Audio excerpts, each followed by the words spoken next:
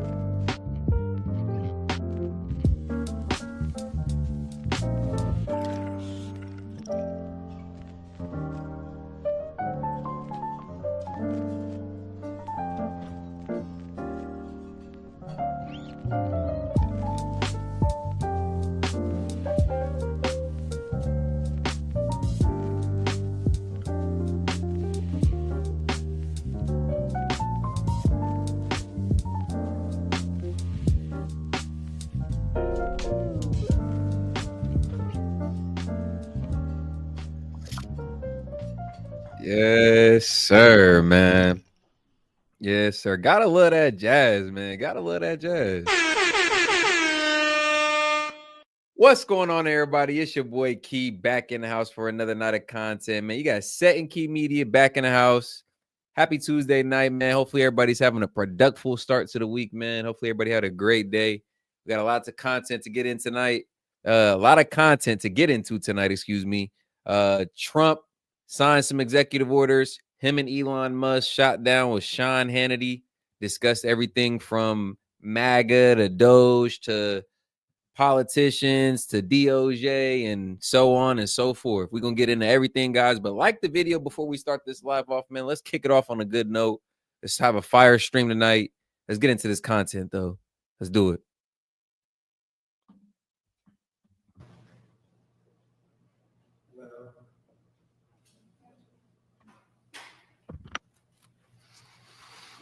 I want to thank some of the great people from the Palm Beach County Sheriff's Office. They're here to take photographs, and it's my honor to do so. Also, the fire department, the great firefighters. So they're here throughout the room, and I want to thank you very much for being here. I'll be with you in a little while. We'll do some great photos. We have plenty of time.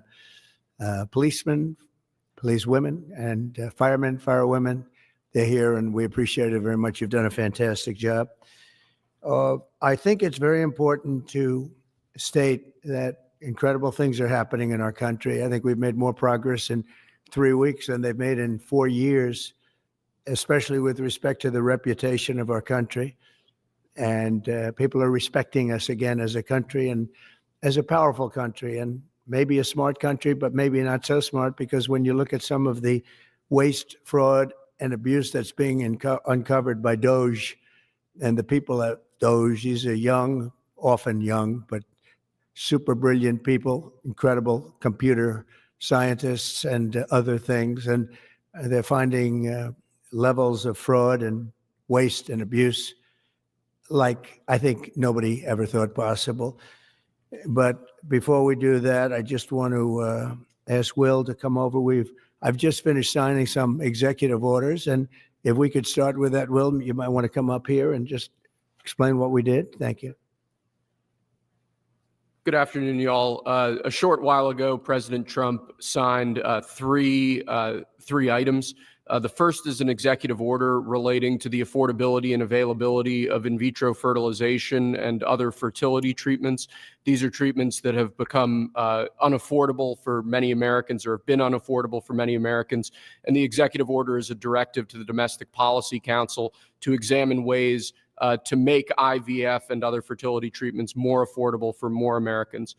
The second item that we signed was a presidential memorandum imposing radical transparency requirements on government departments and agencies, in keeping with President Trump and the administration's broader commitment to governmental transparency. What this presidential memorandum would do is require, as waste, fraud, and abuse is uncovered, as programs are canceled, and ultimately as taxpayer dollars are saved, this presidential memorandum would require departments and agencies to make all of the details of that freely available to the public. Lastly, we have another executive order that President Trump signed relating to independent agencies. This executive order would establish important oversight functions in the Office of Management and Budget and its subsidiary office, OIRA, supervising independent agencies and many of their actions, and also reestablishes the longstanding norm that only the president or the attorney general can speak for the United States when stating an opinion as to what the law is. Thank you very much, Will. That was the primary purpose of this conference, to explain that they're all very important in their own way.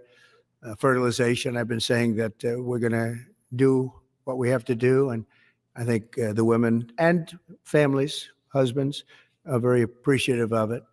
But that was it. I do want to say, while I'm up here, I've been contacted by some of the biggest companies in the world. And because of what we're doing economically and through tariffs and taxes and incentives, they want to come back into the United States. And we'll be announcing various very large companies, the biggest actually. And they'll be coming back, having to do with chips and having to do also with cars and lots of other things. We're going to be announcing some very, very big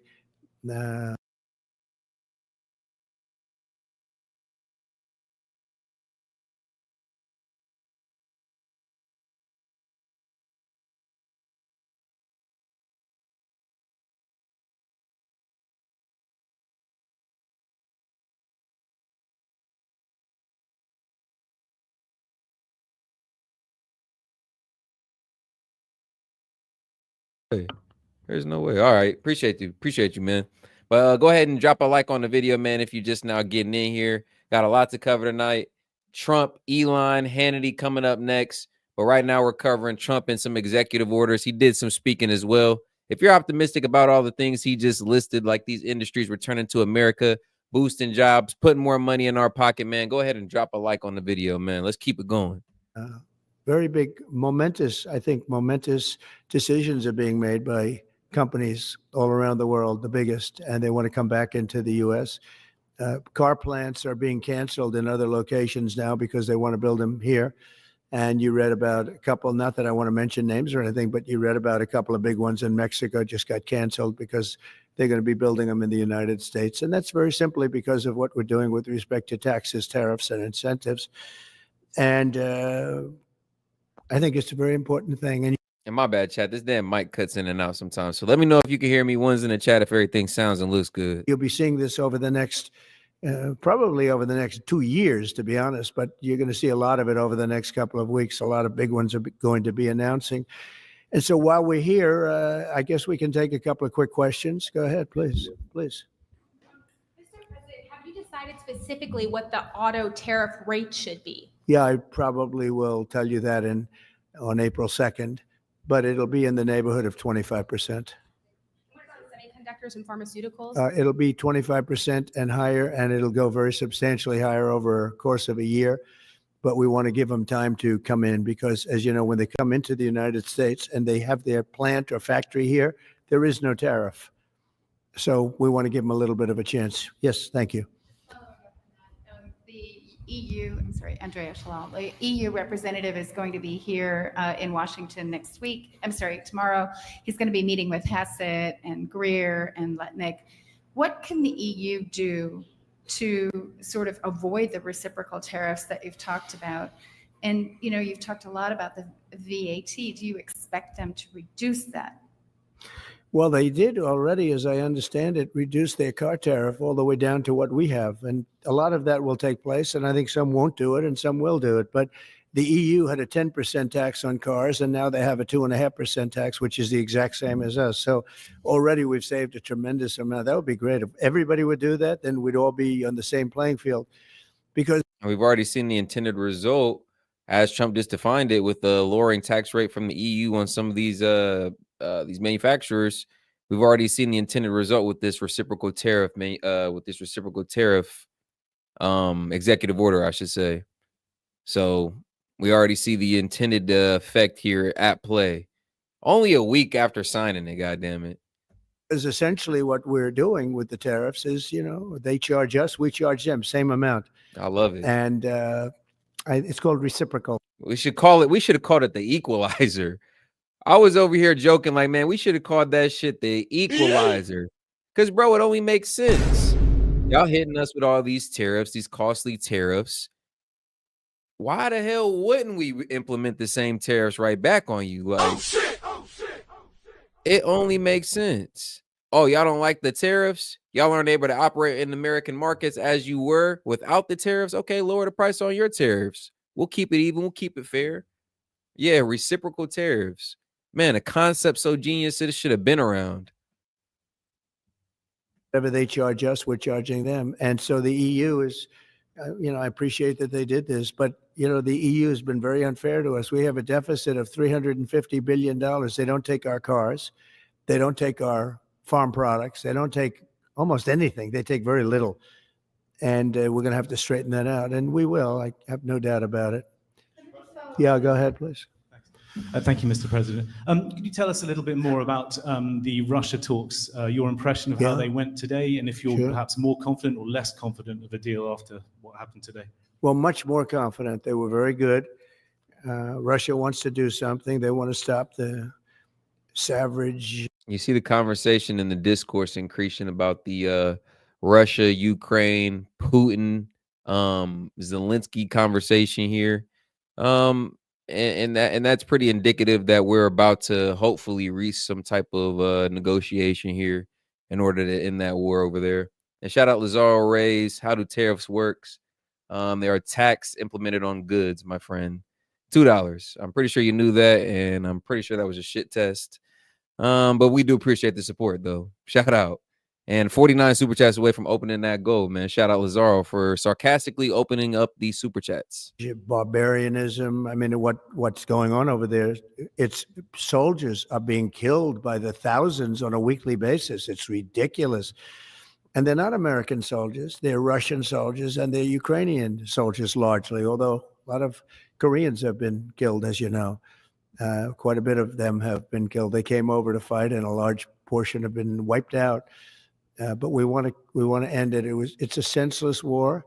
It should have never happened. Would have never happened if I was president.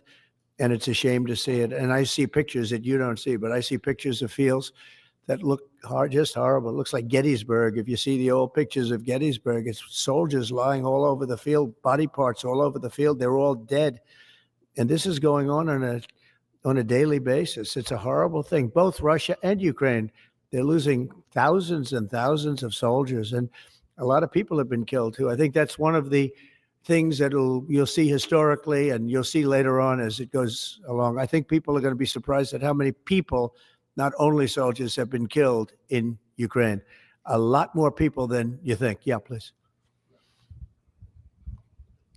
President Trump, as part of a peace deal with Putin, would you be willing to consider removing all American troops from Europe? Well, nobody's asked me to do that, so I don't think we'd have to do that. I wouldn't want to do that. But that question's never really come up. Yeah. Please. Sir, do you support stationing European peacekeeping troops in Ukraine as part of this peace deal? If they want to do that, that's great. I'm all for it. If they want to do that, I think that'd be fine. I mean, I know France has mentioned it. Others have mentioned it. UK has mentioned it. But yeah, if we have a peace deal, I think having troops over there I love it. I fucking love it. That's the type of time I was on tonight anyway, Dave. Shout the fuck out, man. Y'all see what type of time we on, man. Shout out Big Wave Dave coming in here, dropping support. Man, he a real one. We appreciate it. And the call-in line is open, goddammit. That's how you do it right there. We appreciate it. I'll post that link in the chat for everybody else, and I'll put it in the community tab as well, man. Go ahead and call in. Members, mods, you guys know what it is. Anybody else, $5 or more, we'll be happy to host your call. Lazaro Reyes, if we get a couple more dollars from you, we can get you on platform as well. It seems you got some shit you want to say. More than fair, more than happy to host you. 5 or more, and we'll get you up here. From the standpoint of Europe, we won't have to put any over there because, we're very far away. But having troops over there would be fine. I would not object to it at all. We're talking about this now, peace. We have either a ceasefire or a peace itself, and we're looking to do both. We'd start off with the ceasefire, and if they want to do that, I know France was willing to do that, and I thought that was a beautiful gesture. Yeah, please. Do you have any message for Ukrainians who, after 3 years of fighting, might feel betrayed or disappointed at not having a seat at these initial talks in Saudi Arabia? Well, I think I'm really disappointed in what's happened. I've been watching this for 3 years. It's a war that would have never happened if I was president, and I've been watching these people being killed at levels that you've rarely seen, not even close, since the Second World War. And I'm very disappointed. I hear that, they're upset about not having a seat. Well, they've had a seat for 3 years and a long time before that. This could have been settled very easily. Just a half-baked negotiator could have settled this years ago without the loss of much land, very little land, without the loss of any lives, and without the loss of cities that are just laying on their sides. You have those magnificent golden domes that are shattered, will never be replaced. You can't replace them. 1,000-year-old domes that are so beautiful. You can't replace that. The whole civilization has changed. That is an under-highlighted aspect of this war, specifically some of the regions that it's affected over here in Russia and Ukraine. Some ancient, beautiful, intricate architecture and artistry that has been completely destroyed and lies beneath the rubble. I mean, in comparison to the lives lost, it's essentially nothing. But just for some of my history buffs out there, there's some beautiful architecture lost in some of this war because of what. So when they're worried about not being seated, you mean Renaissance somebody era that should have gone in and made a deal a long time ago. Shout out Dave, adding to the super chats. He says, I am not in a good mood for bullshit. Hey, man, let's get some folks up here, man. I posted that link in the chat, and for the members in the community tab, go ahead and call in, guys. It is a call-in stream. Shout out to Big Wave Dave on that. You could have made a deal. This is one that could have made a deal. There was no talk of this during the Trump administration. Putin would have never, ever done it. And by the way, we wouldn't have had October 7th. You know that. We wouldn't have had October 7th either in Israel. And we wouldn't have had that mess that's going on over there. It's like we have great fire people here. We're putting out fires all over the world. We're putting out fires. So that wouldn't have happened. And you know what else wouldn't have happened? Inflation. Because it was caused really by the cost of energy going through the roof because of their bad energy policies and also their spending, their terrible spending, wasteful spending on the Green New Scam. It's a scam. It's a whole big scam. Yeah, please. Yes, sir. I want to ask you a little closer to home. What would it take for you to reconsider the restrictions on the Associated Press?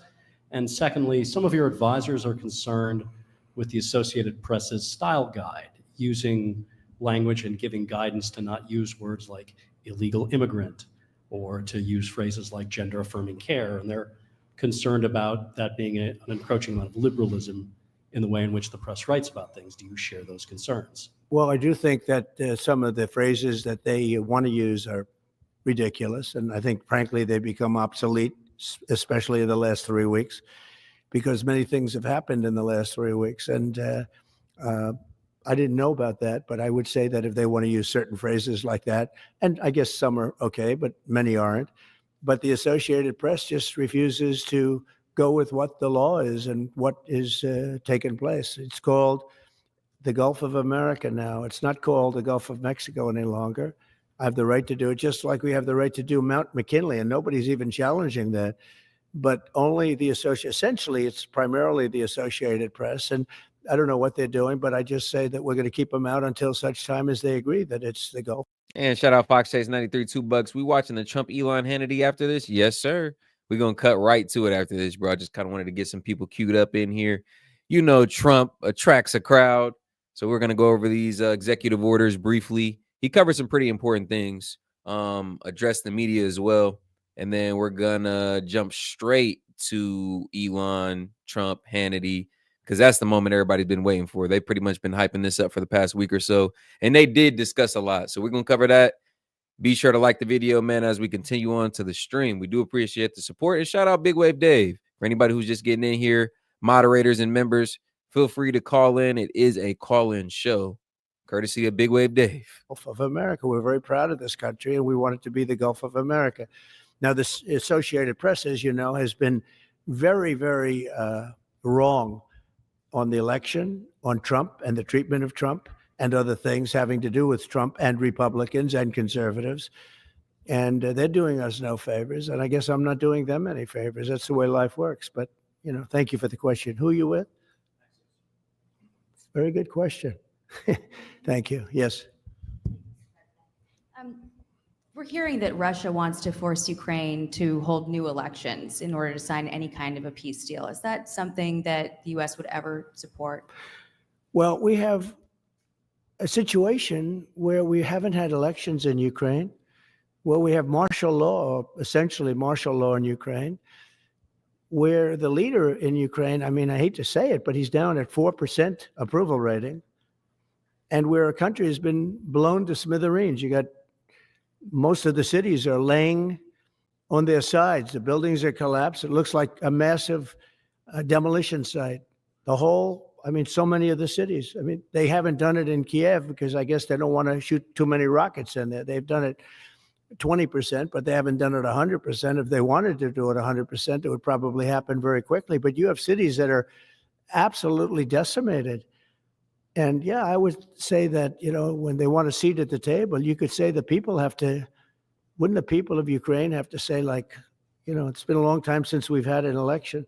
That's not a Russia thing. That's something coming from me and coming from many other countries also. You know, Ukraine is being just wiped out. Look at what's happening to the cities. There are cities, there's not even a building standing. It's a massive, you talk about Gaza. I mean, it's literally, these cities look like Gaza. Damn. Actually, many have percentage-wise more buildings knocked down than in Gaza. So, you know, people are tired of it. People want to see something happen.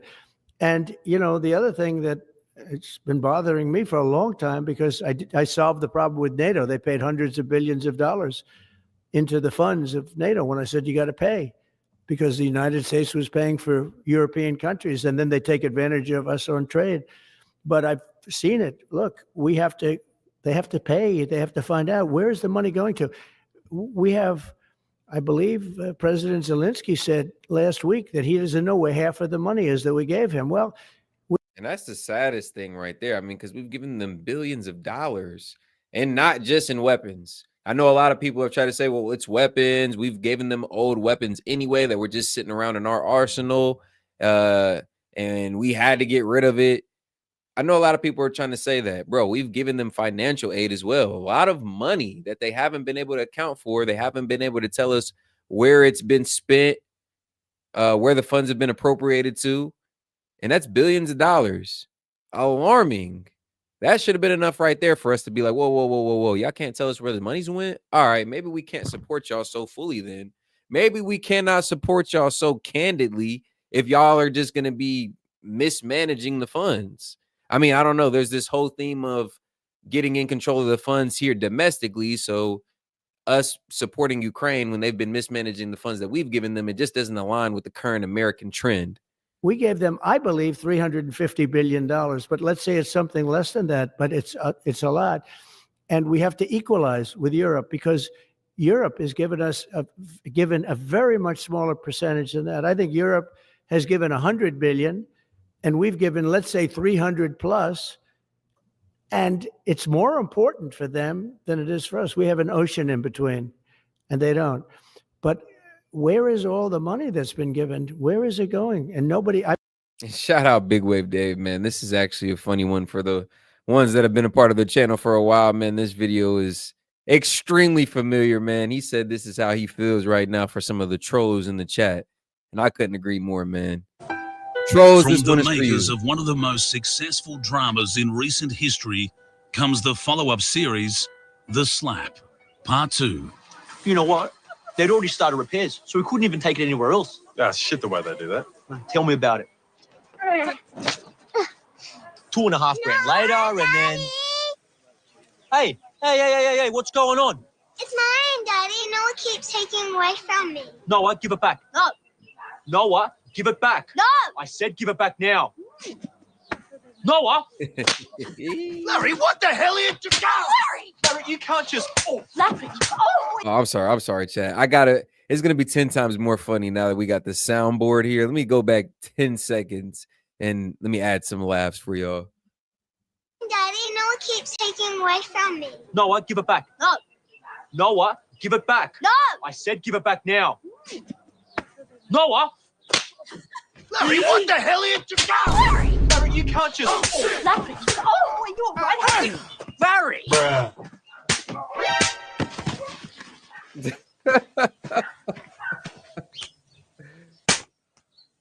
Gotcha, bitch.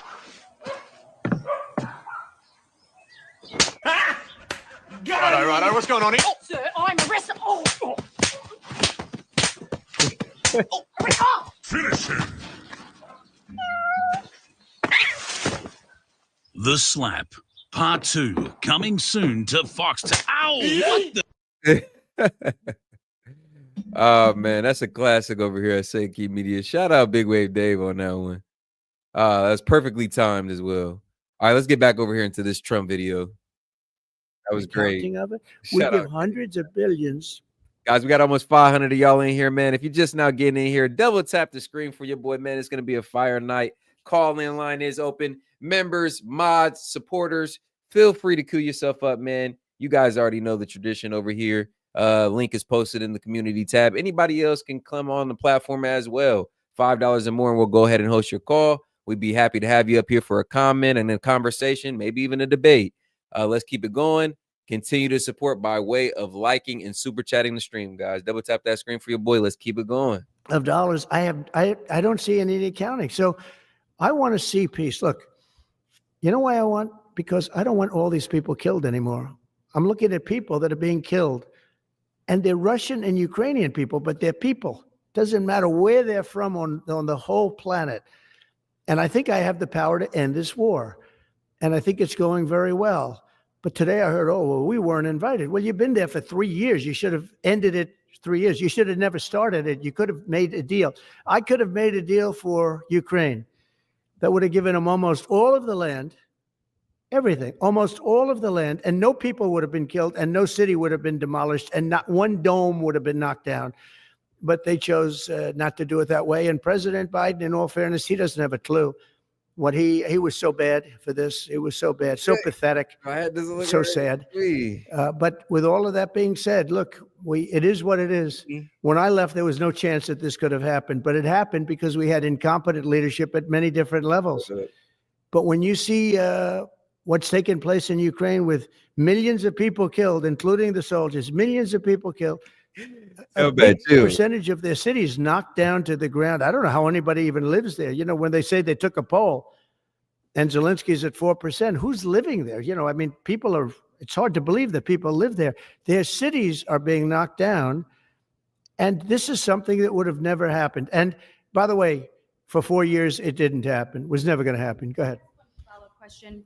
How would you counter the perception, because Russia's pushing for this, obviously, they don't really hold true elections, that would be a capitulation of some sort. How would you guard against potentially Russia installing a puppet government? And then finally, how would that new election have an impact on getting Zelensky to sign the rare earth minerals deal?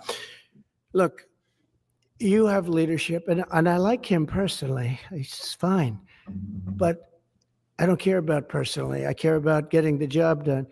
You have leadership now that's allowed a war to go on that should have never even happened, even without the United States. Look, we had a president who was grossly incompetent, He had no idea what he was doing. He said some very stupid things, like going in for portions and all of the things. He made a lot of bad statements, but he's grossly incompetent. And I think everyone knew that.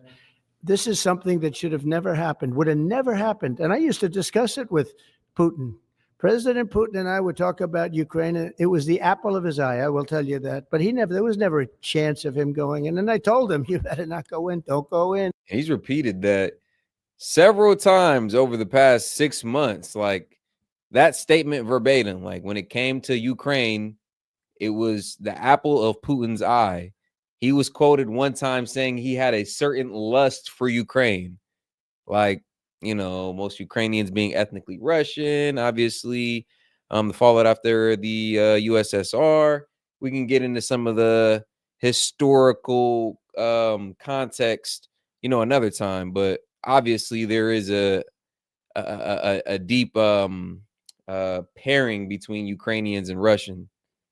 So Putin just felt a certain type of way when it came to Ukraine. Something like China feels to Taiwan, you know, something like we feel to, I don't know, Panama Canal even, you know. And don't go in. And he understood that. He understood it fully. But I'm only interested. I want to see if I can save maybe millions of lives. This could even end up in a World War III. I mean, to be honest with you, you've been hearing now Europe is saying, well, I think we're going to go in and we're going to go. All of a sudden, you're going to end up in World War III over something that should have never happened. And, you know, it's a very sad situation. Yeah, please. In a court filing, the White House said that Elon Musk is not a DOGE employee and has no authority to make decisions. Can you clarify for us today? Well, Elon Musk. Exact role is there? Yeah. Elon is, to me, a patriot. So, you know, you could call him an employee, you could call him a consultant, you could call him whatever you want. But he's a patriot. I mean, look at the kind of things I just said. Just write it down, just in case that question got asked, right? And which I'm surprised it took so long, actually. But you know what? Ukraine's a bigger deal because people are dying by the thousands a week, thousands. But look at this, from 90 to 99, Social Security, 6,054,000 people. Well, that's okay. Maybe that's possible. You know, 90 to 99, maybe it's possible. It's a lot of people, though, at that. But people that live to 100 to 109, 4,734,000. Wow, that's a lot. That means over 100 years old. They're 4 million people. I don't know too many. I know people that are doing great in their 90s, but not too many people over 100. But over 120, from 120 years old, people that are 120 years old up to 129, 3,472,000 people. Wow. You know, that can't possibly be because the record is like, I think it's one person, a woman, lived to 127, but they have 3,472. Okay, but now we're going really in. People from 130 years old to 139-year-old, 3,936,000. Wow. I wonder if people are getting paid with all this. I mean, are these checks? And that's what we're checking right now.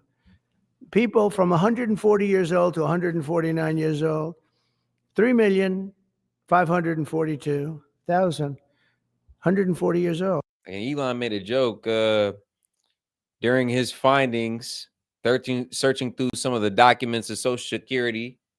You know, some of these precious documents that some of these bureaucrats were trying to keep him away from. Funny enough, he had found that I believe that there was somebody who was receiving Social Security benefits who was 130 plus years old. God damn it.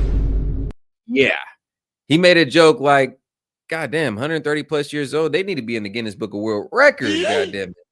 I don't know a 130 plus year old. Do you? Like, nope. Hold on. Yeah, my bad. Soundboy tweaking on me, but yeah, like nobody does. Nobody does. And the joke that leads into the true point is that the system is being misused. Some of the management that goes into sending these funds out is obviously negligent because whoever is overseeing this processing should have been able to look and say 134 years old, man, let's do a double check on that. Let's do some due diligence. Let's make sure this person is actually living. Like it would have took a human eyes 2 seconds to to put that together. But obviously, there's negligence in the process, which Elon is clearly pointing out here. And beyond. Now we're really going, because we're looking to break the record by 25 years. People from 150 years old to 159 years old, 1,345,000. These are in the, by the way, these are in the computer files. This is what they do well. And if any of the mods or members want to call in, man, you guys know what time it is. Go ahead and queue yourself up. We're happy to have you guys up here, get some comments from some of you guys and any of the other members or supporters as well. If anybody's watching wants to call in and share a word or two, $5 or more, we'll go ahead and host your call. I would be happy to give you a platform and share a comment and maybe have you up here for a conversation or debate as well. I asked Elon, who are these DOGE people? He said they're super brilliant computer people and they love the country. It's simple. Wait a minute. People from 160 years old to 169 years, 121,000. So 160-year-old people. 170 to 179,000, 6,087. But now, let's go into the real numbers.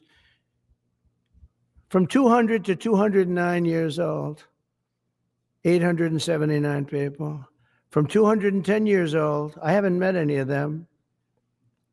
And if I did, I would bless them. I would worship the ground they walk on. 210 to 219 years, 866. From 220 years old to 229 years old, 1,039. And then you have two people from 240 years old to 249 years old, one person. And there's one person that's 360 years old. Like, what?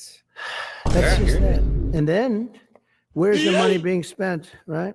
Let's go in. Bro, Americans are barely living into their 80s or 90s nowadays due to health and other compounding factors, but 160 plus years old? Oh, shit! Oh, shit! Oh, shit! Like, that should have been a fraud alert right there alone. That should have been a fraudulent alert right there alone. Like, that's what I'm saying. It would have took somebody 2 seconds to look that over and be like, something's not right here. Like, maybe let's check. Let's make sure this person is still alive. 163 years old? Like, that's insane. Into that for just a second. And they're still in the books. Still in the books, still getting our money. Like, what the hell? $520 million for a consultant on the environment. It's called environmental, social, and governance. Investments in Africa and mobilize private sector resources, $520 million. Somebody got $520 million for an environmental, sounds like an environmental study. I've always. No, for those of y'all who aren't aware of what I would damn near say is an impeding social security crisis, they're set to run out of funds by 2035. Yeah, a lot of y'all didn't know that. Set to run out of funds by 2035 if not addressed. You know, luckily Trump has been vocal about him wanting to address that issue and get in there and reform. Obviously, DOGE is going in there looking at some of the books, but this is the type of shit we're paying. This is the type of shit that's coming out of our checks. Payments to 163-year-olds who probably aren't even living, who probably aren't even goddamn real. Been one that paid a lot of money for my environmental studies, but they, I paid like $50,000, not $520 million. $520 million for ESG. $25 million to promote biodiversity, conservation, and promote licit livelihoods by developing socially responsible behavior in the country of Colombia. Well, that's nice. $25 million to go into Colombia for something that nobody ever heard of. $40 million to improve the social and economic inclusion of sedentary migrants. $40 million. $42 million for Johns Hopkins, great place, to research and drive social and behavior change in Uganda. $42 million. What about us? What about social change in our country? $70 million for a center at Purdue to research university-sourced, evidence-based solutions to developmental challenges. I mean, these are massive numbers on things that nobody ever heard about. $10 million for Mozambique voluntary medical male circumcisions. $10 million for circumcisions in another country. $9.7 million for UC Berkeley to develop a cohort of. Oh, shout out Big Wave Dave. $5. He said, Key, let me know whenever you want the music clearing request. Oh, bro, and this is whenever you want to give it, bro. You got a song suggestion you want to share? Go ahead, bro. I'll go ahead and get it queued up for you. And we got almost 400 or so y'all in here. Go ahead and like the video. We do appreciate the support on tonight's stream. Happy Tuesday night for anybody who's just now getting in here. Hopefully everybody's had a great day. Gonna go ahead and kick the night off with a fire stream from S.E.T Media covering Trump's remarks and his executive orders from earlier today. Next, we're covering Trump, Elon, and Hannity's interview. It's going to be a fire stream, guys. Go ahead and like the video. Let's keep it going. Cambodian youth with enterprise-driven skills. In other words, let's teach them something about enterprise. What about our people? Can we teach them about enterprise? $2.3 million for strengthening independent voices in Cambodia. $32 million to the Prague Civil Society Center, which is a very liberal group of people. Wonder how much of that money came back to the people that approved it. $14 million for improving public procurement in Serbia. $486 million to the Consortium for Elections and Political Process Strengthening, including $22 million for inclusive and participatory political process in Moldova, and $21 million for voter turnout in India. Well, why are we giving $21 million to India? They got a lot of money. They're one of the highest taxing countries in the world in terms of us. We can hardly get in there because their tariffs are so high. I have a lot of respect for India. I have a lot of respect for the prime minister. He just left, as you know, 2 days ago. But we're giving $21 million for voter turnout. It's voter turnout in India. What about like voter turnout here? Oh, we've done that, I guess. We did 500 million, didn't we? It's called the lockboxes. $20 million for fiscal federalism in Nepal. Listen to these numbers. This is all fraud. $19 million for biodiversity conservation in Nepal. $1.5 million for voter confidence. We want to give them confidence in Liberia. $14 million for. Like, what exactly does this all entail? Like, is the question. Like, I mean, listen to some of this. Like, I'm no politician, but maybe I'm getting caught up in the semantics, but some of this is just senseless. Like, I'm truly looking for maybe just some clarity in where this money was actually spent and what it was actually spent on, like dollar by dollar. Don't just give me an amount and don't just give me a cause. Like, how was that money spent? Because some of this shit does not make sense. And if we're all reading this shit and even politicians are reading this shit and just like, yeah, what the hell? Oh, I mean, the easiest thing to assume is it's fraudulent. This is all fraud. $19 million, $20 million for fiscal federalism in Nepal. Like what? Listen to these numbers. This is all fraud. $19 million for biodiversity conservation in Nepal. $1.5 million for voter confidence. We want to give them confidence in Liberia. $14 million for social cohesion in Mali. $2.5 million for inclusive democracies in South Africa. $47 million for improving learning outcomes in Asia. Asia's doing very well. They're doing a lot better than we do in the schools, aren't they? $2 million to develop sustainable recycling. Ain't broken, ain't dumb. Models to increase socioeconomic cohesion among marginalized communities. They ain't broke because they're not dumb. Go figure, right? In Kosovo and Escali and in Egypt. Shout out James Foley, $2. Jim screaming, they ain't like us spending our money. Oh, man. Shout out James, man. Always making your boy laugh. Shout out Big Wave Dave, though. Coming back in with $2. Send a stream-friendly version. Not yet, though. All right, bet. I'll get it queued up and then just say the word, bro. Egypt. We're talking about hundreds of billions of dollars. I could, by the way, I could read this all day long. I could go on all day long, and you'll see hundreds of billions of dollars, and we're doing it. But when I saw the Social Security numbers, I said, wow, that's really something. So we have let's just go above 100 years old. We have millions and millions of people over 100 years old. Everybody knows that's not so. We have a very corrupt country, and it's a sad thing to say, but we're figuring it out. Now, the good thing about Social Security and what I read is if you take all of those numbers off, because they're obviously fraudulent or incompetent, but if you take all of those millions of people off Social Security, all of a sudden we have a very powerful Social Security with people that are 80 and 70 and 90, but not 200 years old. You know, so it's a very positive thing. How about over here? Yeah, please. Your reaction to Michelle King, the head, resigning after the DOGE? Who resigned? I don't know. I mean, I resigned or got fired. I think got fired. You know, when you fire somebody, they always resign, and then they say, we resigned. But when you have numbers like that, I think really it's got fired. They have to get fired. Who would keep them? How could you have numbers like this? Now, the big thing is, how many of these people got paid? Were they getting paid? Were they getting paid? How many of them were getting paid Social Security? Because if that's the case, it's a massive fraud. We'll have to call those great Palm Beach police into the situation, right? You guys would figure that out very quickly.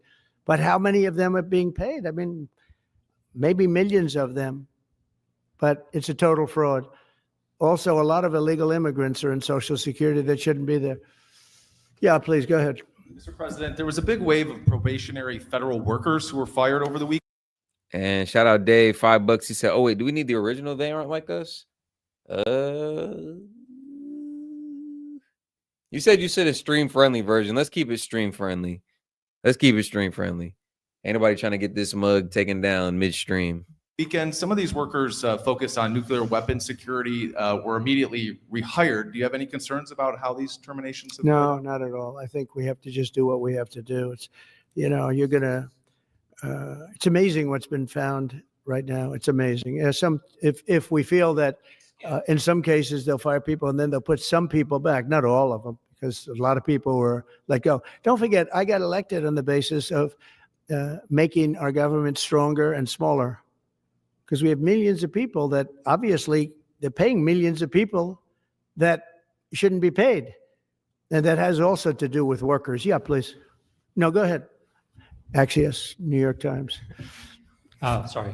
Mr. President, given your concerns about corruption, you said that if there were any conflicts of interest with Elon Musk, you wouldn't let him anywhere near it. That's right. DOGE and SpaceX employees are now working directly at the Federal Aviation Administration and the Defense Department, agencies that have billions of dollars in contracts with Musk's.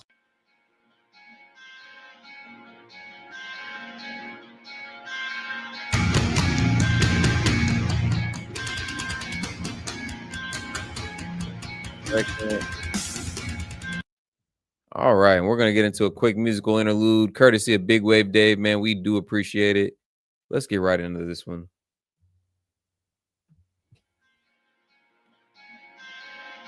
And I normally don't do this, but shout out to Sean M, because I do appreciate his comment. $5. And by the way, quick musical interlude. We will be back to the show right after this song. Trump was convicted in a court of law. So what? Look at his actions now. What does it matter? People need to consider his actions as they are now. Very true. But I will add this, because a lot of people go off the narrative that he's some felon, that he's some felonious, criminal, unlaw-abiding individual, when these charges are mostly trumped up, no pun intended, right? We've seen how the court system was weaponized against him, whether it be the DOJ, his opposing political candidate, Joe Biden, and his administration, George Soros, DAs. We've seen it all. We've seen the story that was Trump's campaign leading up to his win in November. But yes, he's doing a lot for the country now. And regardless of whatever narratives they tried to place on him, regardless of what inappropriate narratives they try to place on him, look at his actions now and all the promise that we have here in America because of the decisions that he's made in this short month he's been in office.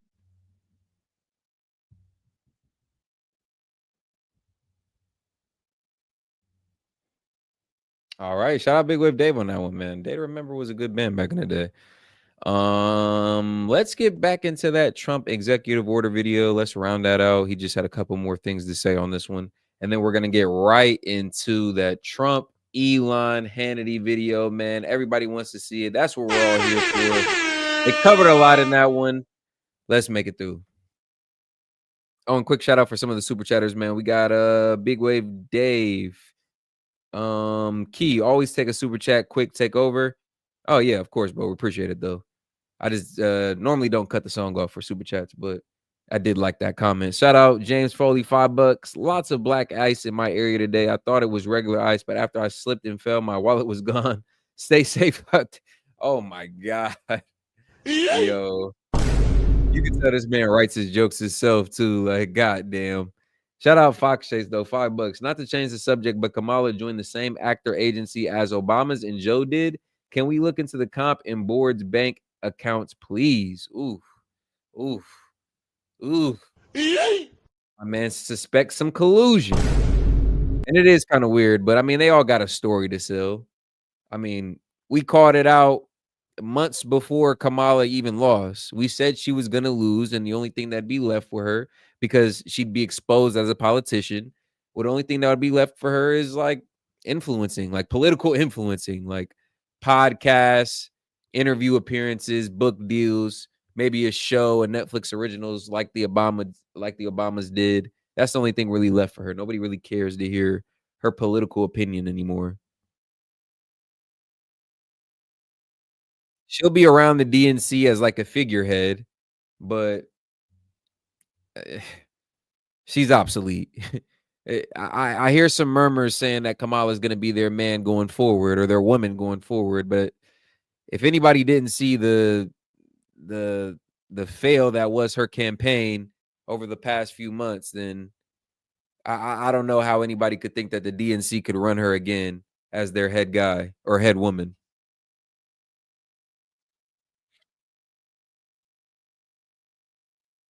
Shout out Dave, $2. James, what a dick.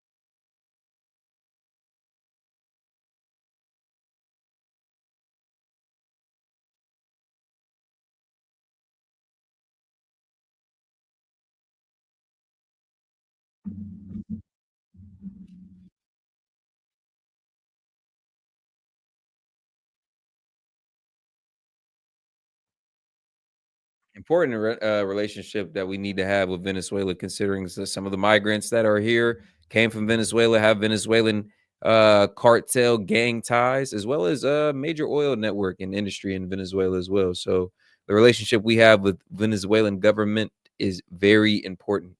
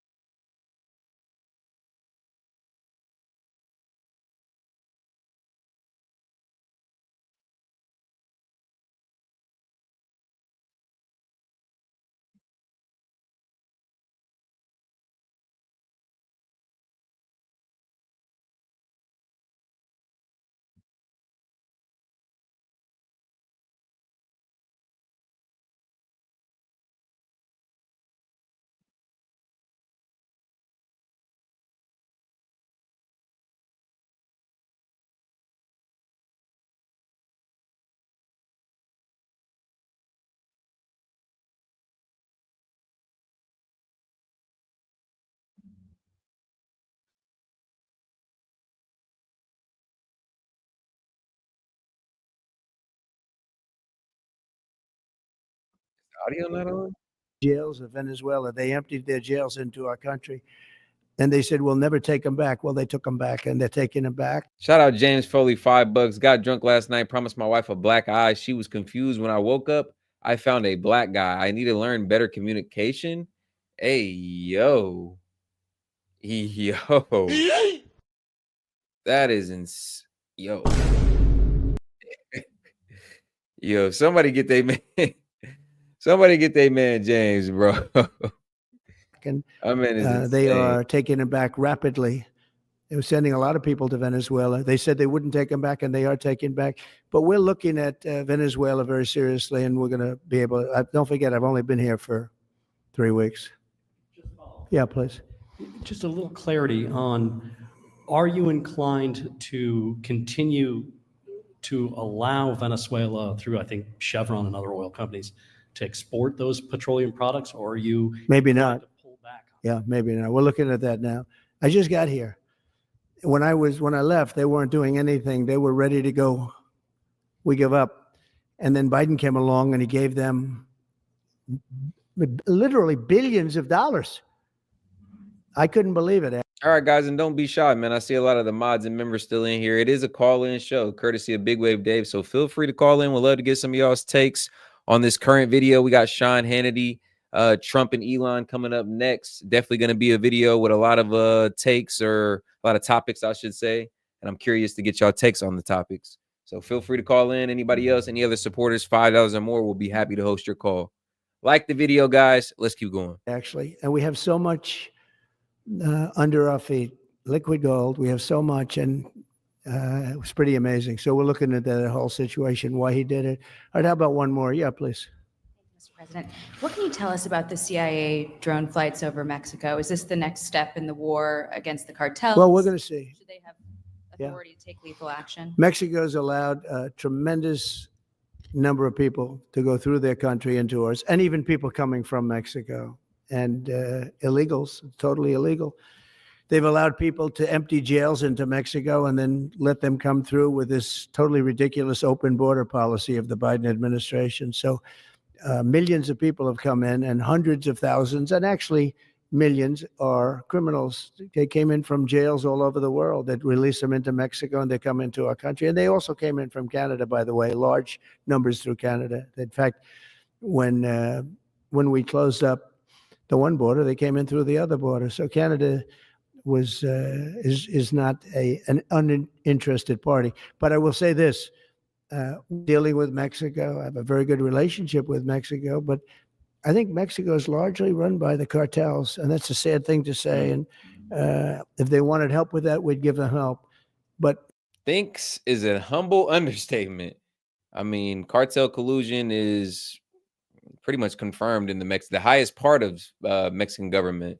I mean, major influence dating back to like some of the earliest cartels out there. Like, they bought their way, they bought their power, they bought their influence in Mexico, and that's always been a thing. Nothing new here. Nothing new, just modernized. Mexico, if you look at what's gone on with Mexico for years now, but now especially, it's run by the cartels, and they've allowed millions of people to come into our country from jails and prisons of other countries from all over the world, not just South America, Africa, Asia, all over, a lot from the Congo in Africa, a lot. They opened their jails, they came in through Mexico, and we have some of the worst criminals coming in from the Congo and other places. So it's not just South America, and it's not just Venezuela, but they opened their jails. And you know, the crime rates in Venezuela and other places all over the world has gone way down. You know why? Because they've given us their prisoners, they've given us their drug lords and their gang members. And it's hard to believe that we accepted this. It's hard to believe that we allowed open borders, and we're taking in, you know, hundreds of thousands and millions of people coming in from all over the world that are absolute stone-cold criminals. In fact, 11,088 murderers, and many of those people have murdered more than one person. Why are they giving us these people, and why are we taking these people under Biden? You know, you had a border czar that never went to the border. Happened to be a vice president, never went to the border, never called the border people. I call them all the time. I speak to them all the time. But here's the good news. We have the most secure border we've ever had right now. As secure and even more secure than I had it 4 years ago. And the Border Patrol is doing incredible. ICE is doing incredible.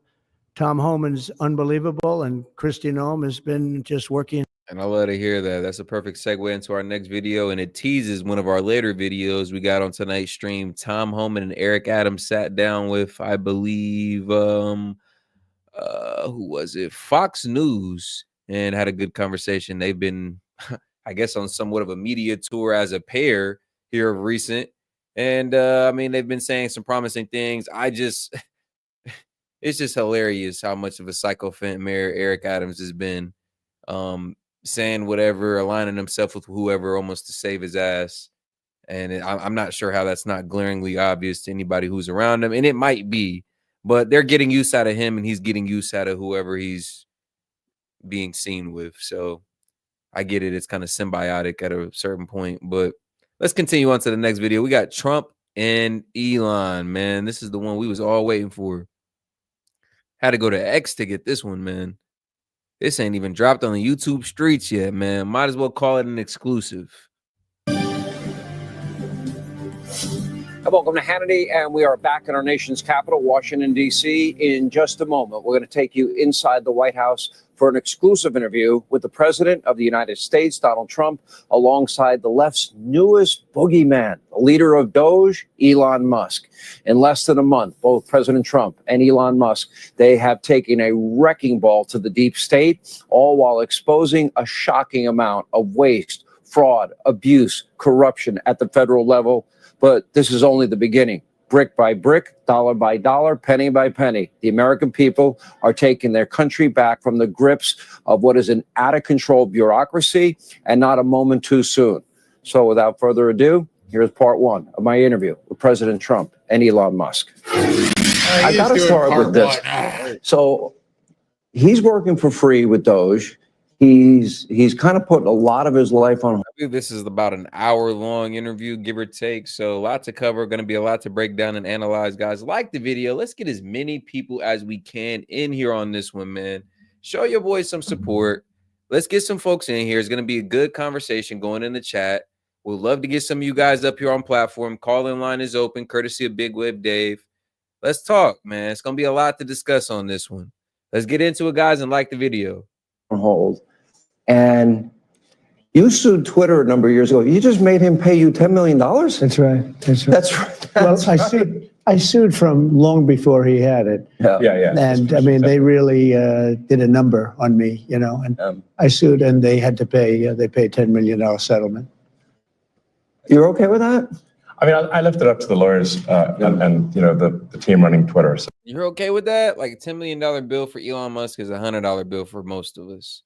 Elon just scoffed. He said, I left it up to the lawyers. He probably didn't even know about it until they brought it to his attention. It's nothing he missed, and it's nothing he needed. It wasn't even a dent in his shit. So I said, you guys do what you think is the right, it makes sense. I think it's fun. I think it's a very low. I was looking to get much more money than that. So you gave him a discount in the lawsuit? He got a he got a big discount. I don't think he even knows. He's become one of your, if you read and believe the media, he's become one of your best friends. He's working for free for you. Well, I love the president. I just want to be clear about that. I don't think they're best friends. I mean, let's not embellish here. I think that they're paired together under the same cause. I think they got a common goal, similar interests. I think they're teammates, but besties, a bromance, as some would define it as, like, nah. And I'm low-key past and tired of some of the assertions that they're just that there's some type of, like, there is some type of bromance going on. Like, no, they have common interests, they have similar goals, and they're on the same team. It's because you see them together. It's because you see them working as one. Doesn't mean that there's just some type of, I don't know, just personal interest or just some type of extracurriculars going on in their personal relationship. I just hate that the media tries to paint it as anything other than a political pairing. I don't care about that. I know. I love the love the president. I think President Trump is a good man, and he's, you know. It's nice the way he said that. You know, there's something nice about it. Really is. You know, because James Foley. I mean, The president. Shout out James Foley, $2. Red one, Elon getting that money way before January 20th. All right. It's been so unfairly attacked in the media. It's really outrageous. And I've at this point spent a lot of time with the president, and not once have I seen him do something that was mean or cruel or wrong. Not once. You know, I've known him for 30 years. Yeah. And I've never seen anybody take as much as he's taken. Yeah. And we've discussed this, and I'm like, how do you deal with it? Did I have a choice? Well, you would say that to me. I'm like, what am I going to do? Worry about it? And, you know, and then culminating in 2 assassination attempts, which resulted in your endorsement. Well, I was going to do it anyway, but that was it. Precipitating event, yeah. That speeded it up a little bit? Yeah. The day of the assassination. I didn't know that. Yeah. It sped it up, but I was going to do it anyway. Mr. President, with your indulgence, I'm convinced that people only know a little bit about Elon. I don't think they know everything about Elon, because as I studied and prepared for this interview, I learned a lot about you that I didn't know. I think people will think about Tesla. Democrats are demonizing you and trying to make the country hate you. I just want people to understand you a little bit better, and the person that you've gotten to know and have now put a lot of trust in. Sure. And, you know, just let's go over a little bit of. Call-in line is open, guys. Feel free to call in and share some comments, man. We got a lot to discuss on this one. Just getting started. Go ahead and like the video. It isn't too late. Show some support. Let's keep it going, guys. Double tap that screen, or you can hit the 3 buttons in the upper right-hand corner, and we do appreciate it. Of your bio, starting with PayPal and how you became involved in Tesla and SpaceX and Neuralink and all these. A while. I mean, you know, I think the way to think of me is like I'm a technologist, and I try to make technologies that improve the world and make life better. Your shirt. Yeah, and that's why I like my T-shirt says tech support, because I'm here to provide the president with technology support. And now that may seem like, well, is that a silly thing? But actually, it's a very important thing, because the president will make these executive orders, which are very sensible and good for the country, but then they don't get implemented. You know, so if you take for example, all the funding for the migrant hotels, the president issued an executive order where, hey, we need to stop taking taxpayer money and paying for luxury hotels for illegal immigrants, which makes no sense. Like, so obviously, people do not want their tax dollars going to fund high-end hotels for illegals, and yet they were still doing that even as late as last week. And so, you know, we went in there and we're like, this is in violation of the presidential executive order. It needs to stop. So what we're doing here is one of the biggest functions of the DOGE team is just making sure that the presidential executive orders are actually carried out. And this is, I just want to point out, this is a very important thing, because the president is the elected representative of the people. So he's representing the will of the people. And if the bureaucracy is fighting the will of the people and preventing the president from implementing what the people want, then what we live in is a bureaucracy and not a democracy. No, you're both aware, you have to be keenly aware that the media and the punditry class, not that, you know, I think you've proven they have no power anymore, because they threw everything they had at you and they didn't win. And that was, you know, the New York Times, Washington Post, 3 networks, every late night comedy show, 2 cable channels. All right, and shout out. I'm going to let a couple of the members up here right now to get a quick word in. Shout out Donald Trump himself and Big Wave Dave. What's going on, fellas? Well, Big Wave Dave. All right. You missed one. Dave, what's going on, man? How much? Just saying, what's up? Not too much, my guy. Just getting through some of this content, bro. Searching and surfing through some of these trolls' comments. Yeah, bro. It's a troll heavy night, Dave. What can I say? It's a troll heavy night. The Discord is terrible right now. I seen that. That shit is in disarray right now.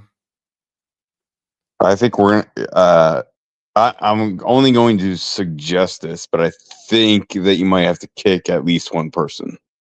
I'm pretty sure I know who you're referencing. Am I wrong? It'll have to tone down for sure, because the Discord is supposed to be a safe place. Like, obviously, there's going to be some discussion, There's gonna be Yeah, some but no, debate. that's not a fucking You, discussion. you can't. You can't take the trolling shit to the Discord. That's supposed to be like a safe space. Yeah, exactly. That's what I'm thinking. Nah, I get it. No, for sure. I seen what was going on. Me and Seth kind of had a conversation about it. He's still at work right now, so he'll be on a little bit later. But we'll clean that up.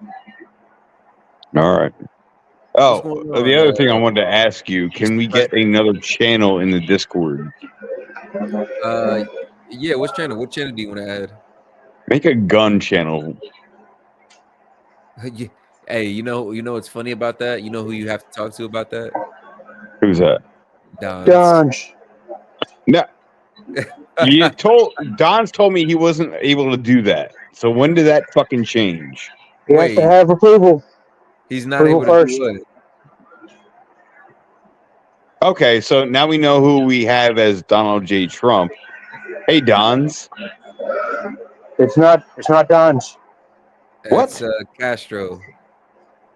Oh, well, what the fuck? All right, so you guys are fucking with me right now. All right. Anyway, yeah, Welcome to the Twilight Zone, bitch. Welcome to the Twilight Zone. Fuck you, James. Something like that. Fucking Black Mirror. Lick my grundle, you fucking dumbass bitch. Probably. I'm going to need a super chat. Dave, go ahead, Dave. What we about to say? Oh wait, what? You were about to say something. I was about to say something. Oh, about Don's. Yeah, give him that. Who is the other one? Don's and Kingsy. Okay, why did you? Oh, I understand Kingsy hasn't been here. He hasn't. Why did you remove Don's? Well, no, you can tell me that in PM. Yeah, I'm just curious. I got you. We'll talk about that. I got you. All right. So anyway, but we need to make more channels because I don't want to spam you guys in Discord with things that you don't care about. You know what I mean? I get it. You said God a gun damn! channel? Stop yawning. Yeah, my bad, bro. I just got off of work my damn self. But you said a gun channel and what else? Oh no, that was it. Just a gun channel, so I don't have to spam you guys in other channels. Okay. And get rid of the trolls. We got to get rid of the trolls. Yeah. Oh yeah, that's a fact.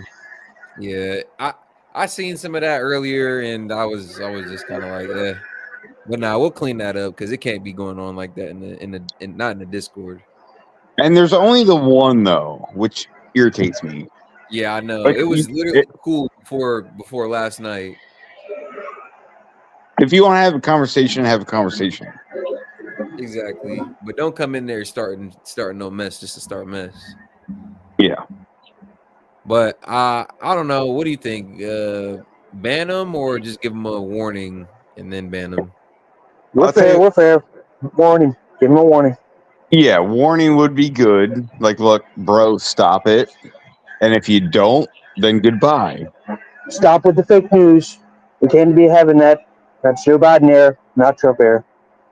I mean, and honestly, bro, it kind of takes some of the fun out of it when you do that in Discord and you do that in chat. Like, chat's one thing, bro. We're all supposed to be cool over here in Discord. Exactly.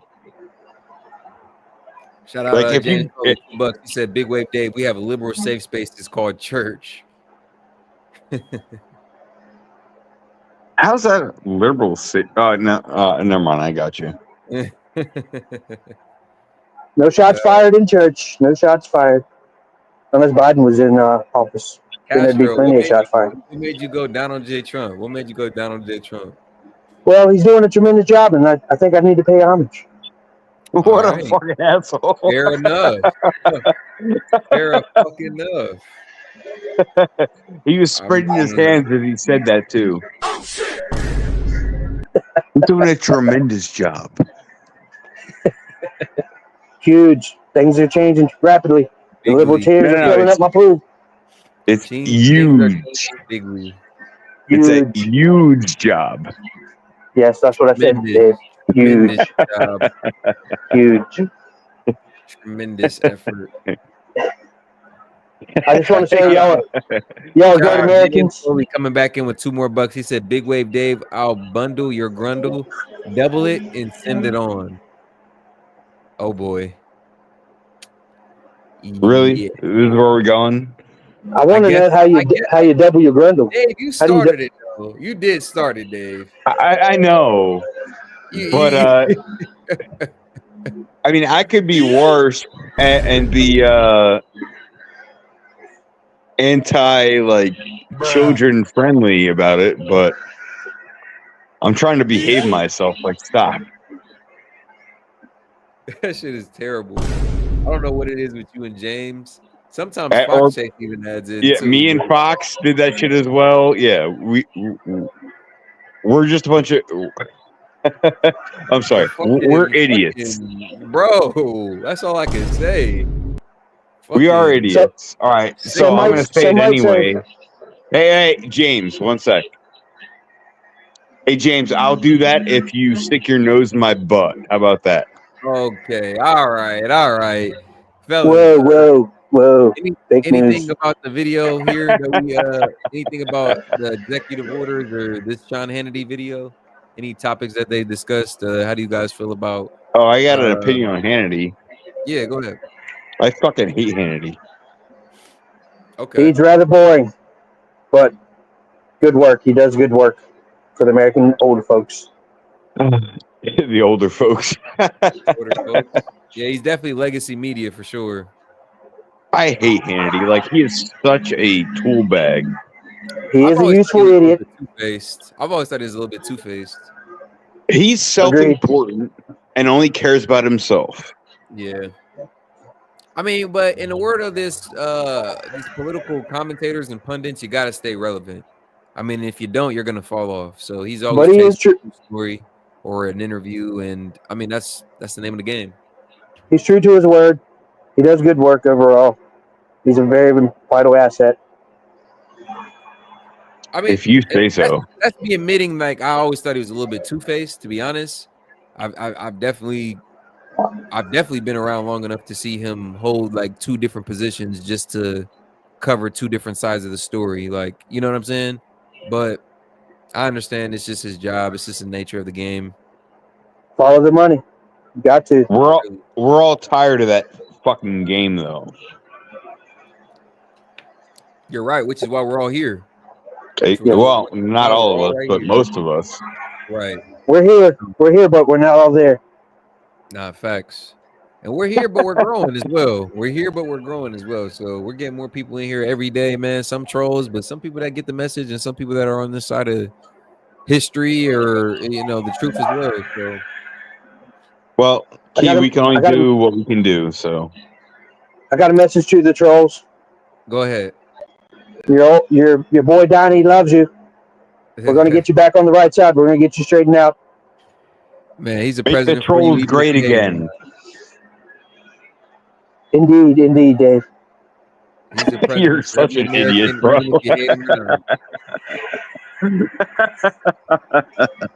Holy fuck.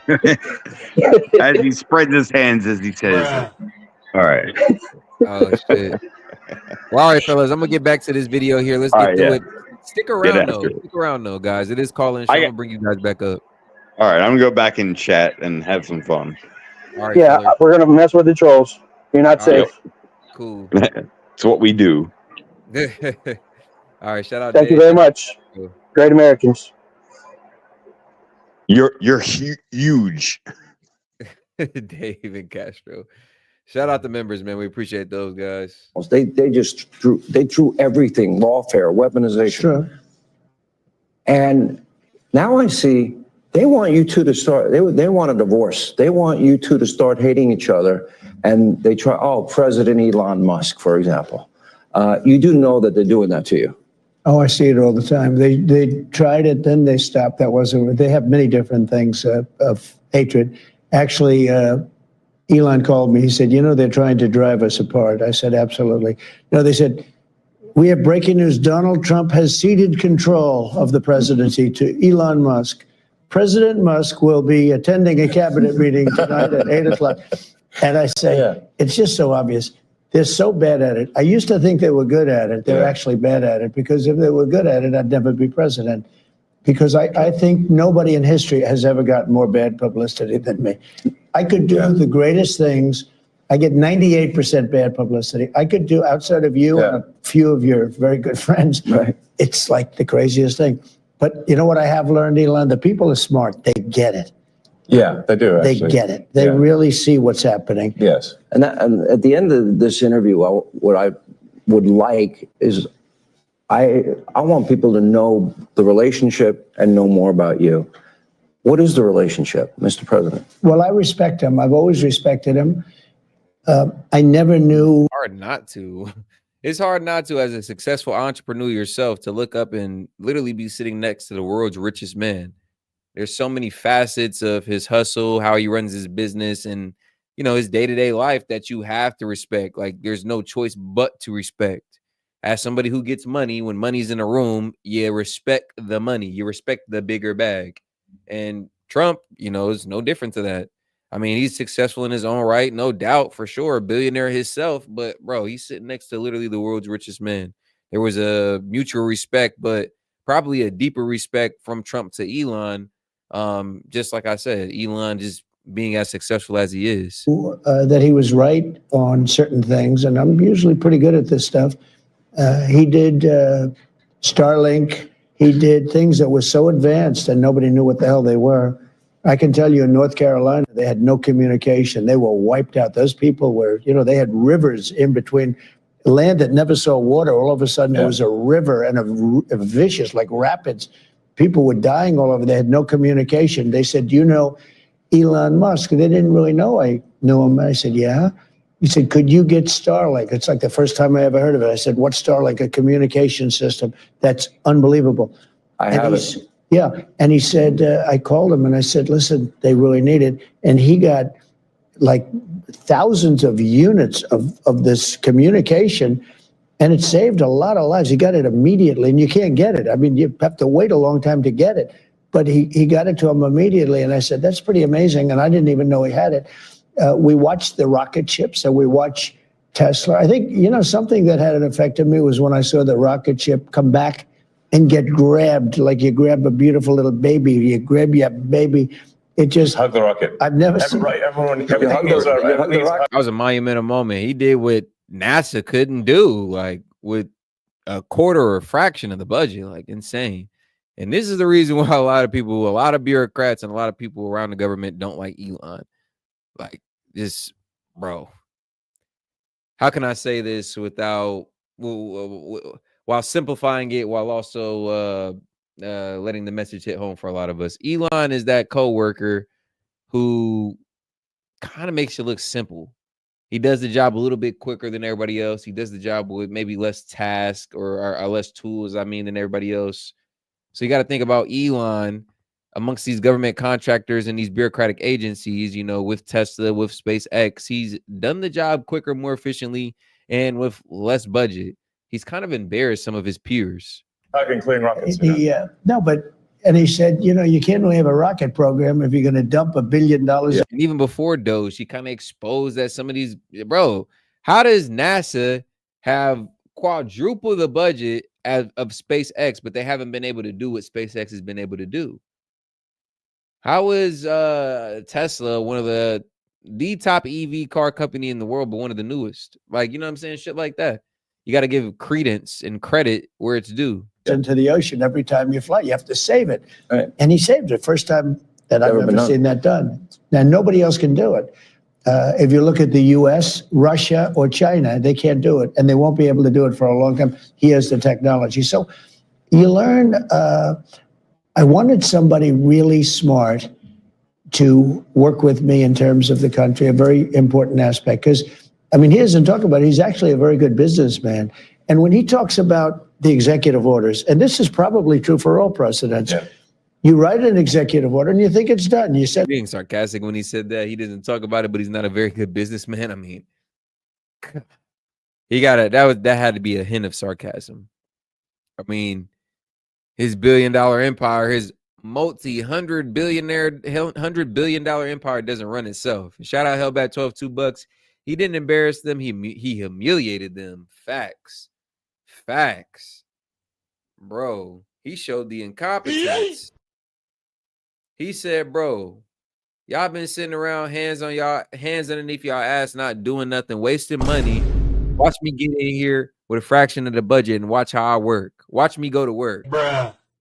And you gotta appreciate it. Shout out James Foley. He says he doesn't say anything actually. He just sends in $1. We do appreciate it. And it doesn't get done. It doesn't get implemented. They don't implement it. Maybe they're from the last administration, and they are in some cases. You try and get them out as fast as you can. But as soon as he said that, I said, that's interesting. You write a beautiful executive and you sign it and you assume it's going to be done, but it's not. What he does is he takes it, and with his 100 geniuses, he's got some very brilliant young people working for him that dress much worse than him, actually. Yeah, they dress in just T-shirts. You wouldn't know they have 180 IQ. Wait a minute. So he's your tech support. No, he is. I actually But literally he's am much tech more than support. Nah, facts. Him and Big Boss at the head of all the whole operation, and they're dismantling the government, kicking ass and taking names. Gotta love it. Shout out, he said, James Foley, $2. I missed a super chat today. Did I?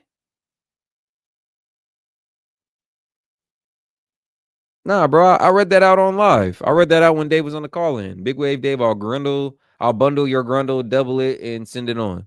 I read that to Big Wave Dave when he was on the call in. I actually am tech support though, but he gets it done. He's a leader. Yeah. He really is. He gets it done. You get a lot of tech people, and you have people that are good with tech, but he gets it done. I said in real estate, you had guys that would draw beautiful renderings of a building, and they'd draw the rendering. It would be great. And you say, great, when are you starting? But they were never able to get it built. They couldn't get the financing. They couldn't get the approvals. It would never get done. And then you have other guys that are able to get it done. They could just get it done. I was in real estate. Same thing in this. He gets it done. So when he said that, he said, when you... It just goes to show, like, as in life, some people are serious and some people aren't. Some people get the job done. Others make excuses. Like, that's in life, relationships, business, clearly in government contracts as well. I mean, insane. These executive orders, a lot of them don't get done, and maybe the most important ones. And he would take that executive order that I'd sign, and he would have those people go to whatever agency it was. When are you doing it? Get it done. Get it done. And some guy that maybe didn't want to do it, all of a sudden he's signing. He just doesn't want to be bothered. Do a lot of those executive orders have to be codified into law? You need the Republican Congress and to they follow will be. up? A lot of them will be. Yeah, They will. But look, in the meantime, we have 4 years. The beauty is we have 4 years. That's why I like doing it right at the beginning, because an executive order is great. I mean, the one problem is both good and bad, because when they did all these executive orders, I've canceled most of them. They were terrible. I mean, we're going to go radical left communists. Okay, it was crazy. Their executive orders were so bad. If they ever got them codified, you'd never be able to break them. So the damage that Biden has done to this country, and it's not even Biden, it's the people that circled him in the Oval Office, okay? But the damage they did to this country.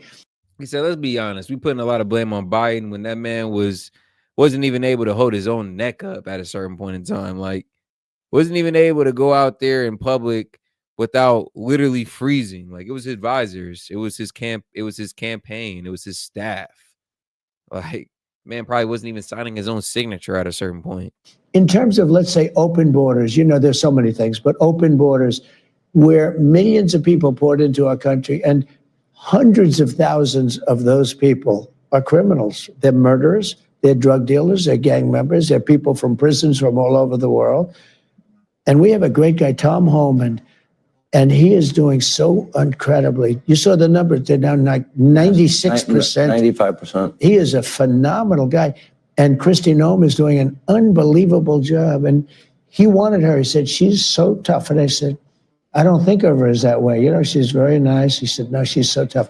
And she is. I see with the horses, he's riding the horse. Let's go. She's great. But the team we have is really unbelievable. But those executive orders, I sign them, and now they get passed on to him and his group and other people, and they're all getting done. We're getting them done. Let me go back a little bit to your background, because it's beyond impressive. You were the chief engineer, for example. You were an early believer in Tesla. You became the CEO, and then the chief engineer, which was phenomenal. SpaceX, same thing, which is unbelievable. I mean, you were the first company, private company, to send astronauts successfully into space. First private company to send astronauts into orbit. Yeah. That's pretty deep. He's going to go into orbit soon. Okay. Yeah. No, he's going to go to Mars. He's Starlink At some point. Huh? Yeah. is in I mean, over. they always ask me, like, do you want to die on Mars? And I say, well, yes, but not on impact. Starlink is in 100 countries. This is going to be hard. I feel like I'm interviewing two brothers here. You go ahead. Star Shield, which could be used for national defense. I think they have a working business relationship, but I don't know. I don't think they're like besties or anything like that. I don't think they're joined at the hip. I don't think there's a bromance going on. I think that they have similar interests, common goals, and they're working on the same team. That's why you see them together. That's why you see they have built up obviously some camaraderie. They built up some they're cordial with each other. Hopefully they would be. I mean, that's a good sign, but I don't think there's like this bromance that the media is trying to portray. Even Hannity here kind of playing into it, like, oh, you guys seem to be best of friends. Like, I don't think it's necessarily that. I mean, I don't think that's a problem if they were, but I don't think they're like besties for life or anything like that. Shout out James Foley though, $2. My B wife Moody told her black eye was one-time thing. I'm oh my God, this man James Foley, bro. Somebody get this man. He's insane. Yeah, it is already being used for national defense. Then you have a, what is it called? Optimus, a part of Tesla. The robot, yeah. A robotic arm. Then you have an AI arm. And then you have something that really fascinated me. And it's called Neuralink. Yes. You might help the blind to see, and people with spinal cord injuries that they can recover, where in the past. How close is that becoming a success? Neuralink, we've implanted Neuralink in 3 patients so far who are quadriplegics, and it allows them to directly control their phone and computer just using their mind, just by thinking. It's like, so we call this product telepathy. So you control your computer and phone just by thinking, and it's possible to actually control the computer and phone faster than someone who has working hands. Then the next step would be to add a second Neuralink implant past the point where the neurons are damaged, so that somebody can walk again, and so they can have full body functionality restored. And you like Bobby, right? I like Bobby, actually. Yeah, I think I supported Bobby Kennedy. I think he's unfairly maligned as someone who is anti-science, but I think he isn't. He just wants to question the science, which is the essence of the science. The scientific method fundamentally is about always questioning the science. Oh, they didn't tell us the truth about COVID. Correct. That's for sure. Yes. And we learned a lot with the Twitter files. And that just then raises a question. You're the richest man in the world. You may not like that part. You're pretty competitive. Neither here nor there. I've known you a long time. But that's why. But he's on your team. You may not like that part. Like, bro, I'm rich too. I'm rich and I got more power. I got less bees and more power. How that work? Like, it ain't all about money, Hannity.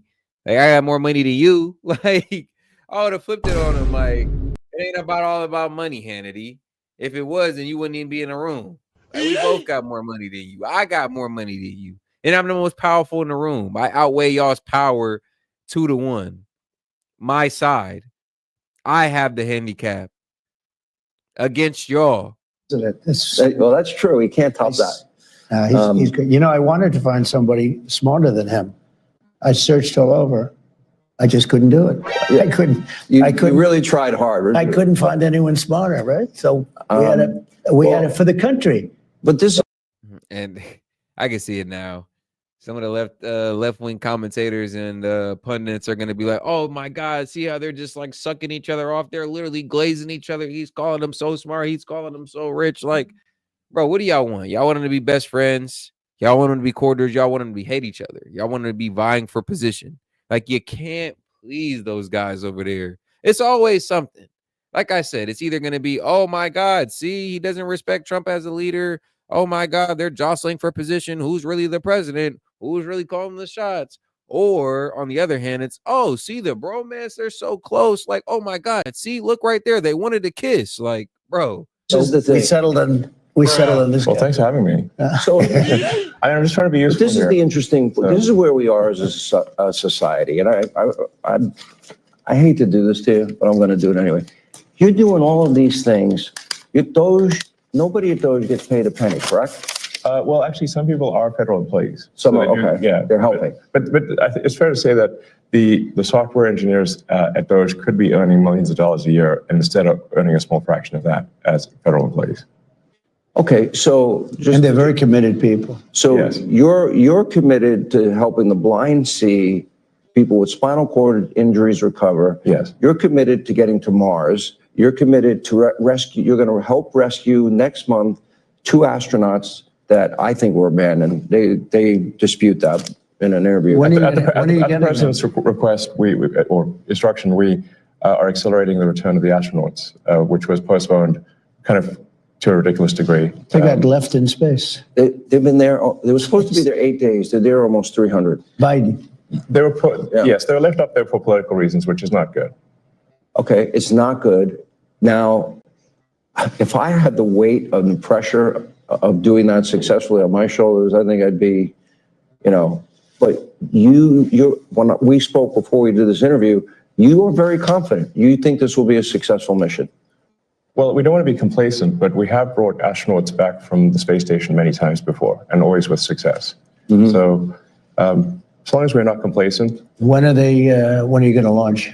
I think it's about 4 weeks to bring them back. About 4 weeks? Yeah. And we're being extremely cautious. Yeah. You now have the go-ahead. Yes. Well, thanks to you. They didn't have the go-ahead with Biden. He was going to leave him in space. I think he was going to leave him in space. Well, it's like we were growing up, lost in space. Yeah, he didn't want the publicity. Can you believe it? Unbelievable. And so I want to echo something that the president said and then ask an overarching question. So people get hit. I think Trump's being a little bit extreme there, but I think implied message there is Biden didn't have a plan for Elon and his space program. So Elon with the current administration or the previous administration, I should say, was hindered, so to speak. They weren't really working in tandem as Trump and Elon were. Obviously, he didn't have as close as a relationship to Biden as you can see as he has with Trump. Hit with Hurricane Helene, they have no communication with the outside world. You come to the rescue. You donated that, I believe. Yes. Okay. You donated to the people. He saved a lot of lives in North Carolina. He saved a lot of lives. And California after the wildfires. California, but I mean in North Carolina where they were really in trouble, they had no communication. People were dying. They were dying of starvation. He saved a lot of lives in North Carolina. Okay. Now you're going to rescue astronauts, and now. And again, you do all of this. I would think liberals would love the fact that you have the biggest electric vehicle company in the world. Yeah, I mean, I used to be adored by the left, Yeah, not anymore. Less so these days. He killed that, huh? I mean, less. I really didn't. Well, I mean, this whole sort of like, they call it like Trump derangement syndrome, and I don't, you don't realize how real this is until like you can't reason with people. So like I was at a friend's birthday party in LA, just a birthday dinner, and it was like a nice, quiet dinner, and everyone was behaving normally. And I happened to mention, this is before the election, like a month or two before, I happened to mention the president's name. And it was like they got shot with a dart in the jugular that contained like methamphetamine and rabies. Okay. And they're like, wow. And shout out everybody, really. We got over 200 of y'all in here. Go ahead and like the video. It is call-in still. So members, mods, super chatting supporters, go ahead and call in. We'd love to have you up on platform, get a quick word or conversation, perhaps a debate. It's always a good time on live. So mods, members, go ahead and hit the community tab. It's already in the post. Every other supporter or every other viewer, $5 or more, we'd be happy to platform you. Like the video, double tap the screen, or you get the 3 buttons in the upper right hand corner, tongue tied. Let's keep it going, guys. I'm like, what is wrong, guys? Like, you just can't have like a normal conversation. Yeah. And it's like it's like that they become completely irrational. He has no idea, but if you're friends with him, you pay a price. It's like I walk in a restaurant in New York and it's like half the room it's daggers and they want to. The eye daggers level is insane. I mean, there was like I had like some invitation because I got invited to like basically a big sort of dam event like that was, but it received the invitation like the beginning of last year, and I still attended even after I'd endorsed President Trump, and I didn't realize how profoundly that would affect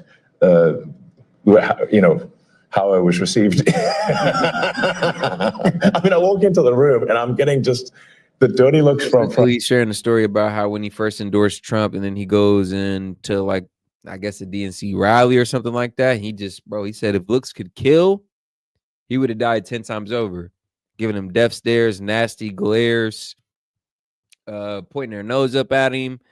I mean, just looking at this man every which way to show that they didn't approve of his endorsement, letting them know that he had pissed off the wrong people pretty much.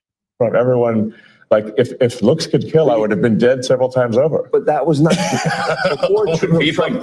Ashes on the floor. Before Trump, that never happened, right? No. All right, more of my interview.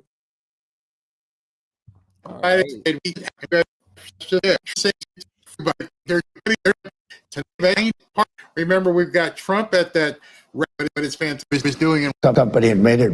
Nobody can. And well, I guess snuck off. Part two. So here we go. We're back into the interview at the White House, and here's part two of my exclusive interview with President Trump and Elon Musk. Take a look. This is the $1 million or $1 billion, I'm among billionaires, question. So you have all of this going on, and you stop, in a way. You're still doing it, and you partner with him. And this is what you get for it from the Democrats. You get, nobody voted for Elon. Well, nobody voted for any of your cabinet nominees. Okay. People are dying because of DOGE cuts. I'll give you a chance to respond to all that. What DOGE is doing is illegal. Elon Musk is more street vernacular for a male body part. It's a constitutional crisis. Okay. But why are they reacting like this? Well, first of all, do you give it flying rip? Oh, number one, and shout out James Foley. James Foley said $2 every time you yawn. Hit that chirp button. All right. Well, I guess we must be over the target or doing something right. Like they wouldn't be complaining so much if we weren't doing something useful. I think. But what all we're really trying to do here is restore the will of the people through the president. And what we're finding is that there's an unelected bureaucracy. Speaking of unelected, there's a vast federal bureaucracy that is implacably opposed to the president and the cabinet. And you look at, say, DC voting, it's 92% Kamala. Okay, so we're in 92% Kamala. That's a lot. They don't like me here either. I think about that number a lot. I'm like 92%. That's basically almost everyone. Yeah. And so. But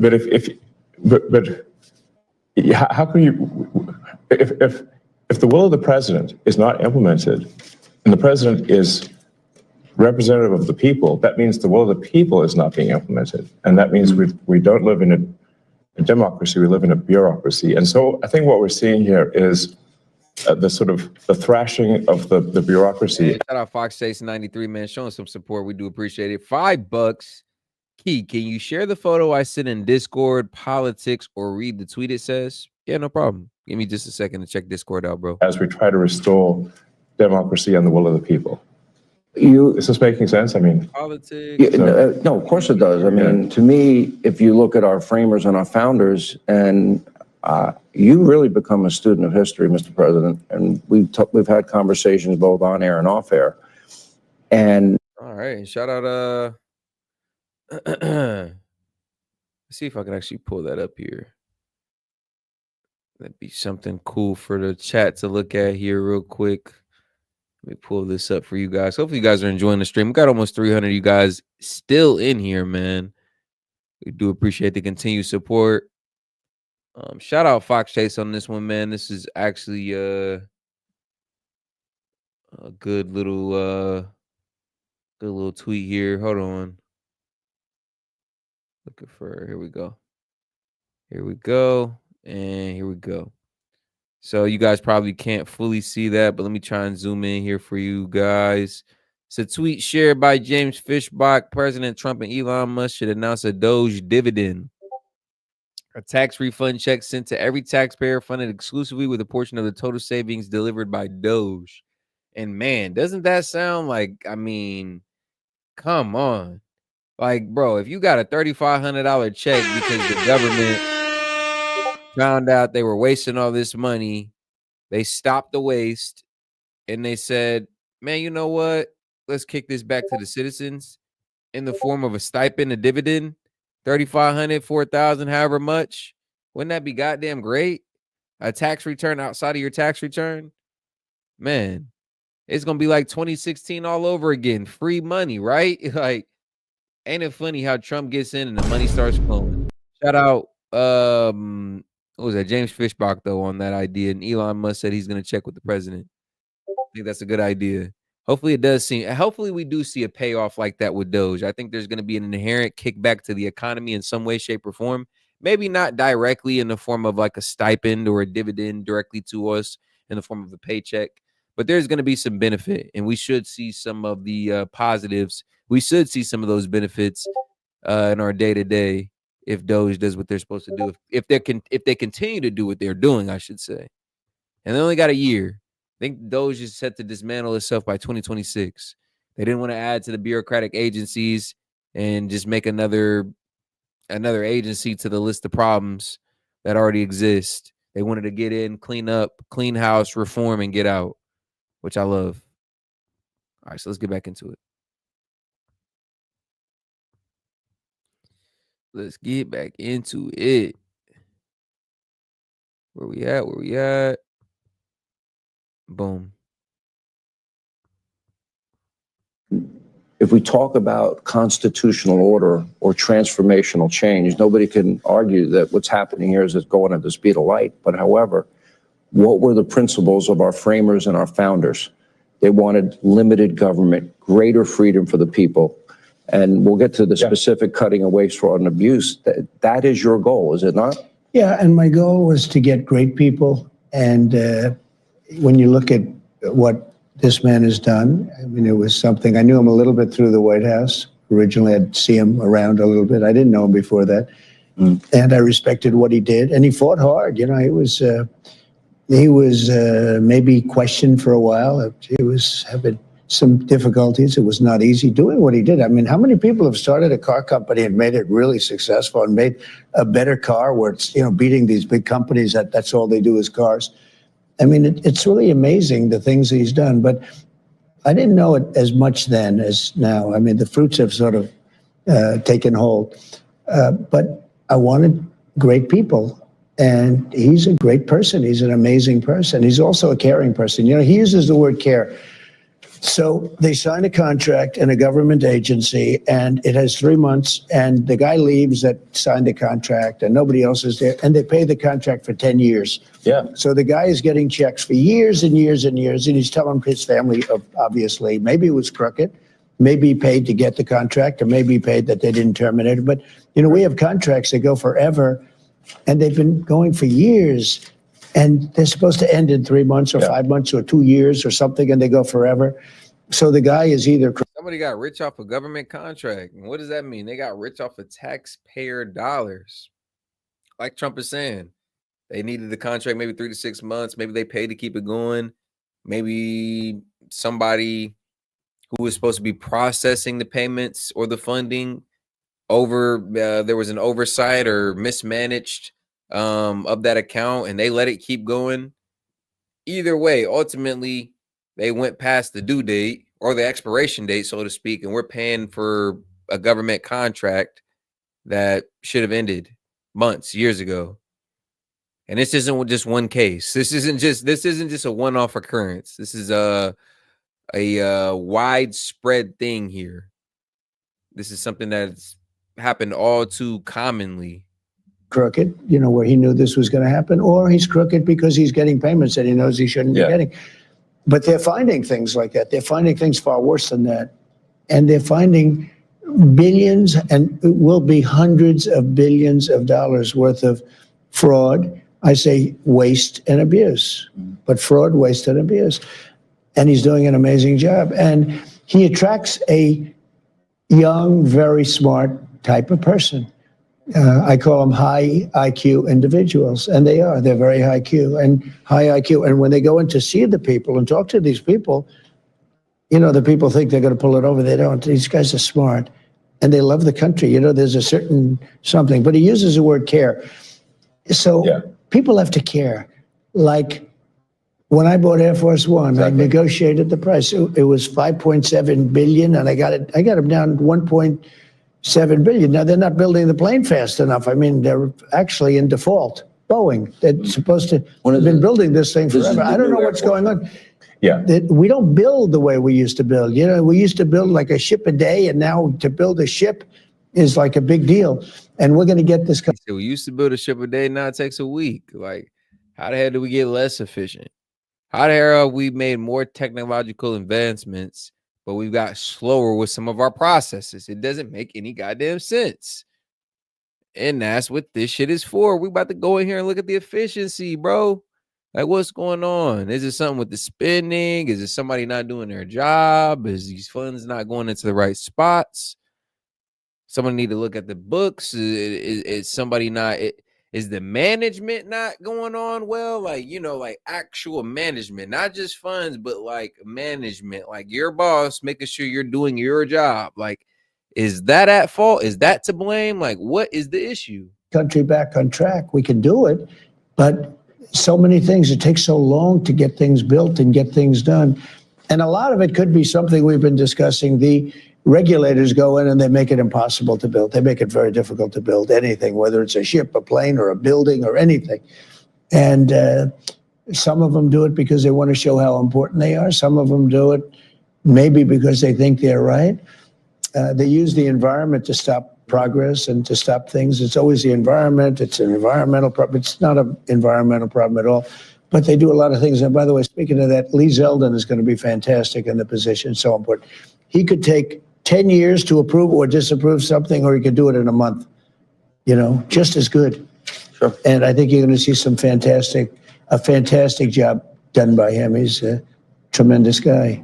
Newt, you echoed something when I just met you, and it was very similar to what Newt has been saying, that he brought this country to the dance. This is the opportunity to be transformational and to have, I would argue, the most consequential presidency if we really dig down and do something that had never been done before, and that is get rid of this bureaucracy. And I'm going to get to the specifics.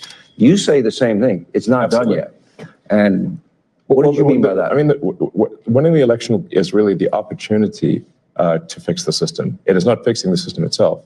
So it's an opportunity to fix the system and to restore the power of democracy. And, you know, people like, it's funny how often when these attacks occur, the thing that they're accusing the administration of is what they are guilty of. They're saying that things are being done unconstitutional, but what they are doing is unconstitutional. They are guilty of the crime of which they accuse us. It's always the first black. It's literally the pot calling the kettle black. Like, they're saying there's a constitutional crisis going on because Elon, DOGE are trying to get access to some of these documents, some of the books, the bookkeeping, and they're saying that they're threatening the process. They're overextending their reach or their influence in the government. And it's just like, wait, hold on a second. If we get into some of these books, which we have, and we look at some of this funding, which we have, and it's proved that some of the bureaucrats are culpable with some of this mismanagement of funds, which we've proven, then isn't that exactly like Elon just said, the pot calling the kettle back? A constitutional crisis when y'all could just do whatever the hell y'all want. Y'all are actually elected, appointed officials here doing whatever the hell y'all want with taxpayer dollars. I mean, we damn near is the customer. We paying for it, and they doing whatever the hell they want with this money. Thing they do. He's in violation of the Constitution. They don't even know what they're talking. Well, they know. It's just a con job. It's a big con job. And they're so bad for the country. It's so dangerous and so bad. And the media is so bad. When I watch MSNBC, which I don't watch much, but you have to watch the enemy on occasion, the level of arrogance and cheating, and they're just horrible people. These They are lie. horrible people. They tell They're conspiracy liars. theories. And they start up with the Constitution. They couldn't care less about the Constitution. CNN, likewise. I mean, I watch them asking questions with, the hatred with the, I said, why are you asking the question with such anger? You're asking me a normal question, but you see the bias. The bias is so incredible. And those two are bad. PBS is bad. AP is bad. CBS is terrible. I mean, CBS now, they changed an answer in Kamala. They asked her some questions. She answered them like, a low IQ person, the opposite of him, the absolute opposite. But she gave a horrible answer. They took the entire answer out and they put another answer that she gave 20 minutes later into as the answer. I've never even heard of that. I thought I heard of it all. I'm going to, just for the sake of saving time, because I could spend, and I've done this on radio and TV, I can spend an hour finding the outrageous amounts of money being spent abroad like USAID. And I just want to mention a couple, but I'm going to scroll it. Well, I guess at a high level, I think it's what the president mentioned earlier, which is that in order to... Oh, shout out Fox Chase 93, $5. He says the government wants to know where you got your $600 deposit, but we can't know where our billions go. Fuck out of here. Not fact. I remember that when Cash App started saying that they were going to have to... You were gonna have to report any, I think any deposits over like $500 or so, or maybe it was $600 or so. And I'm just like, what? Like, huh? Like, excuse me? Like, come again? Like, what sense does that even make? Cash App, and this all happened after the CEO mysteriously died. To save taxpayer money, it comes down to two things: competence and caring. And when the president was shown the outrageous bill for the new Air Force One, and not only can we not know when we got initiatives like DOGE trying to get at the books and look at the bookkeeping and the documents, they doing everything in their power to stand in front of this man. They're doing everything in their power to hold on to the fact that they've been just doing whatever with the money. Like, bro, the gig's up. We know it's best to come clean now. And then negotiated it down. If the president had not applied competence and caring, the price would have been 50% higher, literally 50% higher.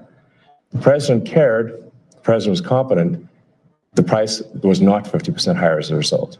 And so when you add more competence and caring, you get a better deal for the American people.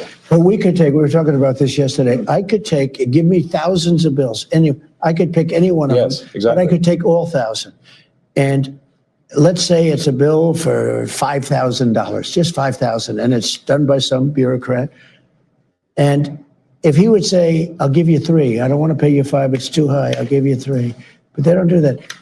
If a guy sends in a bill for $5,000, they pay $5,000. They expect to be cut. Everybody expects to be cut. When you send in a bill, you expect to be cut. They send in the bill higher for the most part. This is true with lawyers, legal fees. When they send in legal fees, I can cut. I wish I had the time. I would save so, but I could cut these.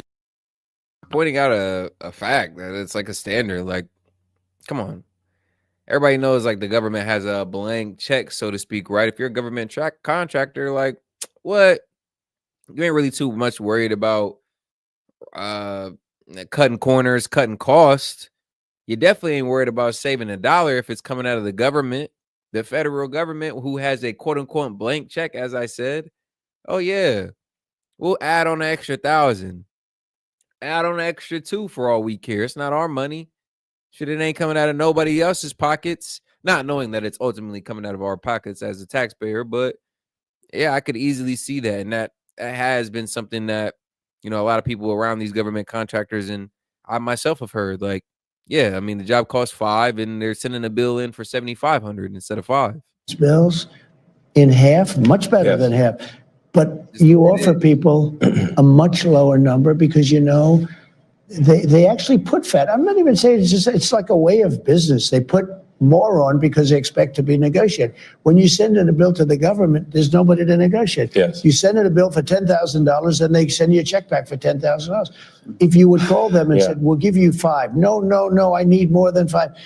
we'll give you 5. I'm not going to pay any more than 5. I will make it 6. No, I'm not going to make it 6.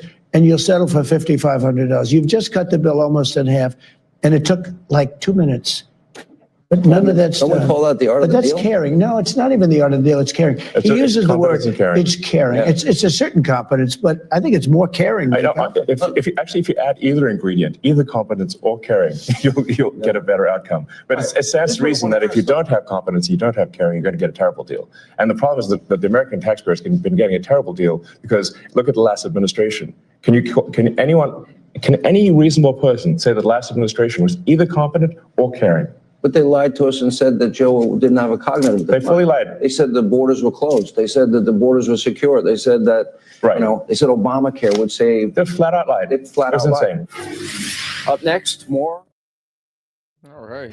Wow. Thank you, They're interview here. saying We're gonna some make it things through in the this whole interview. thing, though, man. If you guys are enjoying this, and we got almost 300 you guys still in here, man, we do appreciate the support. We're gonna go through the whole thing, as in true Set and Key Media fashion, man. We don't play the clips. We don't play the reels. We play the whole goddamn thing. We give our take. We give our analysis, man. Every day, too, by the way. So if you're new here, go ahead and subscribe to the channel. You don't want to miss out. We give y'all this shit raw every day. Now, let's continue. I guess this is, what, part 3 at this point? God damn. God damn. God damn. All right.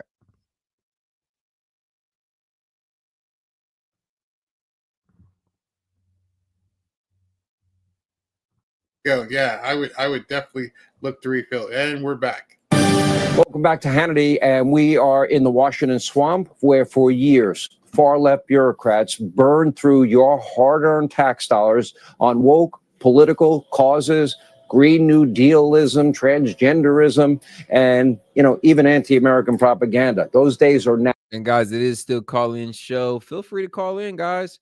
Members, mods, supporters, you guys know what time it is. Would love to have some of you guys up here, host the conversation, hear some comments from some of the topics discussed in tonight's videos. And man, let's keep it interesting and engaging. Like the video, double tap the screen, or you get the 3 buttons in the upper right-hand corner. Let's keep it going. Now over, more of my interview with President Trump and Elon Musk. As I scroll this information, and I'll scroll a lot more than I'll mention to both of you, and this is the cost savings. I want people at home to understand this part.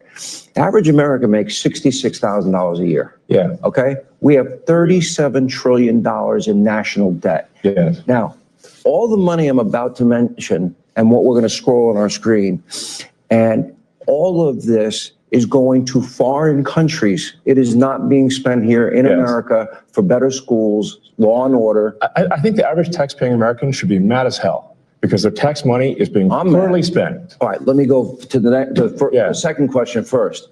I want to know, because people like Joni Ernst and Joni Ernst has tried for a long time, and she's actually got a lot of good data. Senator Ernst has been really helpful, actually. Okay, but they actually hide what the real purpose of the spending is. Sure. In other words, this is a question. How did you decipher it? Masterfully done, too. Masterfully done. For those of y'all who said this was publicly accessible information, yeah, it was. But, bro, you would have to decode and decipher this shit. It wasn't just on the forefront of any publication. Like, it wasn't just, like, readily available. Like, if you knew where to look and you knew how to decode some of this shit, sure. But it took a specialist like Elon Musk, Big Balls, and the rest of the guys over there, the good old folks over there at DOGE, to really see what the hell was going on and break this shit down for us. Like I said, bro, 2 weeks ago, who knew this shit was going on? 44.8 million for food and economic assistance for Venezuelan migrants in Colombia. That's something I could actually get behind. That's the type of shit USAID is supposed to be doing. But if you scroll up, it was DEI musicals in Serbia and 50 million in sexual reproductive health in Gaza for condoms and shit. Some of this shit right here I can actually get behind. This is the type of shit they're supposed to be doing. Food, economic assistance, migrants. That's USAID. They're supposed to do that type of shit. It will say humanitarian blah, blah, blah in Serbia or Afghanistan. We even give money to China, for crying out loud, which I think is nuts. We'll give money to the Taliban. What money to the Taliban? Like a lot. All right, so I'm like, for what? But they, I want to see the pictures of what they did. But they try to obscure it, but then you got to the bottom line, which is what I'm now scrolling on the screen, and that is 20 million on a Sesame Street show in Iraq, 56 million to boost tourism in Tunisia and Egypt, 40 million to build schools in Jordan, 11 million to tell the Vietnamese to stop burning trash, 45 million for DEI scholarships in Burma, 520 million for consultant-driven ESG and like this is the type of shit though right here. Like 1.3 million for supportive environment for LGBTQ people in North Macedonia. Like, bro, what's the gay population in North Macedonia? Beyond that, what's the LGBTQ population in North Macedonia? For us to be funding this shit like that. 1.9 million to strengthen human rights for LGBTQ people in the Western Balkans. Like, what does that entail? Nope. What the hell does that really entail? That's like such a vague definition that it really doesn't tell us shit. To strengthen human rights, like through legislative process. I don't know. You could strengthen my human rights by financially empowering me. I might feel better about my human rights if I got some dollars in my pocket. I mean, like, bro, some of this shit is so vague. It's really hard to truly decipher what the hell they mean, what the money was spent on exactly. investments in Africa, DEI programs in Serbia. The president's favorite. I'm sure you love that taxpayer money was spent on a DEI musical in Ireland, or a transgender opera in Colombia, or a transgender comic book. It sounds like how can these things be real? But this is actually what was done. It sounds like a comedy sketch. Or I have something. 20 pages It's of like, this. right. It's not. It's a list a mile long. If you had to put a number on it, how much do you think you've identified waste, fraud, abuse, corruption at this point? And again, we're going to be scrolling this throughout the program. Well, the overall goal is to try to get $1 trillion out of the deficit. And if the deficit is not brought under control, America will go bankrupt. This is a very important thing for people to understand. A country is no different from an individual in that if an individual overspends, an individual can go bankrupt, and so can a country. And the massive waste, fraud, and abuse that has been going on, which is leading to a $2 trillion a year deficit. That's what the president was handed on Jan 20th, a $2 trillion deficit. It's insane. For this fiscal year. Yeah, we inherited. Yeah. And inflation is back. I'm only here for 2.5 weeks. That was January. Inflation You were is there for a back. week. No, think of it. Inflation's back. And they said, oh, Trump, I had nothing to do with it. These people have run the country. They spent money like nobody's ever spent. They were given $9 trillion to throw out the window. $9 trillion. And they spent it on the Green News scam, I call it. It's the greatest scam in the history of the country. One of them. We have a lot of them, I guess, but one of them. Dollar-wise, and probably. DEI and wokeism and transgenderism. Well, that's all part of it, yeah. And LGBTQ plus. Yeah. By the way, not in America, other countries, not here. You know, the amazing thing is when you see like the teaching of DEI, $9 million. How do you spend $9 million to teach? No matter what it is, you could teach physics. Totally. You could go to MIT for It's a lot less. expensive. Yeah, the teaching of DEI. Yes. How much do you believe, Elon, you've identified in waste, fraud, abuse, corruption now? And how much do you anticipate you will? Sure.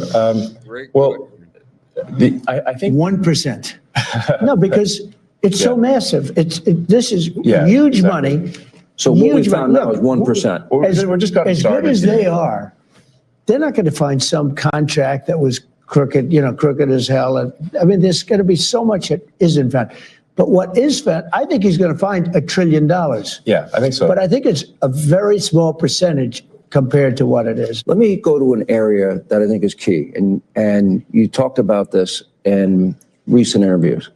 I'm not sure exactly what he meant by that. I'm not often stumped by Trump, being able to damn near interpret the majority of what he says. But let me replay that. He said they're going to find $1 trillion, but that's not even going to be the grunt or the most of what they find. Something like that. Hold on. Let's play that one more time. That was 1% waste, fraud, abuse, corruption now. And how much do you anticipate you will? Sure. I think 1%. No, because it's so massive. This is Yeah, huge exactly. money. So what we Huge found money. out is Look, 1%. We're just got as started. good as they are, they're not going to find some contract that was crooked, crooked as hell. And I mean, there's going to be so much that isn't found. But what is found, I think he's going to find $1 trillion. Yeah, I think so. But I think it's a very small percentage compared to what it is. Let me go to an area that I think is key. And You're gonna find $1 trillion, but that's a very small percentage compared to what it is. Okay. And you talked about this in recent interviews, and that is, we don't need a Department of Education. Okay.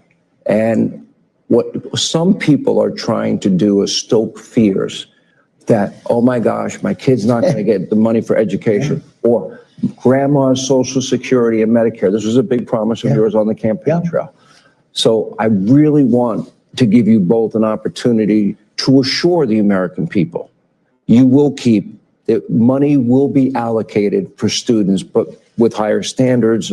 For example, I would assume associated with monies given or just vouchers. because so much, and then Elon goes, but look, Social Security won't be touched, other than if there's fraud or something, we're going to find it's going to be strengthened, but won't be touched. Medicare, Medicaid, none of that stuff is going to be touched. Nothing.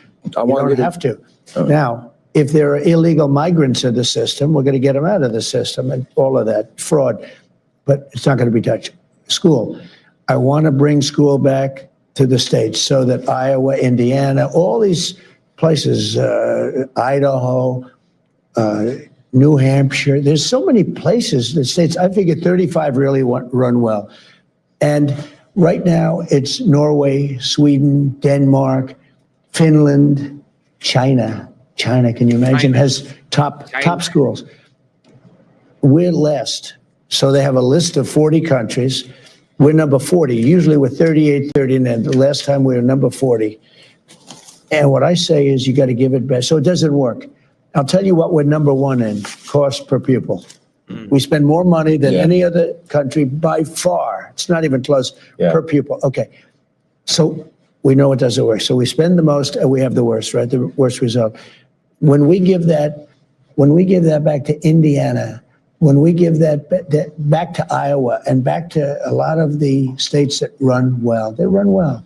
There's a lot of them, 35, 37, 38. Now you're going to have 10 laggards, but you're going to have 5 real laggards, but that's going to be okay. Take New York. You give it to Westchester County. You give it to Suffolk County. You give it to upstate New York. And you give it to Manhattan, but you give it to 4 or 5 subsections. Same thing in California. Los Angeles is going to be a problem, but you're going to give it to places that run well. We can change education. Now, school choice is important, but that will get taken care of automatically. We want to bring education back to the states. You will spend half the number, and I'm not even doing this. I'm not even doing this to save. But you will say it costs you much less money. You get a much better education. If you go to some of these states, you'll be the equivalent of Norway, Sweden, Denmark, places that really have a good school system. That's where we need to be. We were never at the top of the list, but to hear we falling from 38th, 37 to 40th, like, bro, what?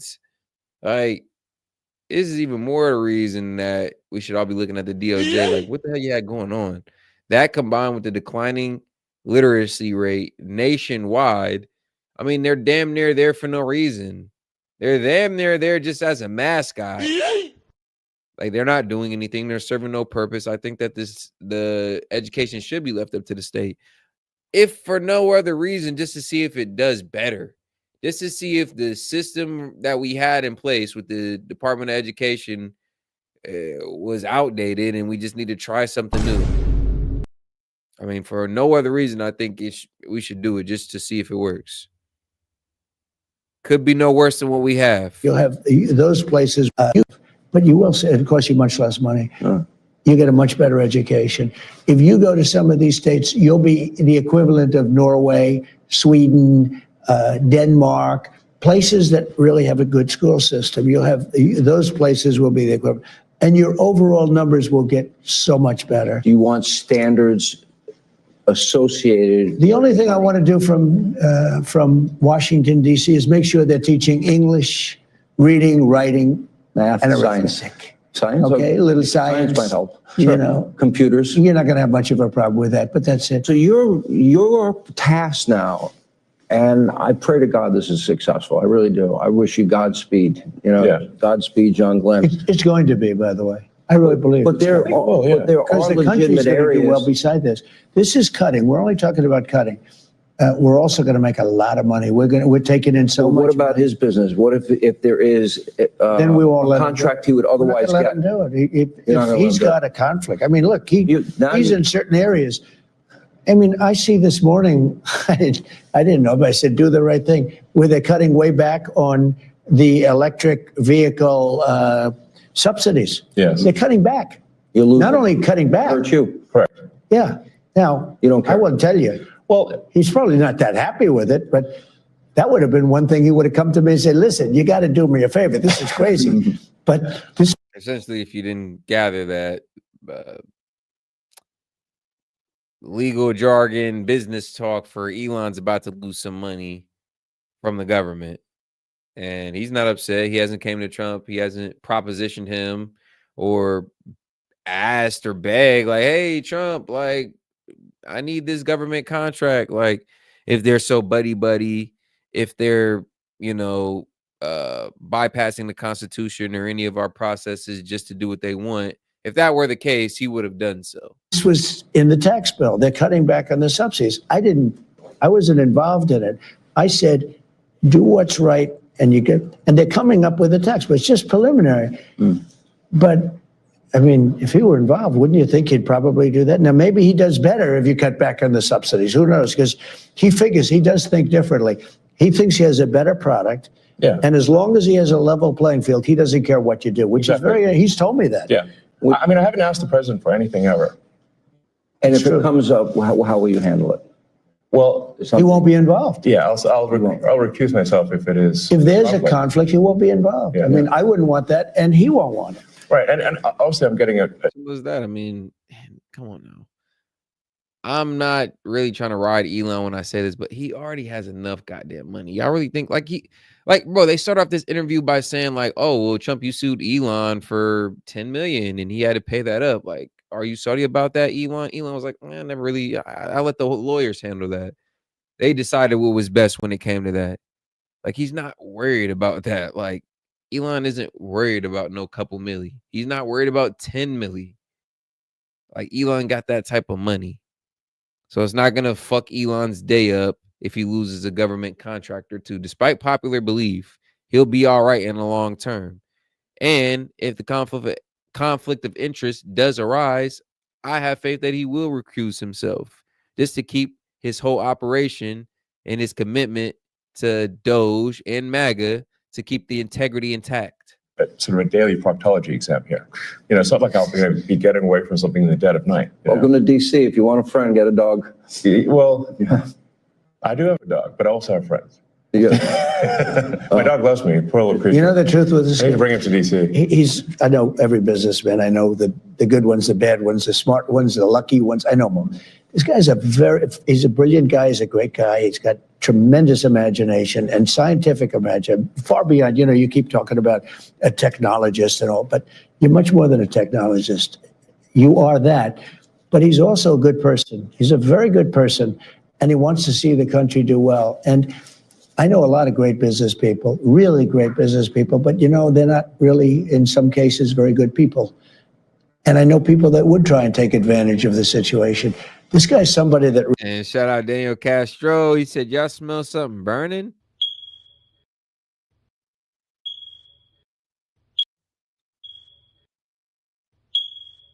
Really cares for the country. And I saw that very early on. I saw it really a long time ago when I got to know him.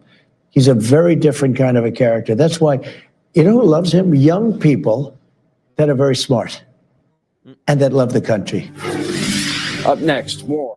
All right, so it looks like he's got about 5 more minutes for tonight, and then he's got some money. Maybe believe it or not, there is more. God damn it, they went crazy on this one. Got a few more minutes of this to cover, guys. Let's like the video as we keep it going on this one. Sean Hannity, Elon, DOGE has been a good conversation. Got to speak on their relationship. Spoke about some of the initiatives of DOGE, some of their findings, and it's been a good conversation, good interview so far. Last few minutes here, let's keep it going. You got to fill out a 1099 and attach that. If you voted for Donald, people here, was resigned. It is Foundation. Sherry said it was good. Now, let's finish up here. She just really not about the treatment. No. And the that might have been it. I thought there was a few more minutes there. Okay. Well, that might be it. Unless I can find the last little piece of that. That might be it. So I guess let me know what you guys thought about that. That was a pretty good conversation. Let's transition here into the next video. This was a short one I had planned for you guys. We got that Tom Homan and Mayor Eric Adams tour going on. They sat down with some reporters from Fox News, talked ICE deportations and some more stuff. Let's get into it. Very busy week for New York City Mayor Eric Adams. The Department of Justice earlier this week dropped corruption charges against him. And yesterday, he met with border czar Tom Homan about the next steps in fighting New York City's migrant crisis. How'd it go? Well, Mayor Adams and Tom Homan join us right now. Guys, great to see you. Great to see you. Together. Thank you so much. Make some news. Mr. Mayor, from your perspective, how did this meeting go? Why was it necessary? Good. I think that, and Tom could speak for himself, I think he had a real level of frustration and he was trying to figure out, hey, what's going on, Eric? What is happening? And we were able to get in the room and really articulate what are my powers, what are my authorities, and what are some of the things that we need to legislatively address that is preventing us from doing what we want to do, and that is getting dangerous people off our streets. Right. And Tom Homan, as you know, Mayor, a couple days ago said he was angry at you in New York City because sounds like last time you guys got together over at Gracie Mansion, you probably said some stuff. Maybe we'd like to do this and that. And I think Mr. Homan and Tom, you could start with this. You were frustrated that he wasn't doing enough. He wasn't keeping up his end of the deal. Oh, look, you know, I've been on set. And I mean, I have my criticisms of Mayor Eric Adams. I think his pairing with some of these conservatives lately, some of the people in Trump's administration, Trump himself, I think his pairing has been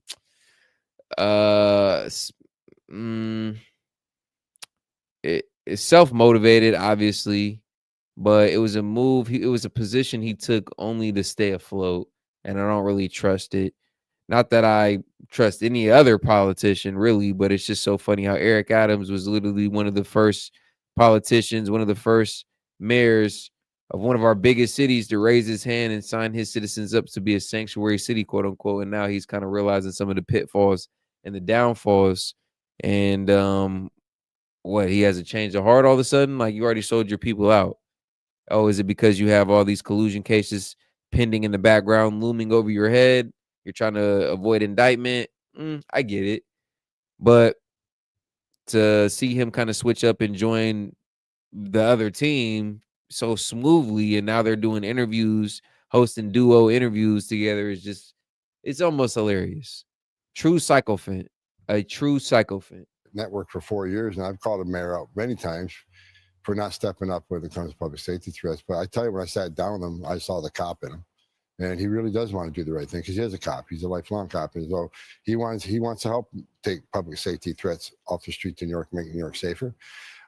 He also wants to help find these missing children. We got 300,000 missing children. That many of them are here in this city. We know that. We got to find them. And we'll be working with his intelligence division, his officers, to save these children, because many of these children are in forced sex trafficking. Many are in forced labor.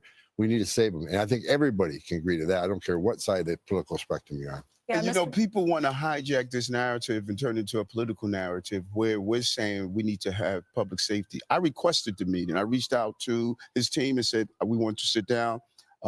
This has been an issue I was talking about before the election.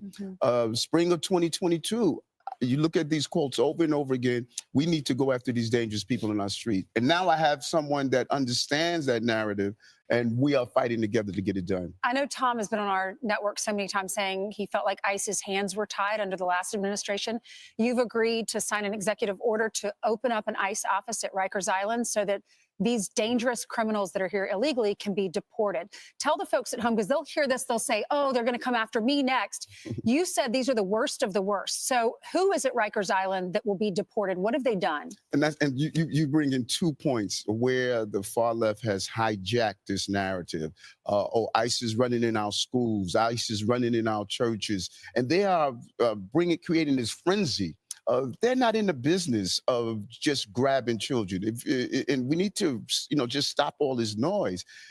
Rikers Island, particularly after all the reforms, Rikers Island is now having some of the most dangerous people in our city. And by having ICE on Rikers Island, part of our gang intelligence, using our intel with NYPD correction officers, we can identify those gangs inside and outside on the street. There was no reason they were removed from Rikers Island. And as I sat down with Tom earlier, I said that we're going to look at all the legalese. I'm able to do an executive order to put them back on Rikers Island, what they should be with part of our criminal justice apparatus. You have a left-wing legislature. Everybody knows it. And for some reason, nobody votes in New York, so the same left-wingers get in every time.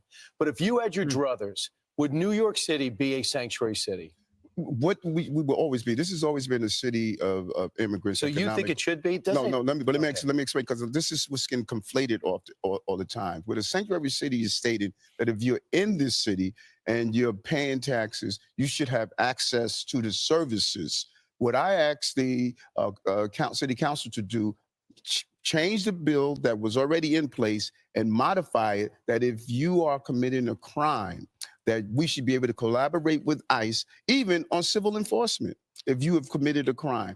That part of the bill is wrong. But everyday people who are here until they're moving to be documented, if they are going to school, working, paying taxes, then they should be able to provide police services, hospital services. Children should go to school. That is what we're saying. You don't agree with that, Tom? I don't agree. I think sanctuary is a sanctuary of criminals. But we walked out of the meeting yesterday, and getting back on Rikers Island is a game changer. We can get, not only we get the bad guys before they hit the street, the intelligence of how the TDA operates, where they're operating, all this intelligence they gather at Rikers Island, we'll have. I think they might even still have some disagreements, because if you see right there on live, he just kind of overruled what Eric Adams had to say about immigration right there. I think this pairing might just be for media and for the viewers, but it still seems like they got some kinks to work out. It don't seem like they're completely aligned here. And shout out Big Wave Dave here. Wants to come up on stage, and here he goes. What's up, Dave? Yeah, you know what I'm talking about when it comes to this certain subject, right? Elaborate. The immigration thing.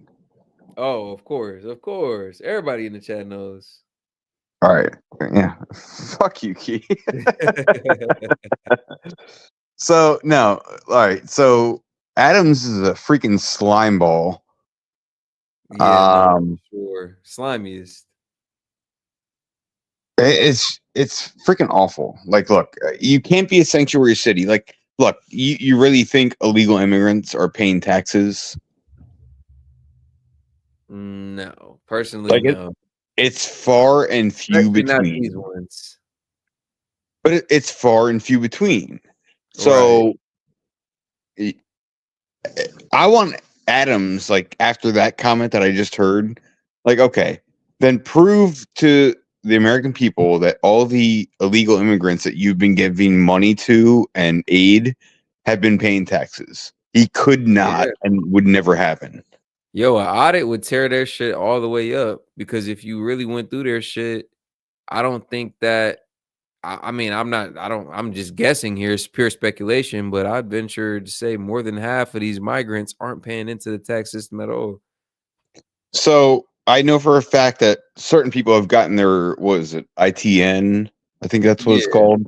Yeah. Yeah. They get it, but they still work under the table and don't pay their taxes.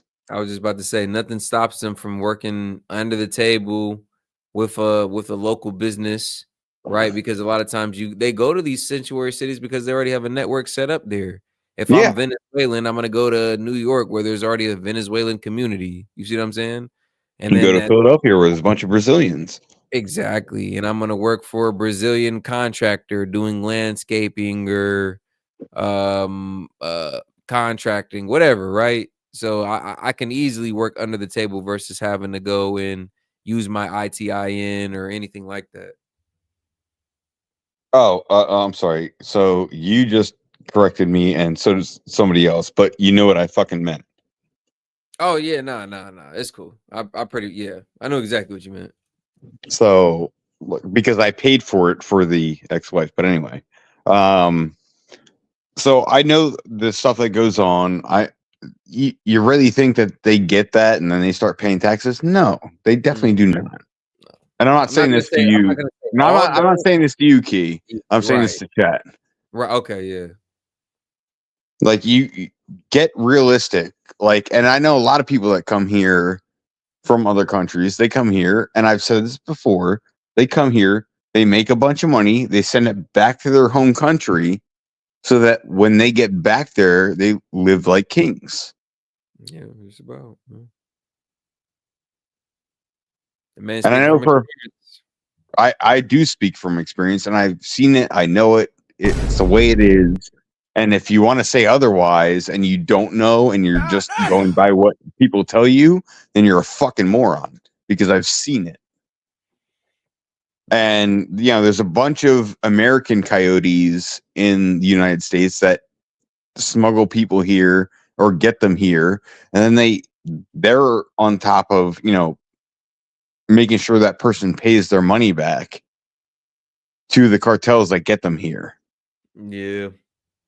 And a under highlighted reality of that is it just subjects people to all type of crazy shit. Like imagine you get over here and essentially for lack of a better term, you're being held ransom by the cartel until you pay off that smuggler's fee. Imagine you Yeah, can't pay. And and now a they're lot of at your family's times, doorstep or you're a young female and now they're over here trying to, you know what I'm saying? yeah, Key, and it's actually fucking obnoxious because I dealt with it. I actually paid off the ex-wife's coyote. And that's crazy. And then even in some cases, who knows when you're legitimately paying off of a debt or when you're being blackmailed? Because shit, Yeah. you're dealing with underground networks. You're dealing in the black market and shit like that, bro. There's no honor amongst thieves. Who the fuck says they're gonna honor that 10K that they said you owed? They might take that 10K and still, you know what I'm saying, be on Yeah. whatever, Key, we had that conversation, and they tried to say, "Oh yeah, it was 10K," and I was like, "Fuck you, you get 6." Yeah. Oh no, this is solely for purposes of chat, like because it Oh just is exposing like the harsh realities of some of this shit. yeah, and the other problem too is like those people that don't get people like me, right? Where they're willing, like at first I didn't know she was here illegally. I asked her a couple times, "Did you cross at a point of entry?" She said yes. Come to find out, no, she crossed the fucking river with a 5-year-old, and that's the other fucking harsh reality. Like you have these fucking people crossing a fucking river to come here illegally with their children over a fucking river. And Yep. so many people have fucking died doing this. They die, marching through the fucking desert. And then, the people that get here, whether they get that status or was it ITIN or ITIN. yeah, Yeah. whether they get that or not, they're still not fucking paying taxes, but they are going to suck the government for everything they can fucking get. Oh, for sure. Just because they're not paying taxes doesn't mean they're not taking from the tax system. Oh, they And always are. I think that is another harsh reality. Something that Tom Homan had pointed out with his experience he has on the border is like, yo, he's seen the worst. Like, imagine you got a caravan of migrants crossing over, border patrol pulling up on the boat. You throw the kid overboard just to get away, essentially. He said he's seen shit like that. He said he's seen deceased people in the trailer due to overheat and Oh yeah. exhaustion. Oh, Just that's all been type of documented, crazy Key. shit, bro. Crazy shit. The thing with the trailer, the trailers. 5-year-olds unaccompanied on the border. 5-year-olds unaccompanied. Like, you know what I'm saying? Yeah, because their parents send them through because they can't afford to go themselves, so they send them through. But so all right. So for the truck trailer thing where the people die in it, yeah, because they're trying to smuggle fucking human beings who fucking die in the trailers. There's been video documents of that. And then you have the children being pushed across without their parents. That's another thing because their parents can't afford to go through, but they're like, oh, well, I just want my kid to have a better life. Well, that's a fucked up thing to fucking do. I don't care what country you're from. The kid's always better with their parents rather than being alone. And then you have the ones that you're talking about where they threw the kid off the back of them. Yeah, like, They were not that kid's parents, I can guarantee you. oh no, for sure. They probably, like you said, the same scenario where a kid had been sent over with some smugglers or just put in as a part of a caravan and shit. Like I said, you're subjecting yourself to all type of crazy shit when you sign up, when you try and cross over illegally. Yeah, so if like you, I don't even know. Like you make a good point. Like I think the kid is always best with the parent. Like the trauma from being separated like that in that degree, like as a young child, as a 5, 6, 7-year-old, like that shit, bro. Like imagine yeah, some it can't be PTSD. that bad in your country that you would do that to your child. You're a fucking idiot. Bro. The separation from trauma, bro. Imagine the PTSD that kid experienced. Like, yeah, like me and my mom were at the border and border patrol pulled up on us and she pushed me through and they got her. Like, what the fuck? Like, that's some traumatizing ass shit. I mean, like, dead ass. Emotional damage. Emotional damage. Yeah, dude, like it's like the amount of these fucking people that think that, like, even I talked to my lawyer today, and he was like, "Oh, I'm not one of these redneck MAGA hillbillies that thinks that That's that Tom Homan shit. That's how they try to paint the MAGA supporters. That Tom Homan So skit from yesterday. I was talking to him about my situation because we have our divorce court on Thursday, and I'm really? telling him like everything Good that's luck, going bro. on. Good luck with that. Oh no, I don't need luck because now they changed it where the mom and dad get 50%. But anyway. Oh no, I did not mean. I didn't mean that sarcastically, No, right? I hope you. Okay. No, all right. we're good, Key. All right. So, but he's like, he told me that like, I'm not some like redneck MAGA hillbilly or something like that. And I was like, bro, like you don't know me very well, I guess. But she's trying to use our kid as an anchor baby to stay here. Yeah, I mean that's her only leverage at this point, right? It will be because she doesn't have her removal hearing until the 28th. Okay. So she's trying to keep over 50% so she can use him as an anchor baby. I actually had my lawyer ask me, he was like, "Oh, well, you want us to keep the status quo?" I'm like, "No.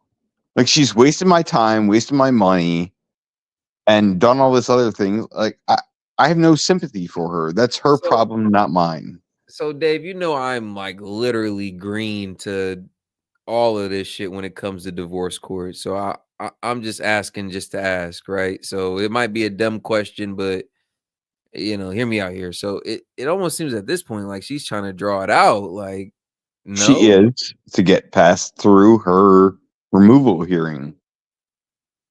Huh. But I even had to tell my lawyer, and if nobody understands this, I'm going to say it again because I'm pretty sure I've said this before. You can be an illegal, come to America, and marry a citizen. You do not automatically get a fucking green card. You still have to go through the removal process, go to your hearing to decide if you can stay here or not. Right? So that's the first part of it. So she tried to come in here claiming asylum. She had doctored photos made from somebody in Brazil that sent it to her, that she sent to her lawyer, that her lawyer tried to use in court. And even the lawyer told her, like, these aren't going to fly. Her lawyer told her that, or your lawyer told her that? Her lawyer. Look, Her lawyer told I her that paid those for her documents- immigration lawyer when we were married, but You now I'm had not paying. to? Did I have to? Yeah. No, I didn't have to. I was trying Well, to help her because we ended up having a kid together. my bad. I misheard you. I misheard you. I just realized you said her immigration lawyer. I for some reason thought you meant her divorce lawyer. Oh no, yeah, that's a whole separate lawyer. Okay, yeah, my bad. So she tried to use these doctored photos. Even her immigration lawyer told her these probably aren't going to fly because they were doctored photos. And yes, they got denied. And then she's trying to go with the marriage and the anchor baby thing. Well, she's about to lose the fucking marriage portion.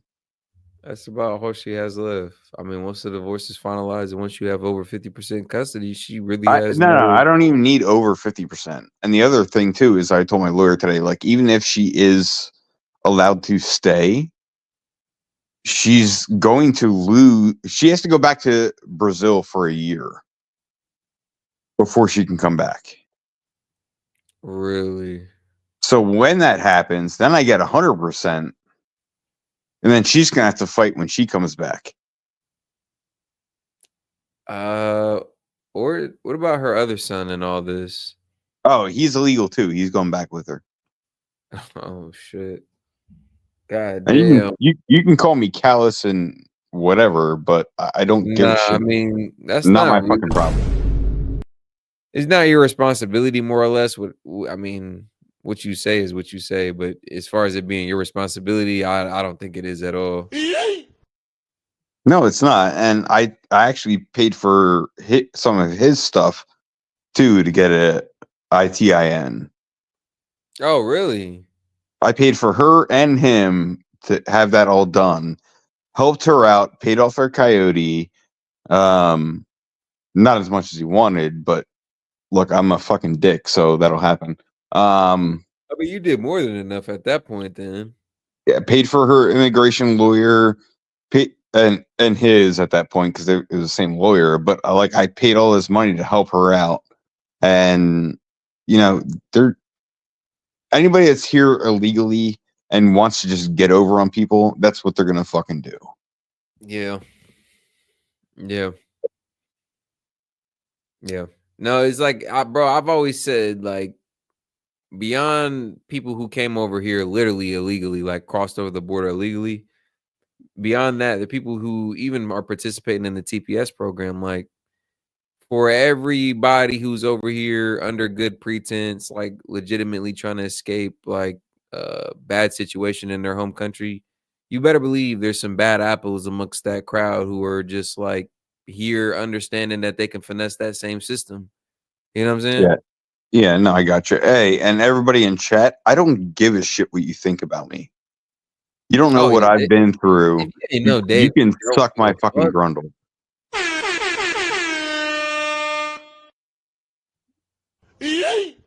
Y'all should know by now. If you're new to the channel, this man Dave right here, one of the day ones, he clearly don't give a fuck. If you don't know, now you know. Now you know. Yeah. Now So, you know. And so I beyond don't that, mind. if anybody really feeling bold, it is call in, man. We love to get somebody up here. If you feel like standing on some of the words that you're saying, we love to get some of y'all up here. Share a word or two. You know, Dave got some thick skin. He's all for it. Let's get it. Let's get one of y'all haters up here, man. Haters, call in. Yeah. How about some of you in chat? I'll tell you what, Key. Yo. Because I opened the chat immediately. Yeah. Well, no, almost immediately. One of you, if you want to step up, come in, Key, let them in. One of them. Yeah. No, for sure. At least one of you guys. Man, we're not gonna have a frenzy here, but one of you guys that are, calling Dave out here. Everybody has an opinion. Come on live and share your opinion. My man Dave's right here. I'll moderate. We'll keep it civil, but would love to hear from some of you guys. I know the Twitter fingers are strong, but let's see what that mouthpiece is like. You know, Key, I've actually been trying to be civil. Man, And civility, I civility will, fucking runs out the door when people say ignorant shit, though. And yeah, no, I've been seeing some of these comments, so yeah. it's kind of funny. It's kind of funny how everybody was saying what they were saying, but now that the platform has been They'll say extended, it in chat because they're keyboard warriors, oh though. yeah, but when you extend the platform, it's hush, it's crickets, it's whole lot of Yep. it's silent as a church mouse. Oh, look, Eric wants to join. All right, let's get him up here. Eric, the link is in the Click. community tab posted on our channel. Yeah, so go to the channel, click. No, it's the posts tab now. Yeah. Oh, you're right. It does just say post. It doesn't even say Yeah. anything else. It just says post. So hit our channel, go over to post, and it's the latest post with the link right there posted. Give you about 30 seconds, my man. It shouldn't take any longer than that. Shout out everybody else who's in here right now, man. Like the video, man. We got my man Dave up here right now. We just talking some shit, man. Supporter call-in show. Hopefully, we're about to get somebody else up here. Hit the three buttons in the upper right hand Apparently corner. Laura wants in too. Say it again. Laura wants in too. All right, Laura, let's get her up here. I would love to hear it. Again, we're gonna moderate it. We're gonna keep it respectful, y'all. So don't think y'all finna just come up here and say whatever and have y'all 5 minutes of fame up here. It ain't gonna work like that. Gonna get up here and say something substantive at least. All right. Apparently Laura is the leading candidate here. All right, so the link is posted on our community page. Click on our page, click on the Set and Key Media page, scroll over to post, as my man Dave just explained, and click on the link. It's the latest post that we've made. Give you guys about 30 seconds. Shout out Eric, $2. Appreciate the support. Oh, well, Eric's paying now. Maybe Ain't had too much to say. He just wanted to show some support. What's going on, D. Michaels? Everybody else, go ahead and like the video. We do appreciate the support. What's up, D? Let's keep it going, guys. Oh, yo, Eric just paid $2. I think he's gonna take precedence because he paid. I'm waiting here. I'm trying to see if anybody wants to join. Again, guys, the link is posted on the post tab in our page. Give whoever wants to join a second or two to go ahead and click that and join in. It's all good. Eric, you got precedence at this point. You paid $2. So if you want to get in here, get in here. You're gonna end up leaving chat or the live just to get to that, but get after it. Oh no, for sure. I'd love to get Eric up here. You said there was one more. You said Laura or something like that. What? He did what now? You said Laura. Oh yeah, that's the other one. So Eric paid $2, so he said he wanted to debate, but you had a bunch of people in chat talking about Laura Rudolph saying she would say shit in person. So All right. Well, we're gonna give him about 30 more seconds, and then we're gonna progress on with the show. I'm not sure if he's got lost somewhere or what happened here. at this point, I think they're freaking trolling. Like you can't know how not to get to the call. It is like that, but he did super chat in, so I just Yeah, that's what I'm saying. Give Eric the benefit of the doubt. Yeah, for sure. Did we? Yo, by the way, Jinx, you owe me beer. I definitely owe you a beer at this point, my man. For real. For real, for real. I owe you a couple. Nah, we're gonna go shooting one day. Dave, we we got Laura up here, it looks like. So Laura, before we get you up here, let's keep it civil. Respect to the channel, the platform. And yeah, welcome to the channel. Hi. Thanks for having me. What's up, Laura? I'm doing pretty good. How you doing? So the reason I was saying what I said mostly is because you weren't saying anything like negative about her. Like, was she a good mom? Like, did she have a relationship with him? And that just made me feel some kind of way when the lawyer asked you is to keep it status quo, and you were like, no. But I'm like, really? Like, I just went and pushed for that. Like, my son's dad is not the best dad, you know. Like, you know, he's only seen him like 5 because he was in jail, you know, and He lived within 15 minutes, you know, and for the whole year that he did get out the first time, and like he saw him like 5 times that whole year, but I never said no anytime he ever is to see him, you know, like if he wants to talk to him, and now they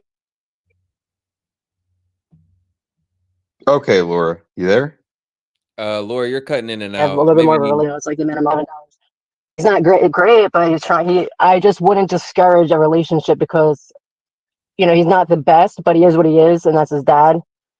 So I like that he lives a couple states away. So I understand not wanting to deal with somebody that you had a rough time with. Like it's easier because he isn't the best dad for him to be away. So I do understand that he's not constantly letting him down because he lives in another state now. So I Okay, get that. Laura, I get what you're saying, right?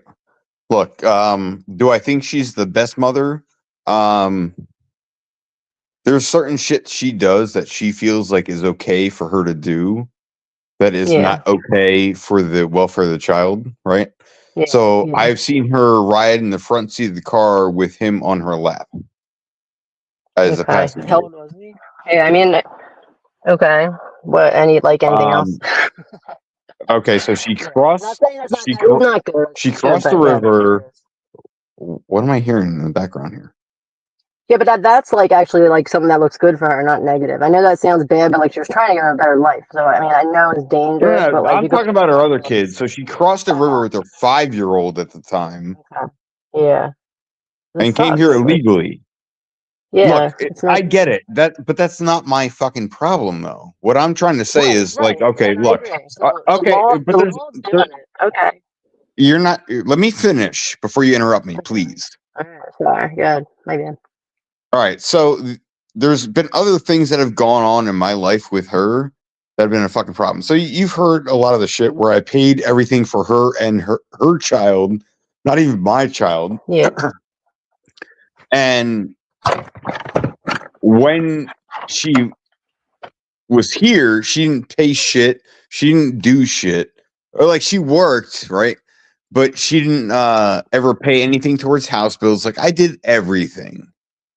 She was here for her own reasons, and everybody can say like, "Oh, well, you got taken advantage of because you're an idiot." Blah blah. This and that. I don't care. Like I love the girl at the time. Was like that. You know. I love the girl at the time, but she just turned out to be a fucking complete fucking liar and a total bitch. So, and that's just maybe that's me being biased, but at the same time, right? So she wanted money from the divorce for a car that she never paid for before we actually got divorced. And you know what she did when I told her no because we weren't divorced yet? She kept my child away from me for 3 months. Yeah, that's really shitty. Okay, so on top of that, you know, after that, we had mediation. We went to a mediation, and they're supposed to figure things out before we actually go to court and get us to agree, just so it's done with the child custody. And she agreed to everything during mediation. And then a week later, when she got the paperwork, she said, "No, I don't agree." Yeah, she's trying. Let me finish. She's trying to delay it so she can use him as an anchor baby to stay in the country. She's only using this as a leverage for her benefit, not our child's benefit. So has she ever made any effort to become legal, knowing she has a child in the States? Yes, I paid for it when she was with me. Right, like, is there anything else like that they can do? Like, you know what I mean? Like to like be legal, like to become legal, file the paperwork. Like, She you know, had is there to anything? prove. She had to prove.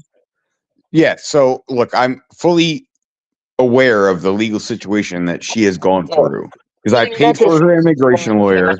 She even tried to make an attempt to do anything and actually legally stay here. You know. Oh well, I did everything, and then she does nothing. So, like I said, she got her. I paid for her and her son's ITEN or ITIN, right, and got all that done. And then she was supposed to stay married, have a kid, so she could stay here because she tried claiming asylum at first, that didn't work out. Yeah. And then Yeah, I mean, actually, you know, she it's just told like me, she's shit out of luck. I mean, I get it. I just, yeah, I understand. I wouldn't. I was just surprised. Like, I just be like, you know, the law's gonna do it anyway to her. It sounds like, you know. look, at that point, I'm indifferent at this point about her. Yeah, I can Like, it understand sucks for that. my Yeah. son, but that's her fucking problem, not mine. Yeah. Yeah, because really, she could still come here legally and try to apply and do it the way everybody else has to do it the right way, and really come back. And if she really wants to be around her son, she will. Honestly, you know, like she's going to make that effort. Oh, she's probably going to come back here illegally again or try to. I have a That's not feeling. good. Yeah, that's not good. Because she has Well, nobody in Brazil. That's why she came here in the first place. had to come outside to talk to you. It's like 25 degrees out here, so I'm like freezing. Yeah, I just it's wanted to cold tell out. you, I tell you what, I feel bad for the situation that you're in, and I'm sorry that, yeah, you're going through that. It sucks. Yeah, Either Laura, it way, it does sucks for suck. everybody. Wish she was a little better quality, you know, of a person, want to work and contribute, and, you know, Yes. And be more the other positive, thing, informed too, person. is... Hey, Laura, you want to hear another fun fact? Sure. So I learned Portuguese. I can speak Portuguese. She never learned fucking English while living here.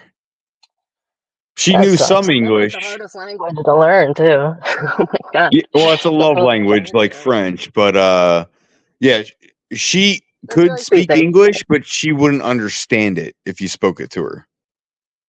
That's, yeah. How many years was she here? I'm sorry? BG Floyd is After how many years?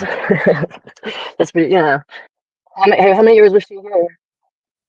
And she couldn't really, she could speak it but not understand it, or she couldn't understand it. What did you say? She could speak it, but when She you could speak spoke it a to little her bit? in English, That's crazy though. That's really nuts. yeah, it's fucking weird. But hey, what are you gonna do? That's what she acted like anyway. But hey, she That's a needs a game. translator in court all the time, and every time my kid spends a lot of time with her, when he comes back, I have to speak to him in Portuguese for him to respond to me. Yeah. Yeah. Yeah. Well, that's cool that you learned it though, you know? Yeah, eu falo pouquinho português. Por favor, And para. Não mais. Well, All right. Well, I hope your that son was counts it as good. I just wanted to at fruitful least, you and know, back up productive what I said and why. conversation. Miss Laura, we do appreciate you calling into the channel. It was nice getting a chance to talk to you. Oh, no I problem. enjoyed the show. Please do Have a good continue to night. support in the future, and hopefully you have a good night and stay warm out there. Thank you. I'm going inside. Yes, All right, ma'am. yeah, Yes, it's ma'am. cold. Get inside. Nice talking to you. Have a good night. All right. Bye. Sounds great. All right, you got good. anybody else in there? I think Oscar Flores says he wants to, but he doesn't have the 5. If anybody Okay, feels let kind him enough, in. just let him in. Yeah, let him in. All right. Courtesy of Big Wave Dave, Oscar Flores, go ahead and hit that link in our community tab. I don't know why I keep saying community tab. It's just regular tab, ain't it? Regular post tab. Post tab, yeah. Yeah. So Oscar Flores will give you about a minute or so to hit that post tab on the channel. Eric as well, man. If you can figure it out, we'd love to get you up here. Yeah, he's not tab coming on the in. channel. You don't have to pay, Eric. You already paid the $2. You're good to get in. You're good money, bro. Go ahead and just go to our channel. If you slide over, you know we got the video tab, we got the live tab, we got the shorts tab. There's a tab that's literally going to say post. Hit that tab, and it's like post. The StreamYard link. Yep. Click on it. Exactly. Boom. There you go. James All Foley right. said he's going to cover Eric. Oh yeah, you don't really have to, bro. We do No, appreciate you it, don't have to James. cover Eric. Eric's yeah, James. covered. James, you're good. You're good money, James. You super chatted in. You're good money. Yeah, we'll give you about 60 seconds for either Eric or Oscar to figure that out. About 60 seconds, and we'll just get back to the show. Okay, you everybody know else, man, go ahead. Yeah, what's up, Dave? the people love these fucking back and forth. Nah, that's a fact. I can't even sit here and lie. I'm not gonna bullshit like major diversion from the show, but like I'm even kind of like into it at a certain point. Like you're not listening to. All right, so for me, right, Key, a lot of the stuff that you play, I've already seen. Yeah. because I keep up on everything. I can respect that. I can respect that too. So I do get a little bored here and there. So this is a great distraction for people that have seen everything that's been played, and having real life people that don't know one another and have a conversation back and forth. It's good times. Shout out. No, I feel it, Dave. I mean, most of the time I get it. You know, a lot of times, like, you know, throughout the day in the Discord, like I'll notice like some of the topics that we already plan on covering, like some of y'all are already like talking about in the Discord. So, you know, for some of our like politically engaged supporters, some of the shit like you probably have already seen or heard of. But I feel like a lot of us come here just for the hangout. And shout out Well, that's why we're in Discord, bro. for sure. Shout out BG Floyd, $5 for the next one. Oh, okay, so somebody else got a free call in. If anybody else is in the chat, oh my lord, enjoying the conversation that they're hearing so far and want to call in and add to it, get a free call in, free slot. Shout out Fox Johnson. He just became a member, man. We appreciate that. Welcome to this thing of ours, man. Somebody get Fox Johnson in the Discord. Mods, help me out on that. Key, I think a lot of people in chat have a lot of faith in me, and I don't understand why. Like just calling out people to fucking talk to me. I don't get it. Nah, And it we did talk happened. to Laura. What's that? What do you think, Dave? Give him another 60 seconds or so, Oscar or Eric, or we can call it right there, really. I'll tell you what. Another 30 seconds for somebody to call in to have the discussion. If they don't call in, and then go back to what you're doing. Fox Johnson, with that membership comes free call in. So if you want to call in and add a word or introduce yourself to the community, feel free, my friend. If not, understood. Eric, my man, it's all good, bro. I've been there. Had a little bit too much of the reefer, had a little bit too much of the drinky drink. Excuses. I feel it. I feel it. I feel it. Stop hugging people, Key. Like no excuses. Like, look, you wanted to try and call me out. I'm here giving you free reign. None of y'all want to come in. Like we had Laura, but Laura was as soon as she learned. Call you out. I think he said he had a comment. I don't know if he wanted to like beef with you, or I don't know if he just wanted to say something. Oh no. Because I thought Laura came up. Well, I thought she was coming up with a little bit more smoke than that, but it sounded like she just kind of wanted to chat it up. Apparently. He said, "Why does this always happen, Key? Every time I come in here, bro? Come on, y'all. Like, listen. Oscar, we've explained it many times. I'm gonna explain it in full one more good time, and then I'm gonna get back to the show because I almost feel like I'm getting trolled. Right now, you're on S.E.T Key Media channel. Go to our actual channel. Through the click in the live. top left corner where you see the icon for their channel. Click that, like tap on it. That'll bring you to the channel. It's going to take you out of chat. That'll take you to the channel, and then swipe to the left till you get to post. Tap on posts, and then below that will be a StreamYard link. Click that, and then sign in. Couldn't explain it better, my goddamn self. What's I up, do it Fox? enough. What's up, guys? Yo, Fox. What's up? What's I up, don't brother? have much to say on your issues with marriage or deportation or anything like that, but so just FYI. Well, my bad. Say that again. Oh, I just was saying I didn't have much input for BWD with his with all that, you know, I was over that talk, but Oh, that this sucks, is you know, Fox Chase. This is the other Fox. Yeah, I'm the new Fox. Oh, what's going on, man? Welcome. I was What up, wondering. what I up? thought this was Fox Chase for a second. We got another Fox in here, bro. I was confused. Yeah, but like I said, I plan on joining the fam though for sure. I like it here. Oh yeah, man. What's up, man? Happy to have you, bro. Appreciate Thanks for that, joining. brother. We do appreciate it, man. For sure. So my big thing. You got any comments on any of tonight's topics, though? Anything you seen that sticks out to you? Not well. Again, like I said, you know, not anything to jump on with anybody's conversation tonight, but you know, just watching what's going on with Elon and Trump, like I'm just glad they're actually doing what they're doing, because like the bullshit that we spend like the taxpayer money on, Yeah. it's just crazy. Anyways, like I said, if you know, it's better than you know. I'm just glad I'm seeing something happening. I want to do it myself, you know, but of course, you know, can't. But you know, big dreams, no money. Hey, But I do want to get into Fox, my community here. Go ahead. Fox, I got a question for you. What's up? How old are you? I am 44. Okay. We're close in How old are age. you? Okay, yeah. I'm 42, about to be 43. How long were you married? I've been married twice, bro. Don't ask. Just to the last one with your baby. Wait, what? Just to your last wife, the one that's Hey Fox, fix your audio for a second, and Yeah, I'll add you're you getting back. all blurred out. I can't hear you. Hey Fox, man, fix your audio, and I'll try and get you back in.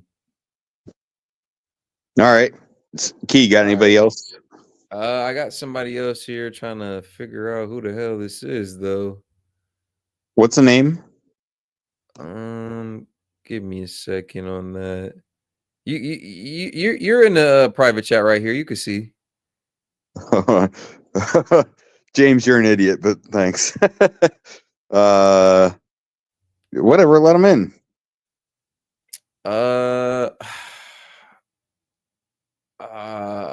Look, you have the ability to get them back out. I know. No problem.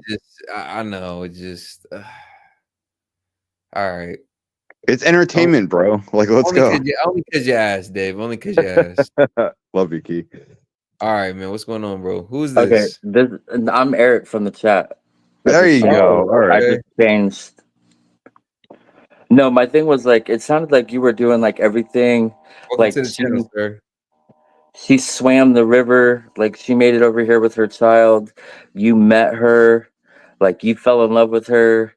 It sounds like a lot of hate coming now, which I'm sure by this point you're done fed up with her. But like you chose, like, don't most men accept a woman's previous children kind of as their own a little bit, not completely, but to a point?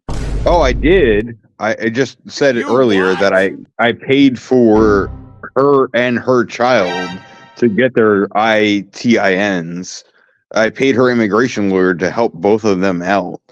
Like, I tried to help. I bought a bunch of crap for her fucking son. Tried to help her out, getting a business started for her. Like, I did everything for her. So my real question is like, so did your hate or your distaste for illegals in general stem from this particular woman?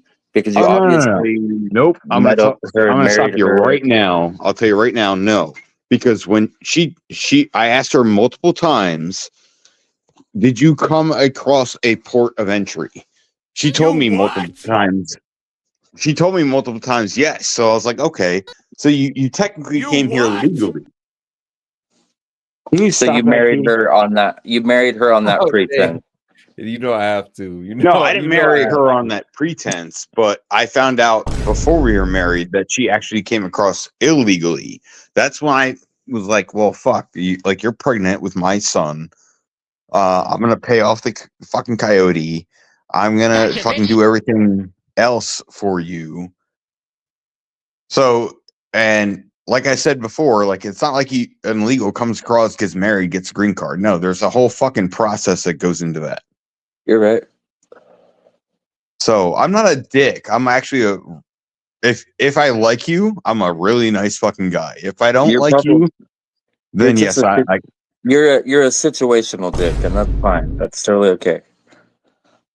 Why is it all you fuckers come into this fucking call-in You have a bunch of shit to say in chat, but as soon as you talk to me, like you're all good. No, Like, I don't get it. I said everything in. Sensibility, I bro. Dave, sensibility re-enters the room when they get Yeah, up here. I said everything that's up here that I said in the chat. That you sounded like you were doing everything a husband was supposed to do, but Oh, okay. you All right. sounded you just I didn't sounded see mad that. about it. Eric, I didn't All see we that. need is- I'm sorry. All we missing is Oscar at this point. You're good. I just wanted to make sure. I was like, is he hating? Like, did this situation scorn him so bad that now he has come to a point Oh, in no. his life that he No. has a bad taste for all immigrants now? Eric, no, I get what you're saying, but no. If you come here legally, I think that's a great fucking thing. Fucking do it. But when you come here illegally and take advantage of the system, like that shit irritates me, and it always has, and it irritates. Like maybe it irritates me a bit more because the soon-to-be ex-wife is doing it. That just makes it worse because I know it's happening and I know what goes on. I've been in, in her life, and I see the people that she's been around with that do the same shit.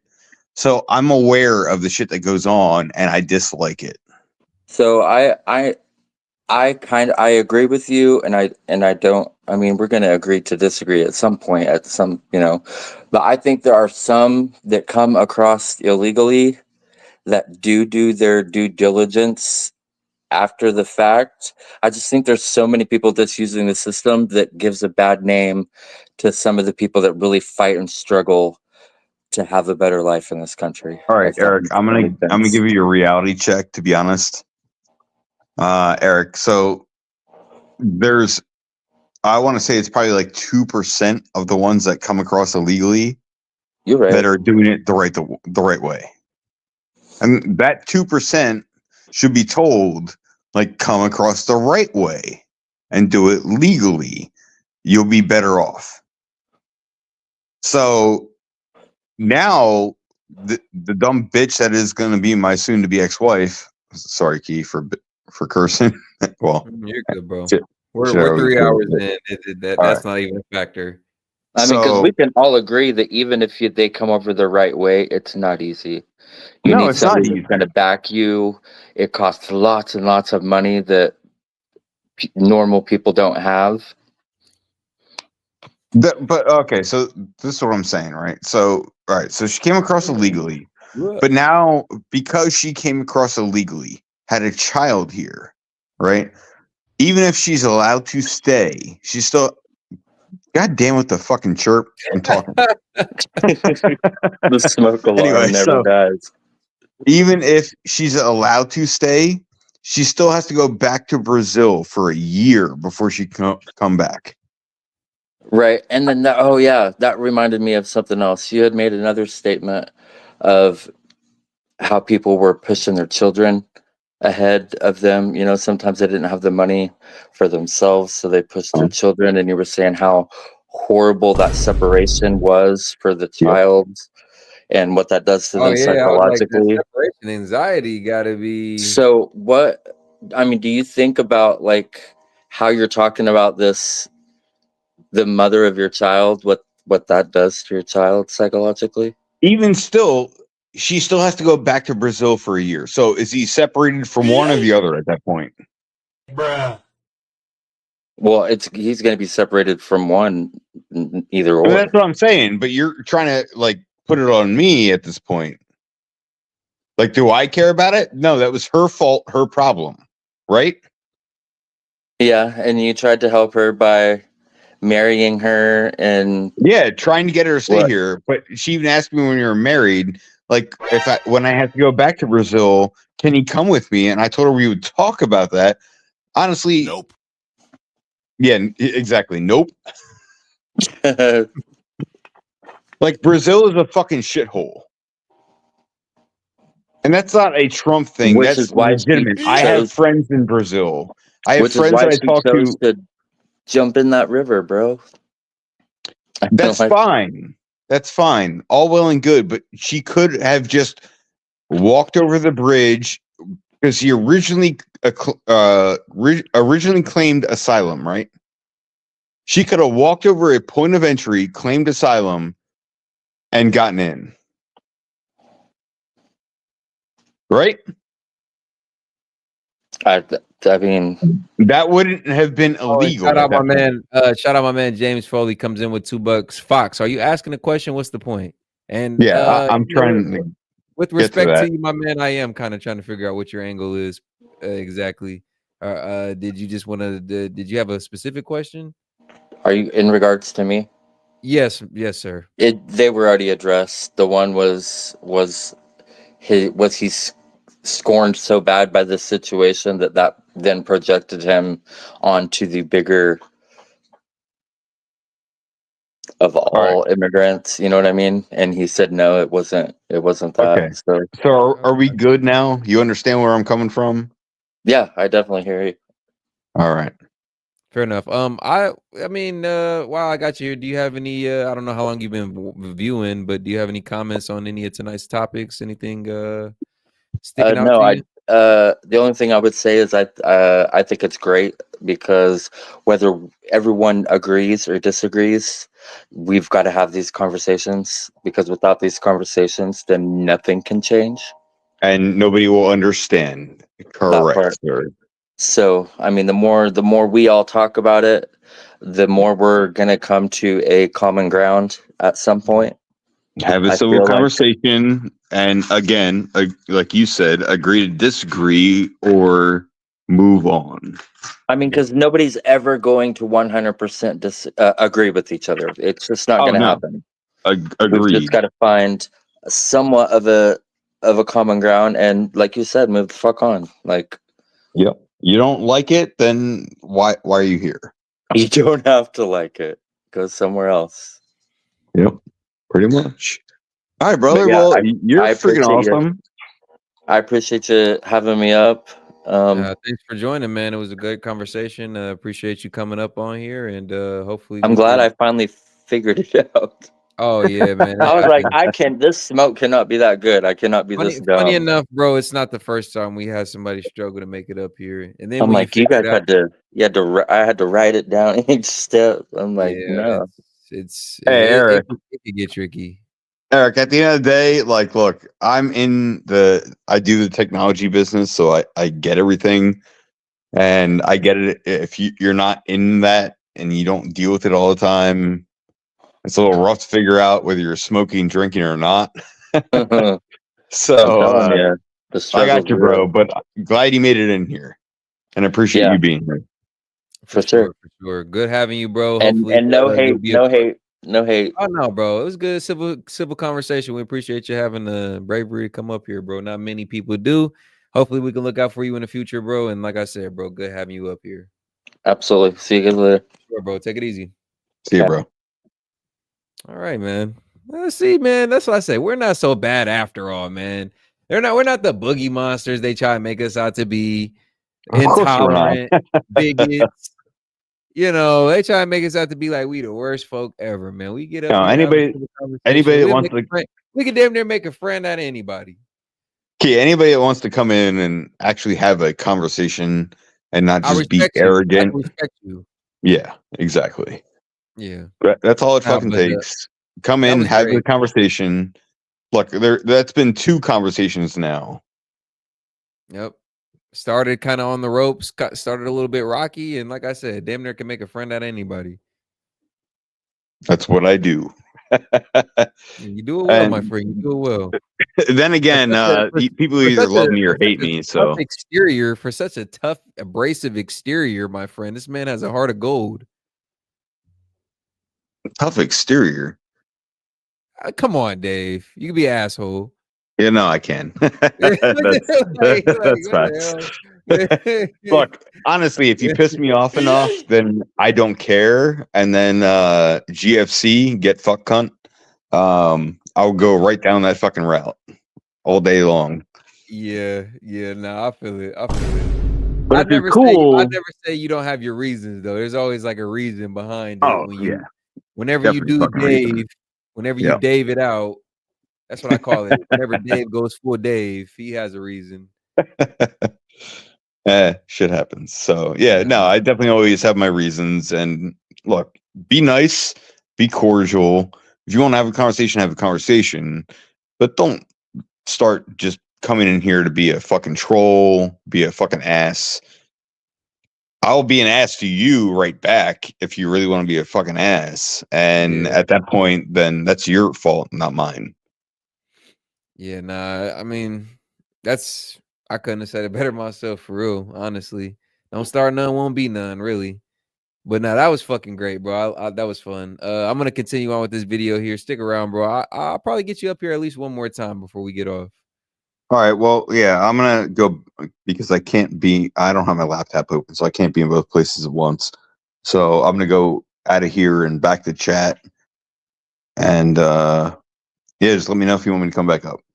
For sure, bro. Always good, bro. All right, Key.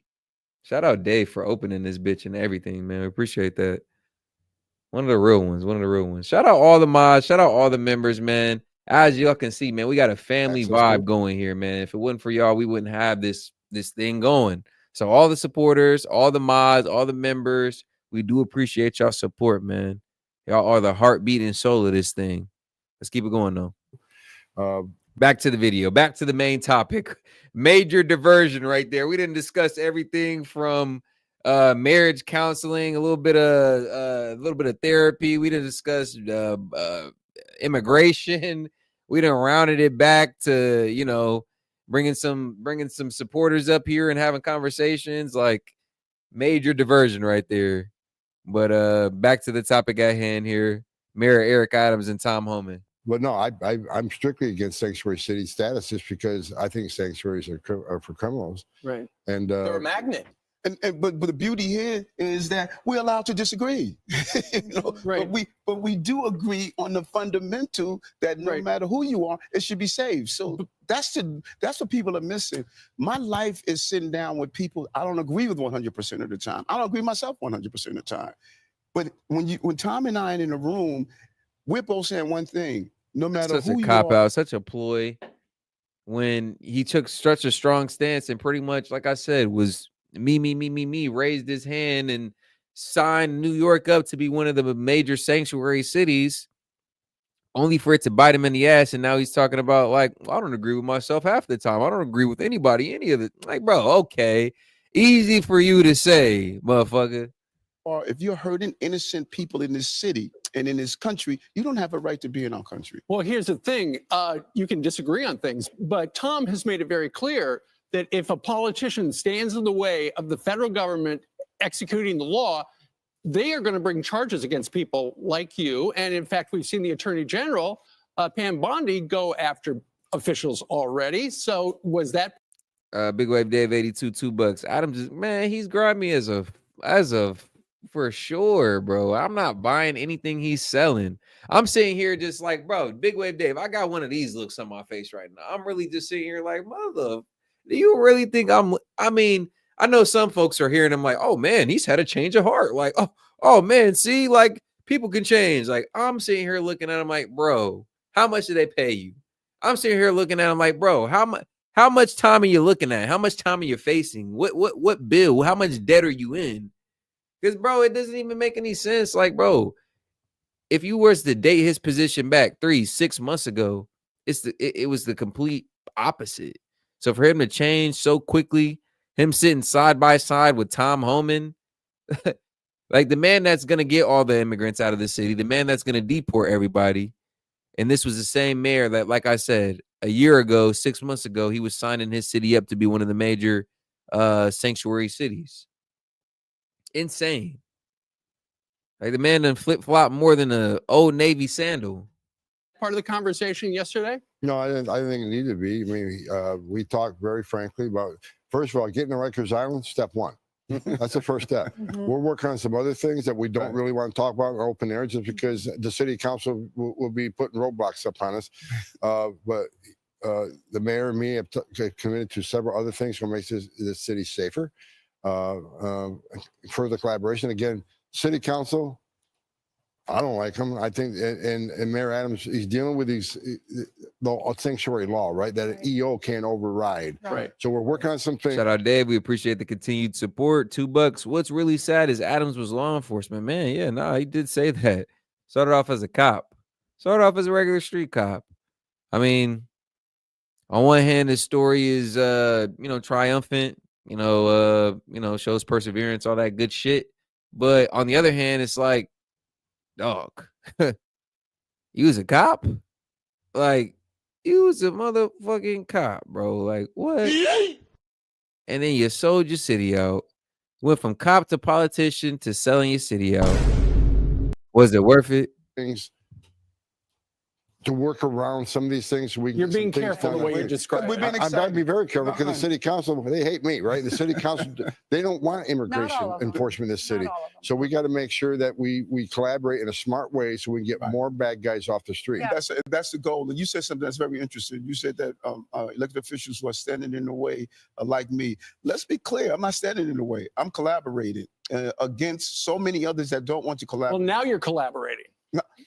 Like I said, go back to spring of 2022. I was saying we need to get dangerous people off our streets. But it wasn't happening. Is that true? We dropped crime in this city at remarkable levels. Did you help ICE? In the level of enforcement for criminal actions, yes. The law says, Eric, you cannot do it for civil enforcement, but for criminal actions, yes. The police department, we have increased the number of officers assigned to our task force. Every morning we meet with our. Shout out Big Wave Dave, $5. I had hope for Adams as a dim when he ran being law enforcement. He is just a tool with no backbone, though. And I do remember Adams when he first came out. He had like a viral video like advertising like trash cans for New Yorkers and how he was cleaning up the streets, not just a crime, but of actual literal trash. As we all know, New York is a fucking public dumpster. But he had his moments when he first came out that, made his campaign look pretty promising, refreshing even. But, as time went on, it was proven, I guess, I don't know, he kind of was sold out to the highest bidder. I think he has some collusion charges looming in the background, indictments looming in the background, to my knowledge. Like there's some shit that he has that are influencing his political decisions. Had he not had these things going on in the background, he'd probably still be Mayor Eric Adams, who is standing in front of migration and standing in between ICE and migration, pretty much. He would probably still be that Mayor Eric Adams. But now, with all that stuff coming down the pipeline and him facing the barrel of the gun, so to speak, he's kind of changed his position. A true psychopath. Shout out Big Wave Dave. $2 more. Kamala's his future. Kamala's his future. Oh, yeah.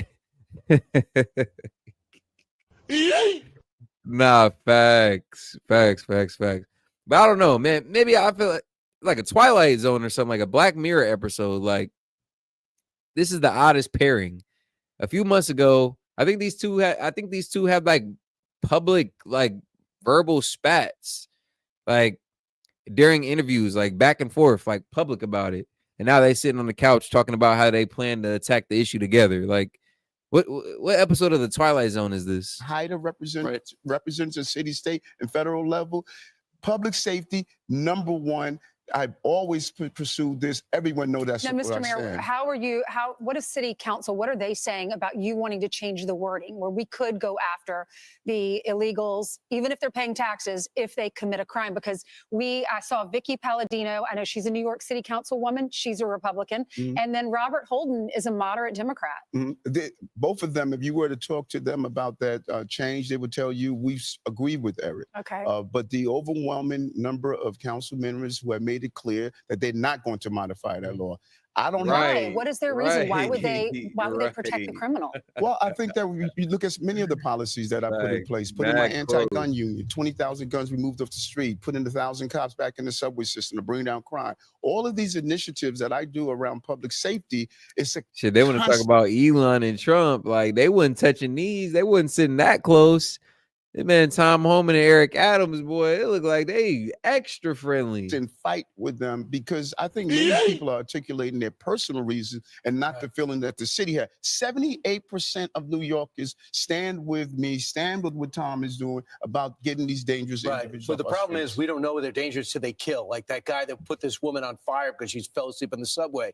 He didn't have a criminal. He didn't have a record. But when after he lit up the woman on fire, now he's a problem. He didn't belong here. Same thing with Laken Riley's killer, who was housed here, went to Georgia and killed. So even though you say, well, we want to be open to people, we don't know these guys are criminals until they act, and then it's too late. Then they become a problem. Well, that's but if they never got here, they wouldn't be a problem. And that's what's good about what we're doing right now, what Tom, the border czar, has done. I've said it over and over again. We need to control our borders and not allow people to come into the country, gang members coming into the country, people who are here to commit crime. I think what we've witnessed the border czar. He sounded like the newest edition of MAGA right now. This was not this man 6 months ago. And I'm sorry, it's hard for me to listen to this man speak without realizing that, without really going back into my memory bank and the not so distant past and being like, hold on a second. Whoa, whoa, whoa, whoa, whoa, whoa, whoa. This man was not talking like this 6 months ago. This wasn't his policy 6 months ago. This wasn't his stance. Nope. What happened? What changed, Eric? Oh, okay. You do some research.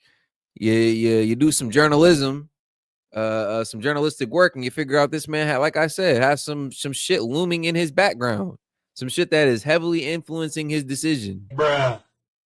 Like, bro, can we really trust what he's saying, or is this just something to save his ass? Has done. We have seen a substantial decrease in that flow. Tom, you know the NYPD.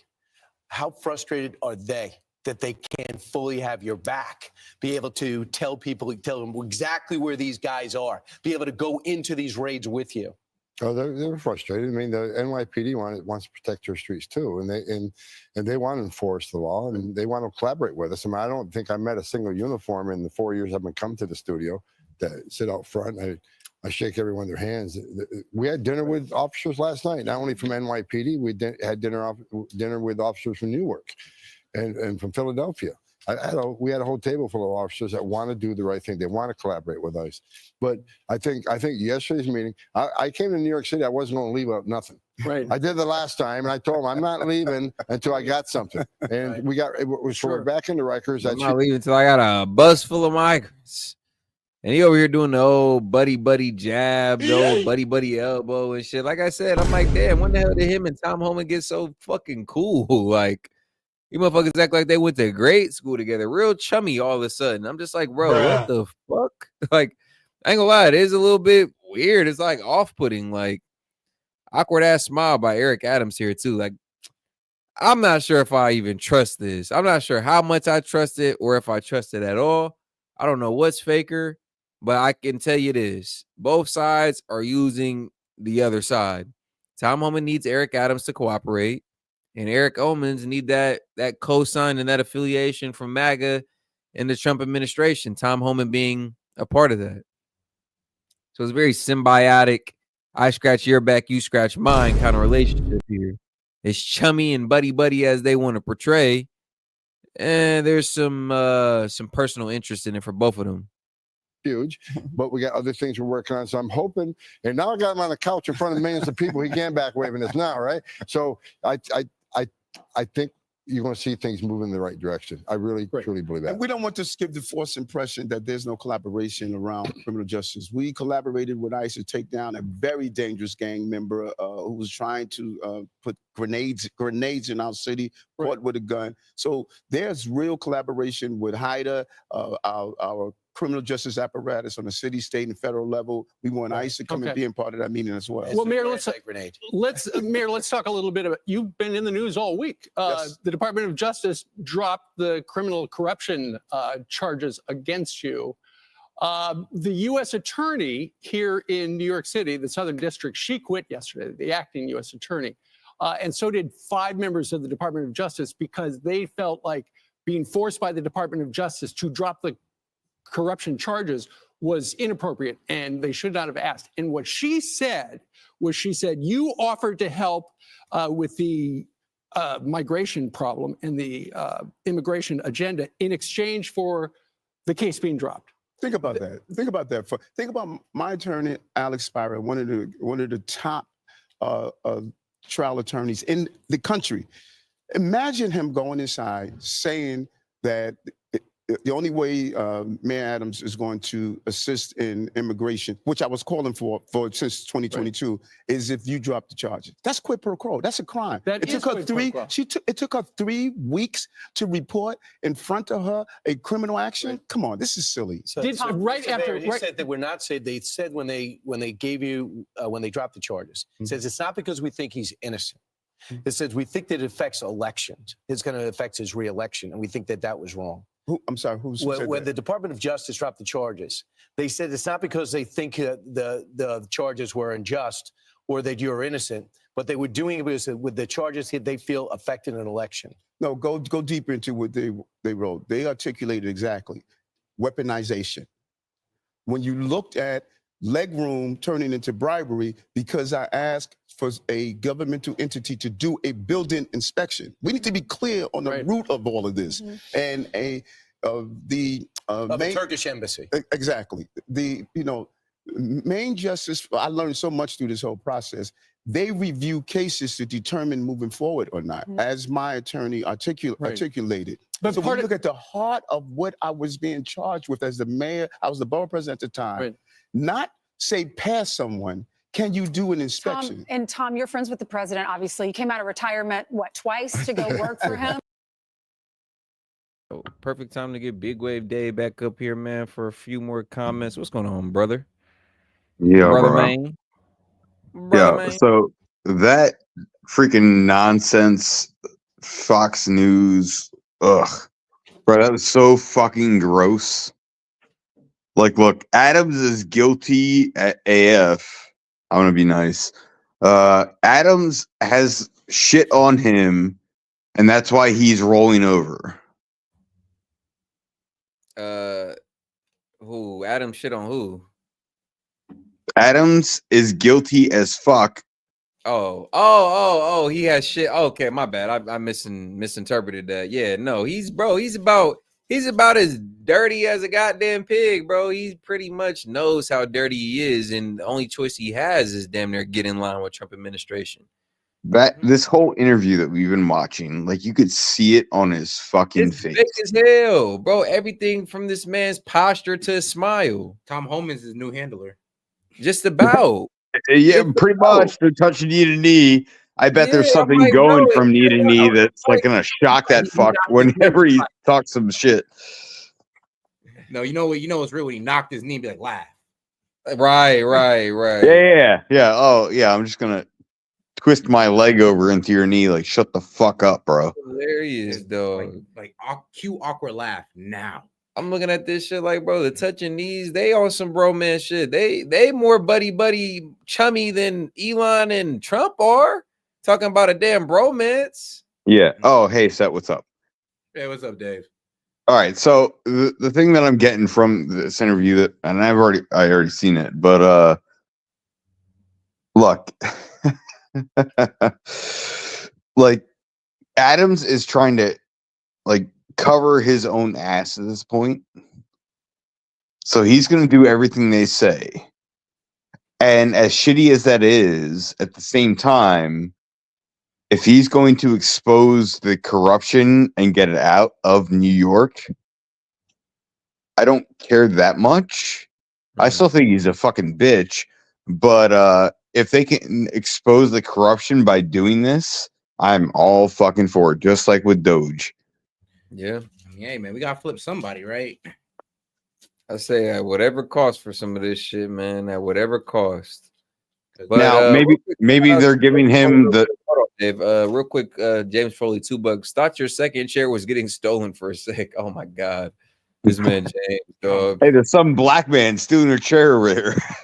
There's some black guy in the background. I don't know if you know. Yeah, that was by far... That was by far my favorite when Seth walked in the back. That one day, and they're like, "Hey, there's some black guy sneaking around behind you." Oh fuck! Or look, if racist jokes really get on your fucking nerves or you don't like it, get the fuck out. Nah, for real. Yo, you guys need to start making some white or whitey racist jokes. Let's go. I'm not sure how many white racist jokes there are. I mean, there's a good amount. You guys are so sheltered. They're more I'm just real. improvisational. They're more trying to be holding back. for me. They're more improvisational. Like you got to get me in the moment, and I might make a All right. funny witty comment. I'll tell you what, Key. Here and be like, white people are so. All I can say is what diet soda and mayonnaise. Like that's the obvious though, right? Hey, Key. Diet soda. Fuck you, bro. But I do like mayo. Do you like fucking Miracle Whip? I swear to God, we're not gonna be friends. You said what? You like Miracle Whip? Oh, it's superior to mayonnaise. Oh, fuck out of here. We cannot be friends anyway. I'm black. No. That's Bro, just have you ever nasty. seen Undercover Brother? I have, yes. That's how I Bro, feel you're about asking me? Come on. That's how I feel about mayonnaise. Yeah, fuck you, mayo motherfuckers. I love you, Key, but no. Now that I know that you like Miracle Whip, like, you know my we thing with cannot be mayonnaise? friends. Hey, Seth. On some real shit. Hold on, real quick. You know my thing with mayonnaise? I What's don't that? like it by itself, but there is dishes where mayonnaise is a part of it where I'm just like, I like that dish. By itself, though, I'm like, eh. You know what's crazy, Key? Who the fuck eats mayonnaise by itself? No. Stop. Like on a sandwich? Yes, you know what's actually crazy? Ever since I started messing with more white people, my credit scores went up. I'm weak. And I've committed less crime. It's what? Amazing. Bruh. That you're a fucking dumbass. I'm pronouncing my E's and my R's. Everything's going great. Pronunciation has been All right. Everything's Hold going on. swimmingly. Hold on. Outstanding. Set. Chip, Cheerio. Chip, period. Okay, I'm sorry. I'm sorry. You told me to Set, do it. do and you then I like did. Miracle Whip? I like mayonnaise. Oh, thank God. All right. What can I say? I had an African stepdad. That's what we ate the steak with. God damn it. I ain't about to sit here and make me feel weird for like a Miracle Whip. It's got a sweeter taste to it, god damn it. It No, goes it's fucking better with nasty. sandwiches, and it's better on tuna salad. Fuck y'all. Oh, no, that I'm going to disagree. Fuck y'all. All the Fuck y'all. time. Dude, a fucking turkey, cheese, mayo sandwich with lettuce and tomato. You would put Miracle Whip on that? Yeah. Fuck you, bro. Bro, All it's right, a we're mayonnaise done. substitute. Anything that you- Nope. Key, anything we're that done. you put mayonnaise on, I'm putting Miracle Whip on. Yeah, fuck you, we're done. Like, Love bro, you, Key, but Miracle no. Whip on a nice We- cheesesteak. Oh my god. What Oh. the? Miracle Whip on a cheesesteak? Don't you put Holy mayonnaise fuck. on a cheesesteak? Don't you put mayonnaise on a cheesesteak? Yeah. All right. So for me, that's Miracle Whip. No. Oh my god, you missing out. You missing out. Oh, wait, hold on. I got to see chat. Hold on. All right. Yeah, So, chat's roasting. yeah, I ain't you know gonna what? lie, chat's getting on my ass. No. All right. Do a poll because I just need to know Miracle Whip or Hey, my mayonnaise. boy Eric chiming in. He said, "Yeah, Miracle Whip smacks." All right, Eric. Now we're no longer friends, Eric. Nope. That's my Eric, boy. we're no Hey, longer Eric, friends. man. Nope. Eric, man, I'm rocking with you, my boy. I'm rocking with. I'm rocking with you, Eric. Bunch of retarded in here. Yo, Fox, come on, bro. We was having a good time. He said, $2. I heard black people boil steak. Oh shit! Now, you would have had me if you say I heard black people like they steak well done. Yes. That is, bro. That is most niggas. I ain't gonna lie. Oh shit! Speaking of steak, I prefer my steak medium well. Medium well. have you guys ever had Whitey. fuck, now I'm forgetting the fucking name because I'm on the spot. It's a Brazilian steak. Have you ever? All right, let me ask you. Have you ever been to a Brazilian steakhouse? Yeah, actually. All right, Yeah, we so Yeah. you. Oh, that one. you- Okay, I remember now. Yeah. all right, so Poquinha? Yeah, Poquinha. That's what it's fucking called. So It's called Texas Day Brazil out here. yeah, whatever. Fuck you and your Miracle Whip. Ohio. Anyway. Yeah, I know. Oh, by the way, Key, I'm always gonna forever give you crap about that. But What is this about boiling ribs and boiling steak? What the hell? They trying I to ain't get never seen that shit in my life. They trying to get on our ass. I ain't never heard of a black person boiling steak. It's Yo, like, fuck these boil an ass. egg, like shit, boil some ramen noodles, like yeah, but like I boil a steak. No, nobody with a steak. All right, so yo, guys. So if you go to when summer comes, right? You got a grill. Yeah, of course. All right. Black people grill. No, I know you do. It's normally just chicken, though. No, I had to do it. But anyway, you have a butcher nearby. Yeah, actually. All right, ask for the cow backstrap. No, I don't even No, like no, how it no. sounds. I'm That telling you sounds right like a now. Diddy special. You said go in there and ask for the Diddy special. The cow backstrap. Yes, the cow backstrap. Yeah, no. Key, don't twist it. Stop it. Listen to me. Listen to me. And I'm like, yeah, that could be a good cut. Yo, the what now? The Ask who? for a backstrap. Bro, Dave, say that one more time a little bit slower. Can you fucking stop, bro? This man cannot stop, bro. Now you're just giving me crap because I've been giving you crap about the fucking Miracle Whip. Stop it. Anyway, ask for the backstrap, right? And when they ask you what size, just tell them you want the whole backstrap, right? Whoa, hey, yo, nah. See, all right. At first, I was gonna stop, but then you kept going. Get your mind out of the fucking gutter. I'm trying to give you some fucking knowledge. Tell me you want the whole backstrap. That's what that Oh man my just lord. said. You can't tell me that doesn't sound Bro, suggestive. you have to let the man say you gotta take the cow from the back or something. Like, Hey, you know what, Key? I'm about to give you a backstrap. Now stop it. See, all right. Now I know it's now I know. Now I had to do it. Shut the fuck up, Key. Anyway, no, seriously. So you want the whole backstrap, right? So you got there's a ton of fat on top of it, right? Key, can you please stop? Grow up. Ignore me. Grow the fuck up.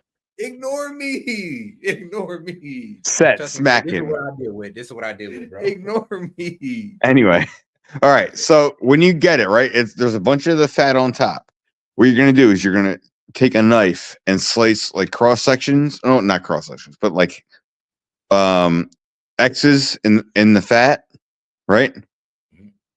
Put it on the grill. Like you're gonna go down through the fat into the meat and do that like not full X's, but like short X's. You got what I'm saying? Yeah. Do that all the way down, put it on the grill. The fat's gonna melt into the fucking meat. And then you're gonna slice that shit into little strips. It's fucking fantastic.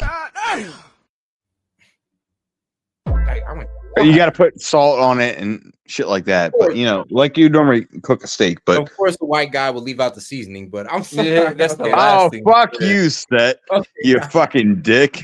Oh yeah, he said, oh yeah, don't forget the salt. Oh yeah. Look, I'm not from England. I don't forget the seasoning. Oh shit, he said, "Nah, that's an England thing." Yeah. Don't group us all in with those dumb fucks.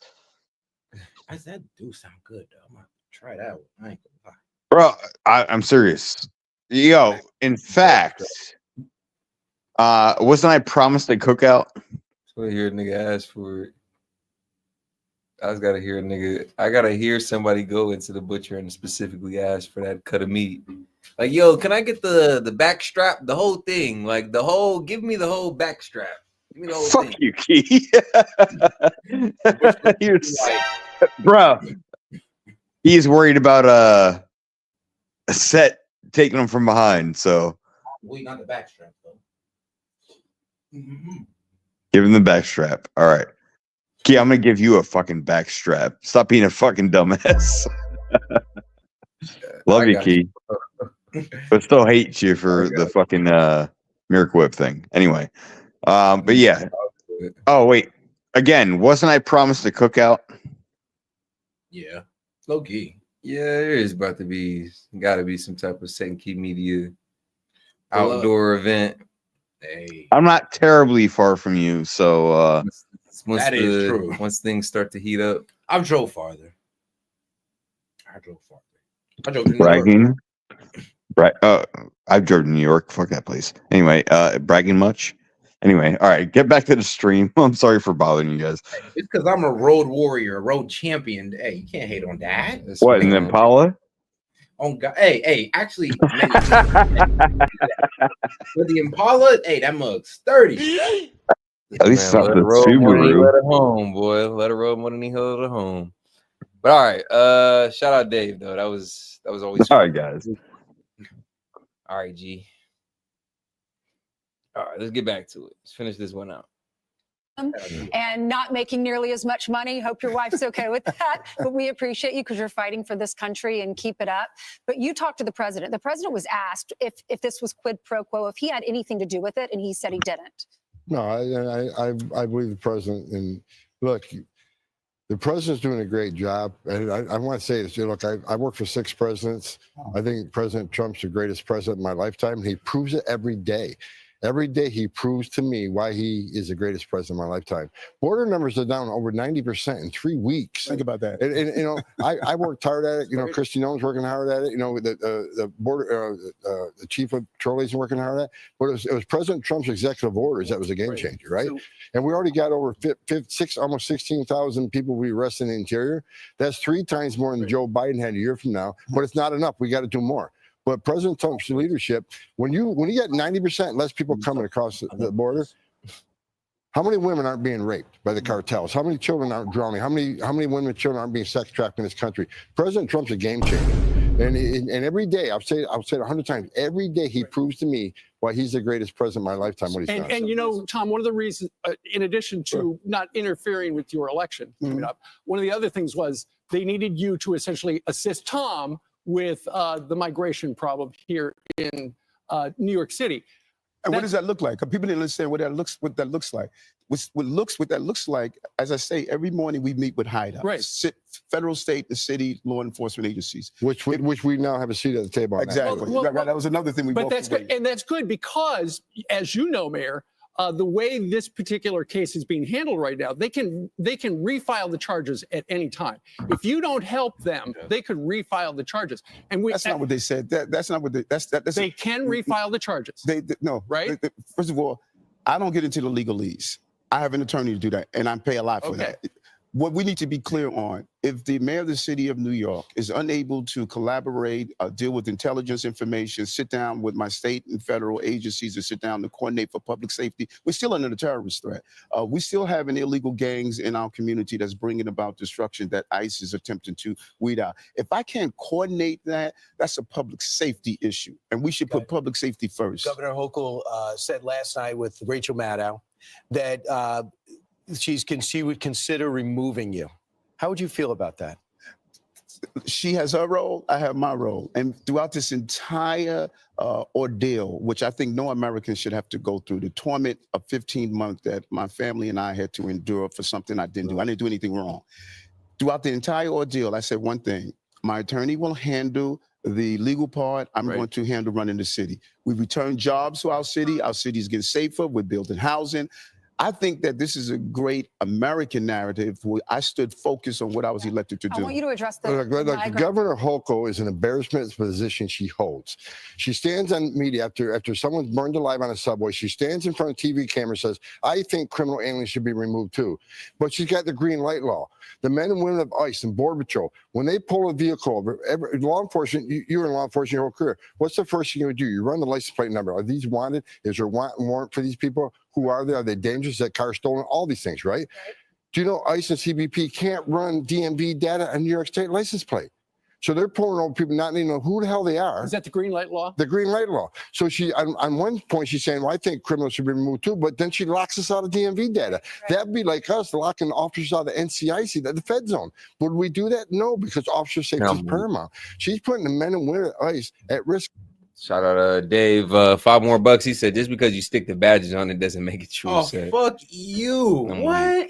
Oh, they hating on my man. They hating on my engine, bro. They know I got that engine in it. They know that boy is. Woo.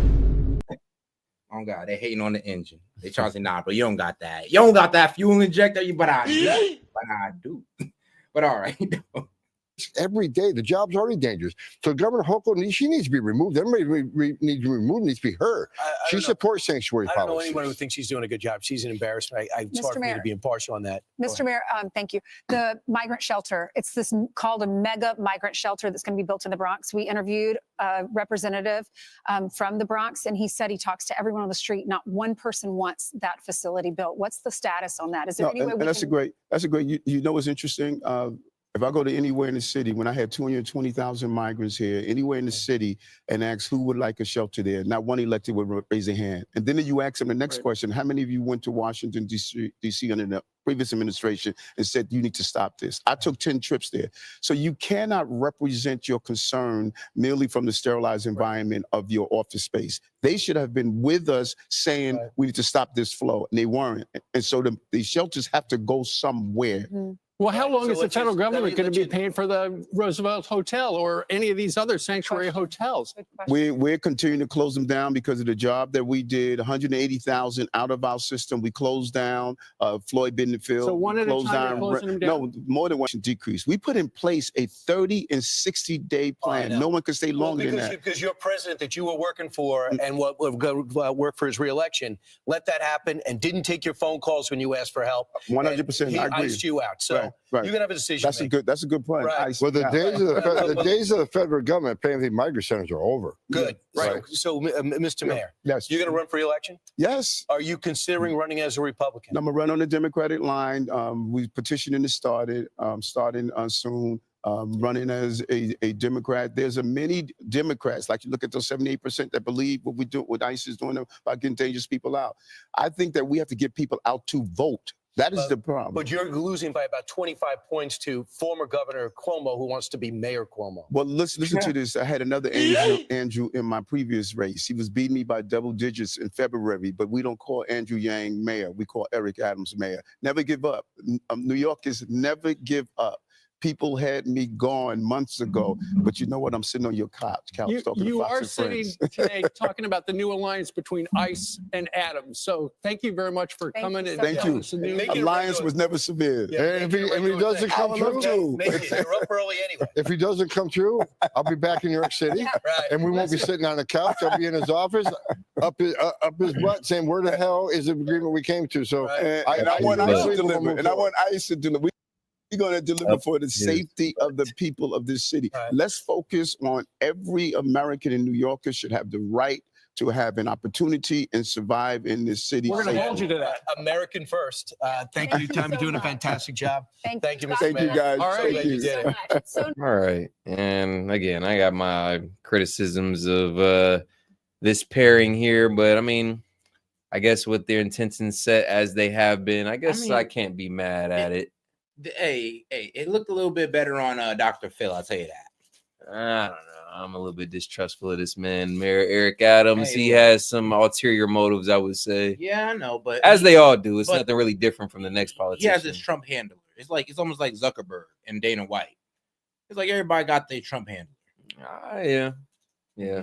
I see it as kind of like they feeding off each other. He getting something from the Trump cosign and affiliation, and low key, he needs like some cooperation from Eric Adams too. So it works out for both parties. But let's transition here into this next video, man. With all this talk of the JFK assassination, we're wondering what gets revealed and what gets redacted. Shout out Sky News for this segment right here. World finally knows the truth about former US President John F. Kennedy's assassination. Last month, President Trump signed an executive order to declassify the secret files on JFK's 1963 death. Since then, the head of the task force that's aimed at exposing federal secrets, Anna Paulina Luna, has declared that from what she's seen so far, she believes the single bullet theory is faulty. She believes there were two shooters involved. Our first investigation will be announced, but it's going to be covering on a thorough investigation into the John F. Kennedy assassination. And I can tell you, based on what I've been seeing so far, the initial hearing that was actually held here in Congress was actually faulty in the single bullet theory. I believe that there were two shooters, and we should be finding more information as we are able to gain access into the SCIF, hopefully before the files are actually released. Now, there is criticism on this that she'll never release the full details of JFK because who she's affiliated with. So we're gonna have to wait and see it. I mean, there's people who explain it, but she has certain affiliations to certain states where it's kind of like, I don't know if you're gonna give us the truth on that. To the public. But Now, most Americans do not believe that Lee Harvey Oswald acted alone. So what has been hidden away for decades that we're all about to find out when the JFK files are released?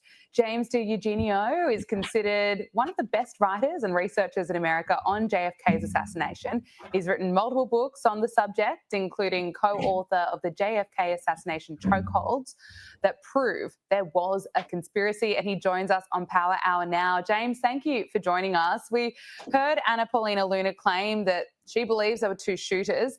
That's a conclusion I believe that you've come to as well. Can you talk to us about the evidence that support this? Yeah, well, I think it's really good that she's going to reopen this, and I think Trump signing that executive order was another really good thing.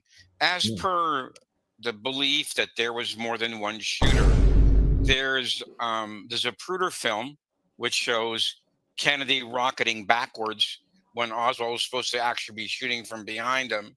There's the 42 witnesses at Parkland Hospital and at Bethesda at the morgue who did the autopsy that night, who say that there was a big baseball-sized hole in the back of Kennedy's head, which is strongly indicative of a shot from the front.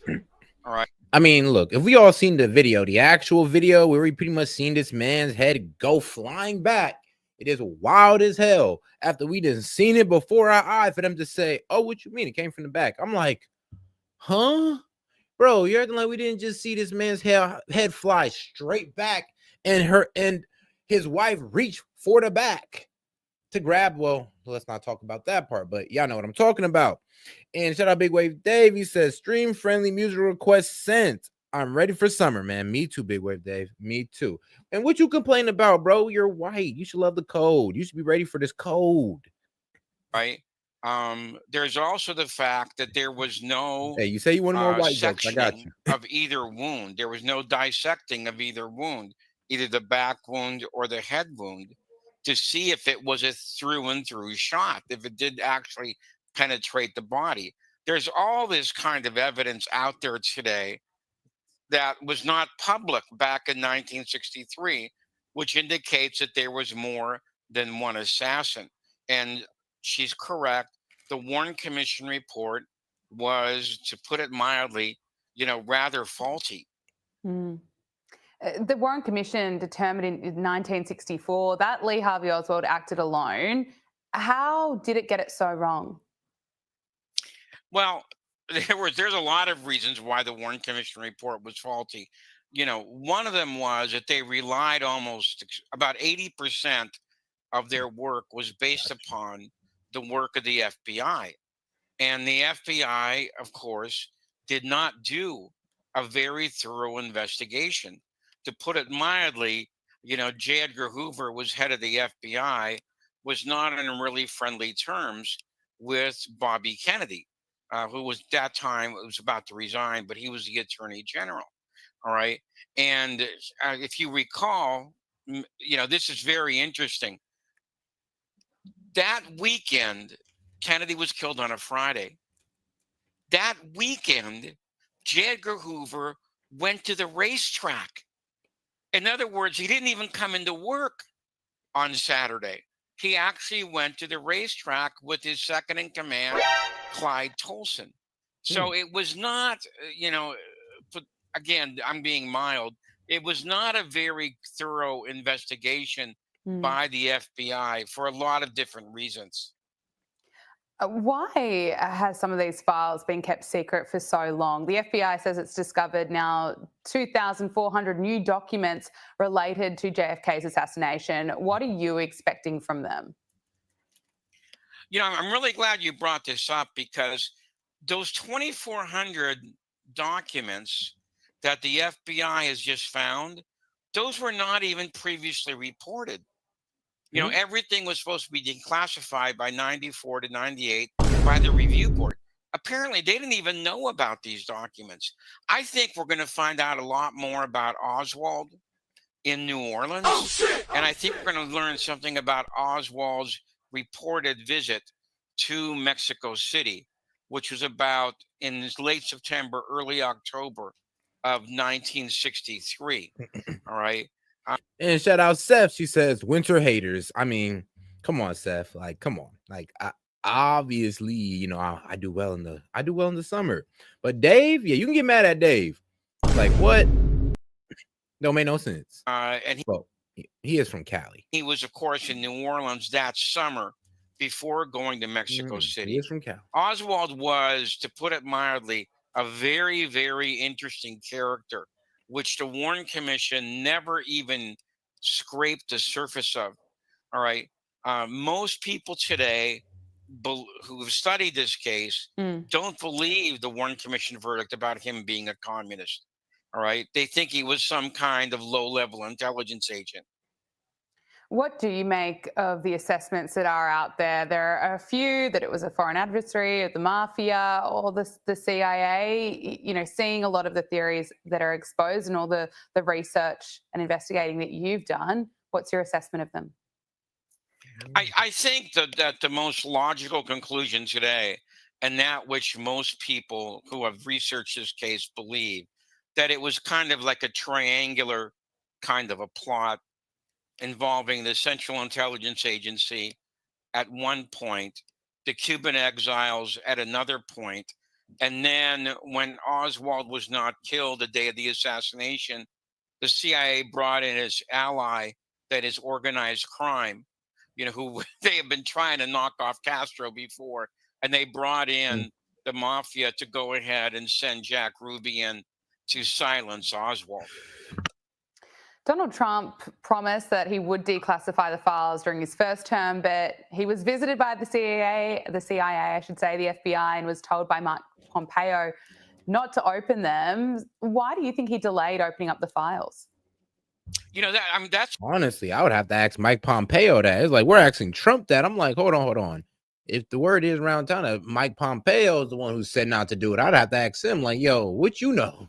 It's a very interesting question, because a week or so before, Trump had tweeted that I'm looking forward, you know, to declassifying the last of the JFK documents. Then the very day he was supposed to do this, he's visited by the CIA and the FBI. I'm dead. He said, Big Wave Day said, oh, look, the car wasn't a 3-row seater. I'm like, well, oh. And he backs out of it. Yeah. Now, according to his talk with Andrew Napolitano, he said words of the effect that if they would have shown you what they showed me, you wouldn't have done it either. And hold on, I got you. Let's see. Was it a 3-seater? No, just 2. Them. Why do you think he delayed opening up the files? You know, that's a very interesting question, because a week or so before, Trump. Then again, that wasn't during the assassination, so hey. You know, but we don't really know that.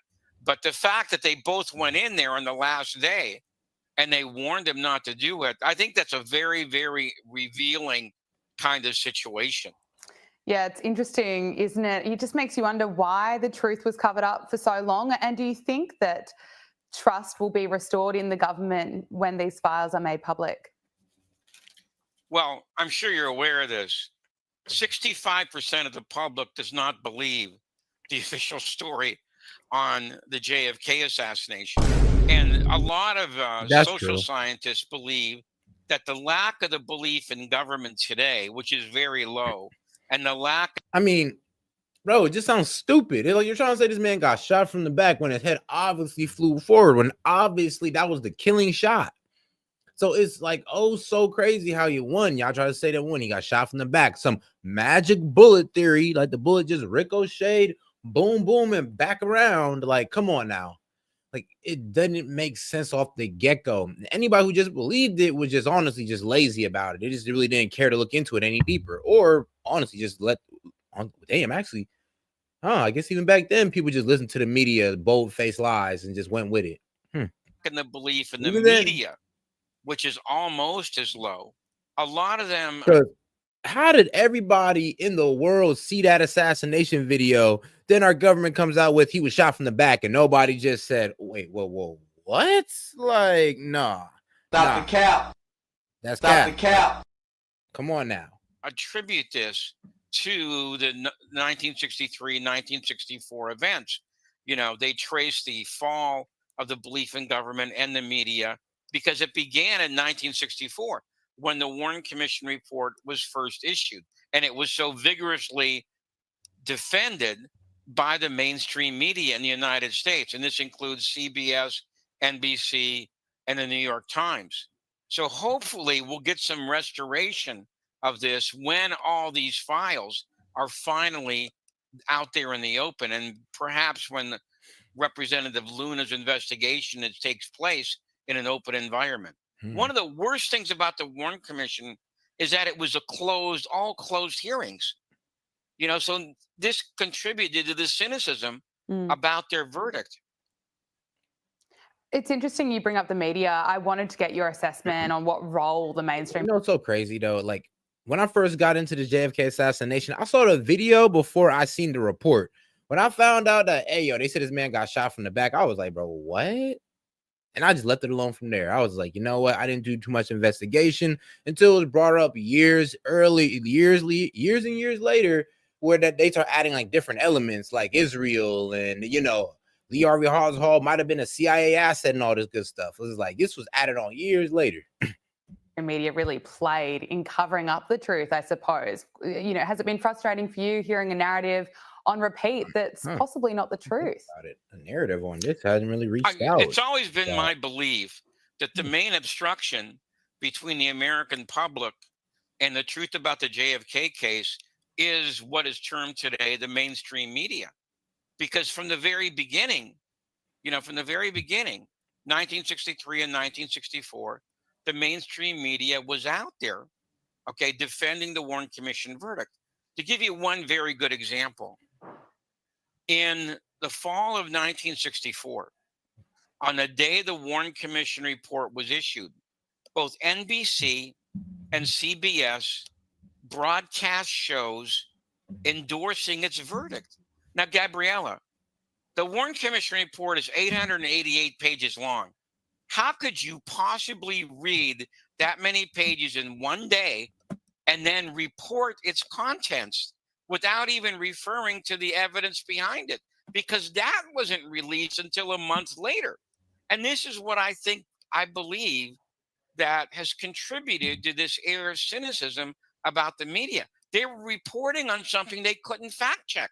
It would be impossible to fact check it. It's interesting, you know, you're expecting quite a bit from these files. Do you think there's, as you say, 65% of Americans don't believe that the Warren Commission got it right?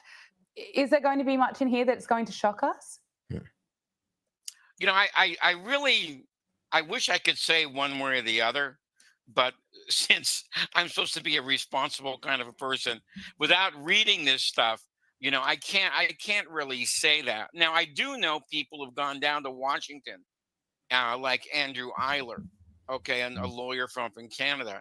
And he told me that a lot of these closed files deal with Oswald in Mexico City. And let me add one last thing about this subject.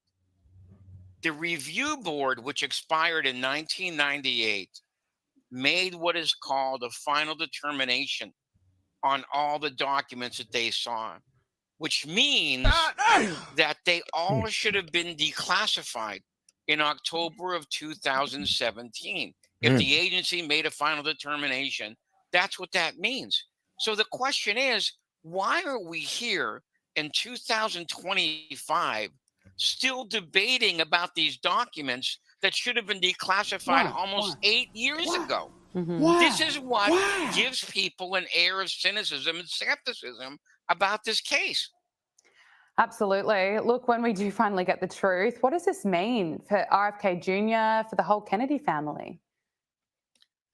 Well, that's a very good question also. Bobby Kennedy Sr., okay, never believed the official story. And as his son, Robert Kennedy Jr., he has never believed the official story. about what happened to his uncle. And I think that when all this stuff comes out, finally, you know, they're going to both be vindicated on this subject. All right. Also, I should say one other thing, and this isn't commonly known.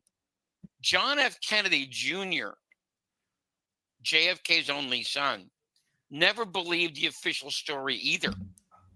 Okay. And according to an old girlfriend of his that doesn't like to talk about it, but she does write letters, you know, one of his goals was to enter the political arena and try to find justice for what really happened to his father. Now, that's a very interesting story, which I believe is largely true, that very few people know about. Yeah, well, absolutely. It'll be really interesting to see what happens, and importantly for that family. Yes, it will. And before we get into another RFK video, well, I'm sorry, JFK video, let's go ahead and get over to this musical interlude, man. Shout out my man Big Wave Dave. Let's go.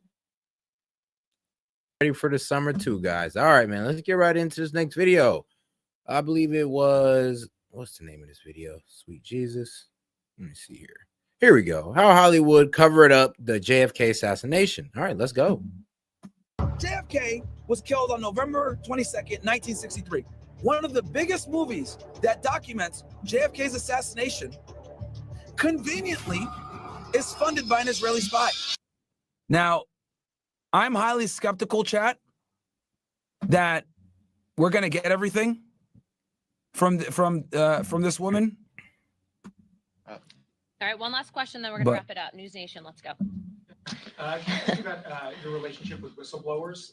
Is it going to be the normal process that oversight typically does, or would this be, are you going to create a separate avenue for the task force? I mean, we're all about the normal process, but look, if you have information and it's credible, we've always approached it in that I'd like to be the person that does the interviews for it, mainly because, especially with stuff like this, we want to make sure that there's, you know, not bad actors that are pushing false information to create a narrative that's simply not there.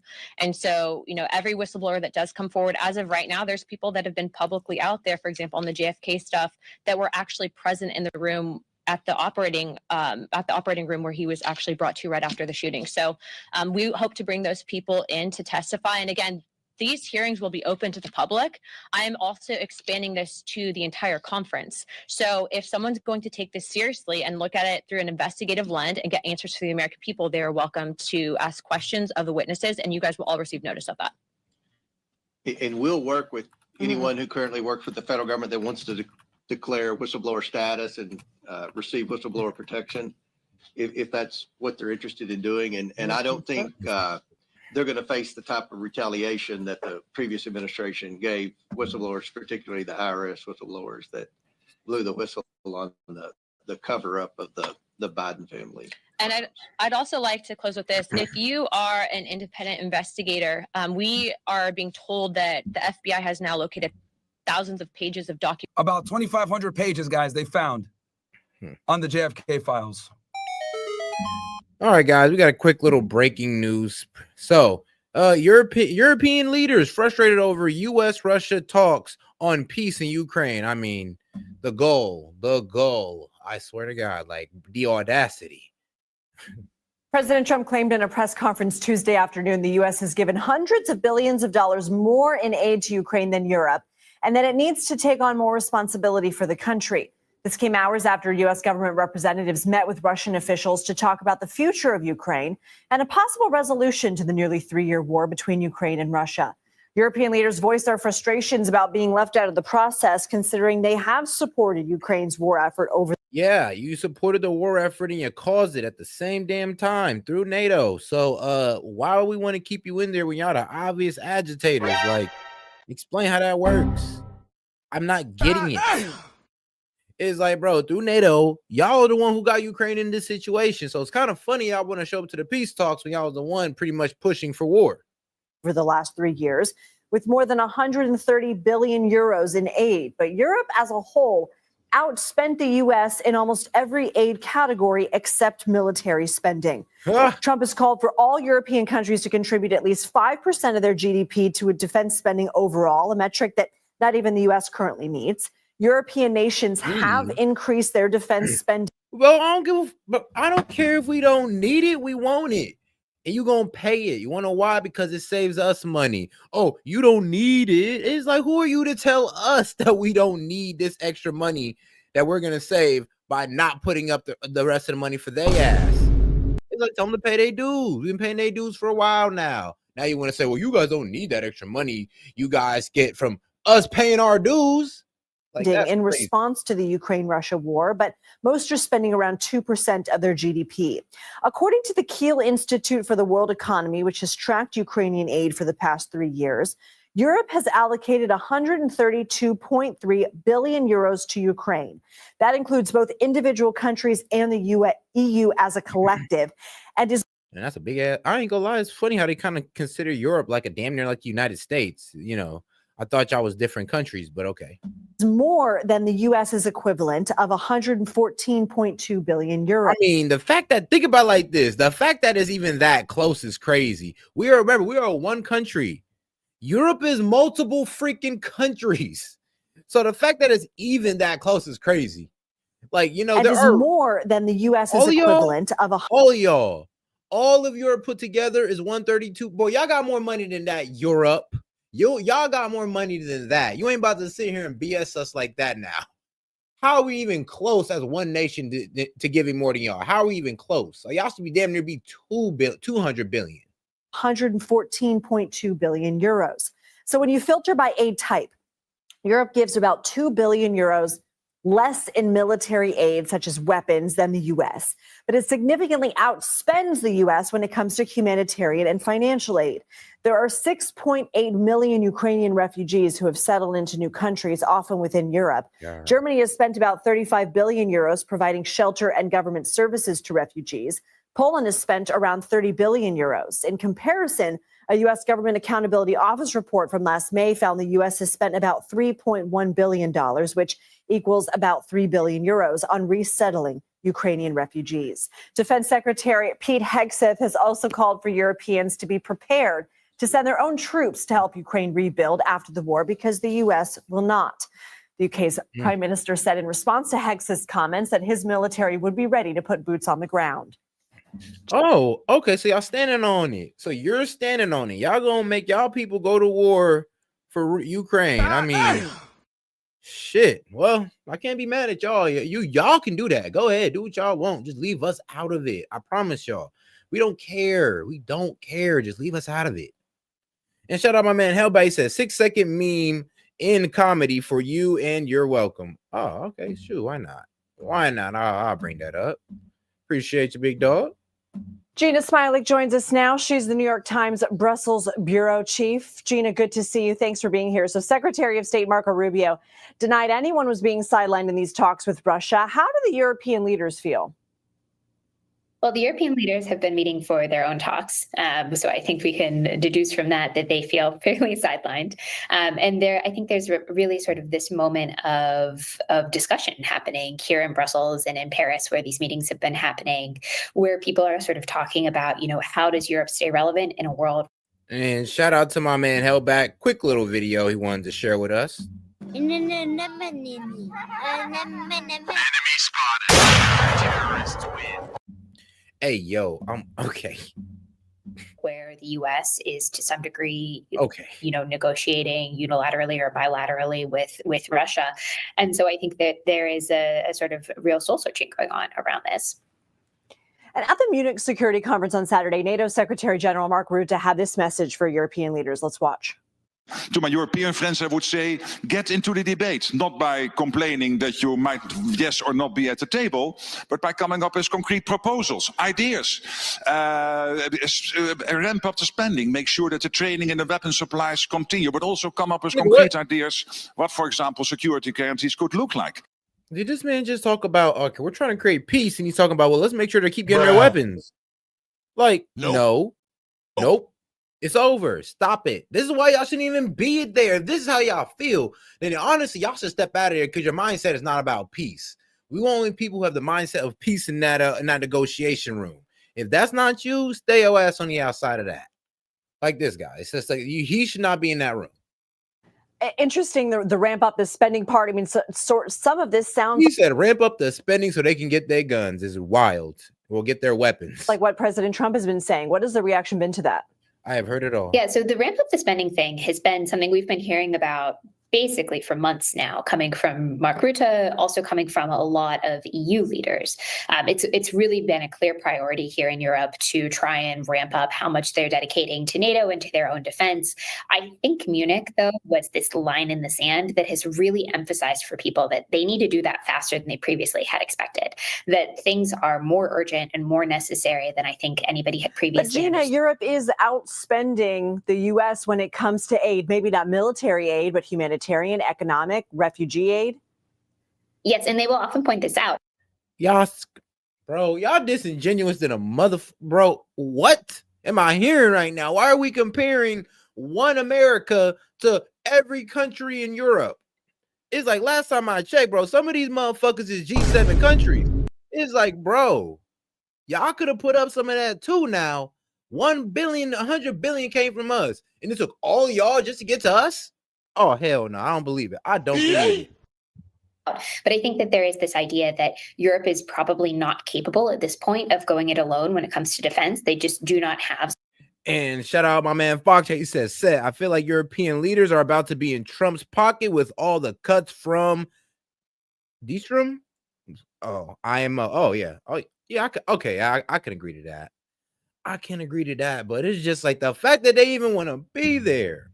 They could have, I already know what you was getting to. He said from fraud. Oh God, from fraud, or cuts from fraud. Now, here's the problem with that though. It's just a problem. Look, even if he has them in their back pocket, which I hope he does, I hope he finds a way too, because these people even being in the room is now a problem. It's like, you see how they're talking, they're trying to progress the war. I thought it was just our industrial, military industrial complex. I thought that was us doing that. Now I'm seeing that there's a whole other force that wants it to keep going, and I don't even know NATO's real reason on keeping it going. I mean, did y'all want it that bad? Like, how important is, like, I'm gonna be real with you, like, okay, it's so funny how we're okay with one country. I mean, okay, what's the difference between the military alliance, the NATO taking over Ukraine as a military alliance, and Russia taking over Ukraine to save its borders? I mean, either way, it got owned by somebody, right? I don't know. Maybe I'm not thinking about it in the right way, but shoot, it just seems kind of weird how we're just like seeing this now, or we're seeing their opinions about this now. Some of the key sort of necessities that would be important to defending their own borders. And so they are quite reliant on America as a partner. And I think there's this idea that increasingly they need to be able to grapple with a world where America may be a less willing partner. And so you heard that everywhere in Brussels today. There were a lot of finance ministers in town. There were a lot of foreign ministers around for various meetings. And as they were doing doorsteps and as they were talking to the press, I think a consistent message that we heard today was we really need to get this spending together. And I think Munich put a line under just how quickly they need to do that. And the British Prime Minister said he is willing to send peacekeeping troops to Ukraine as part of a deal to end the war. President Trump today said he would welcome Europe doing that. Is that something that could potentially take shape? And is that a shared view throughout Europe? That is clearly something on the table and being discussed at the moment. I think that it is more under debate than just a cut and dry solution. I think we've already seen Donald Tusk out of Poland suggesting that that might be difficult for Poland to do, that Poland will continue supporting Ukraine, but putting actual boots on the ground might be challenging. I think you're hearing some of the smaller countries express a few misgivings on the sidelines just because they don't have enough. They just talking. They're trying to rile up. They're trying to see if they can get NATO or US to back them. Otherwise, they're just talking. You're not going to go in there and fight Russia. You're not. People to send necessarily. So I think this is clearly going to be an issue of further discussion. And I imagine that we'll hear more about it in the weeks to come. Well, Gina Smiley, that means we'll see you soon. Thank you. Thank you. All right. Now, back to JFK. Documents that they lost before, specifically relating to JFK.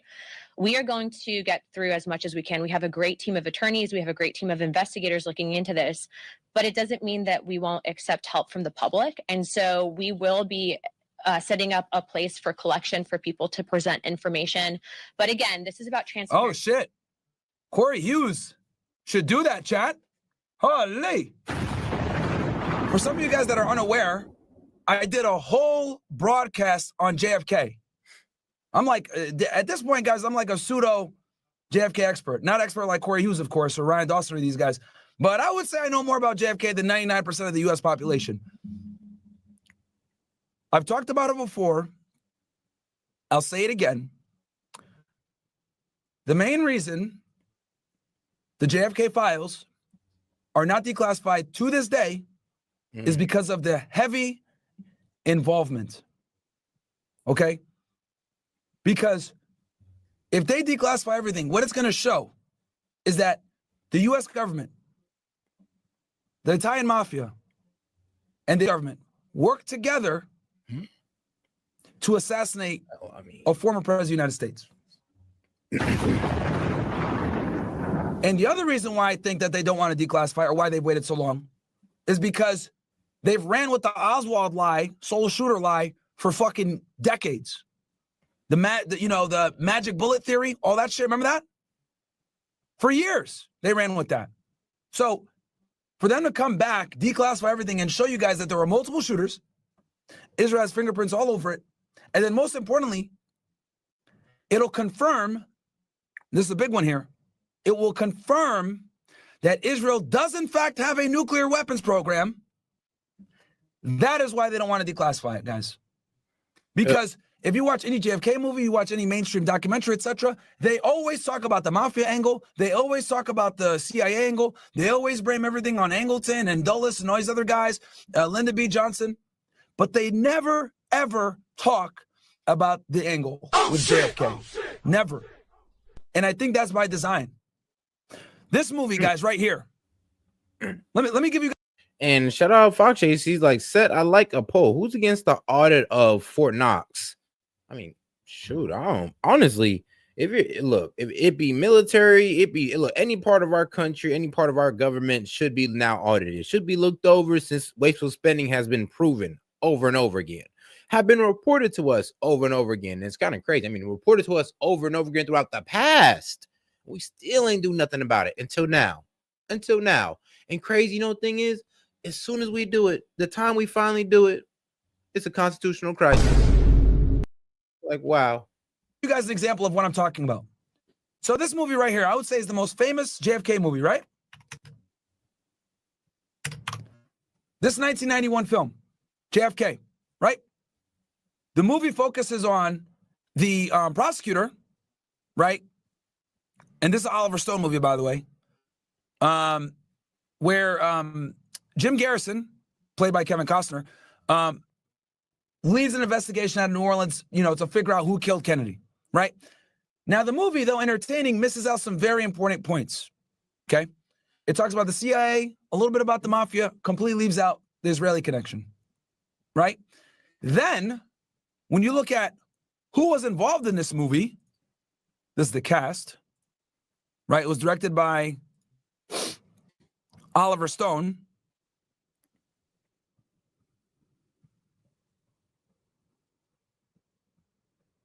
Hold on. Yeah. Oliver Stone, right? This is the guy that did it, right? But someone that had quite a bit of power.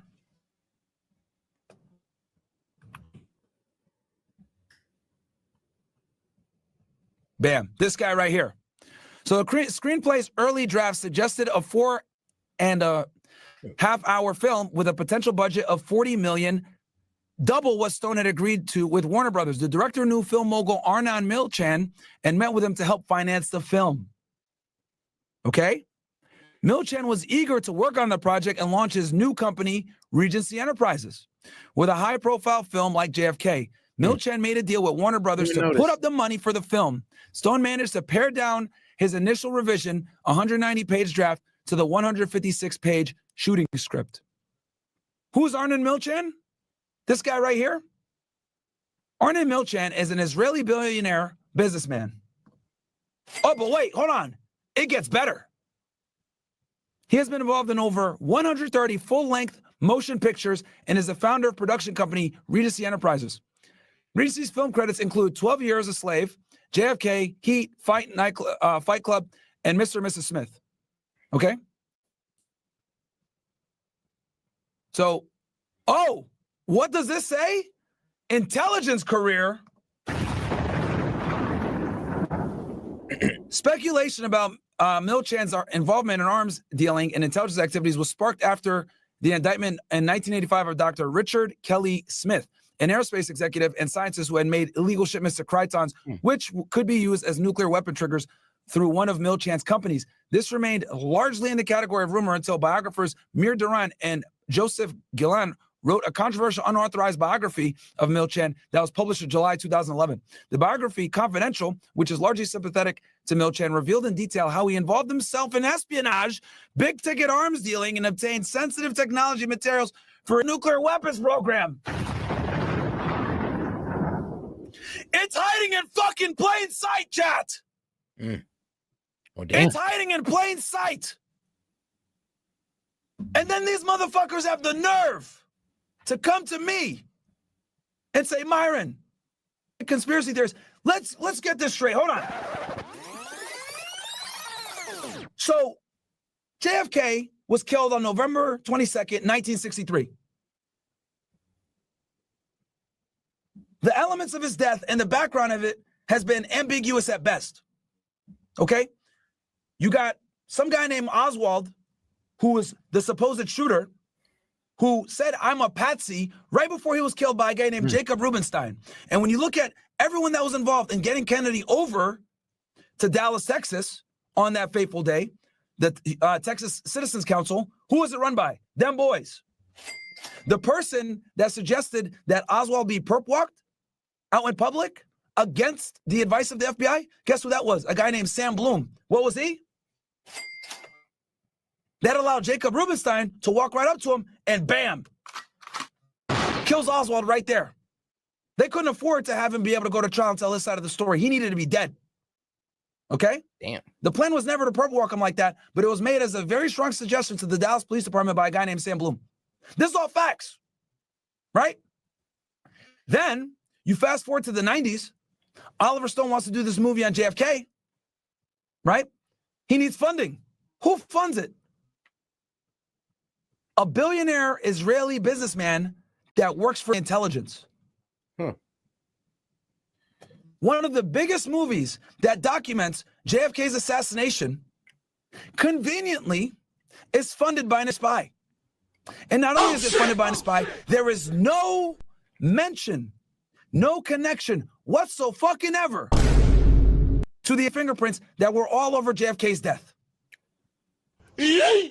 So when I sit here and I say every single time, and people look at me like I'm crazy, the information's right there, chat.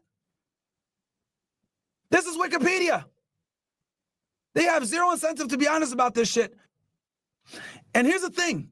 When you start connecting dots, you become dangerous.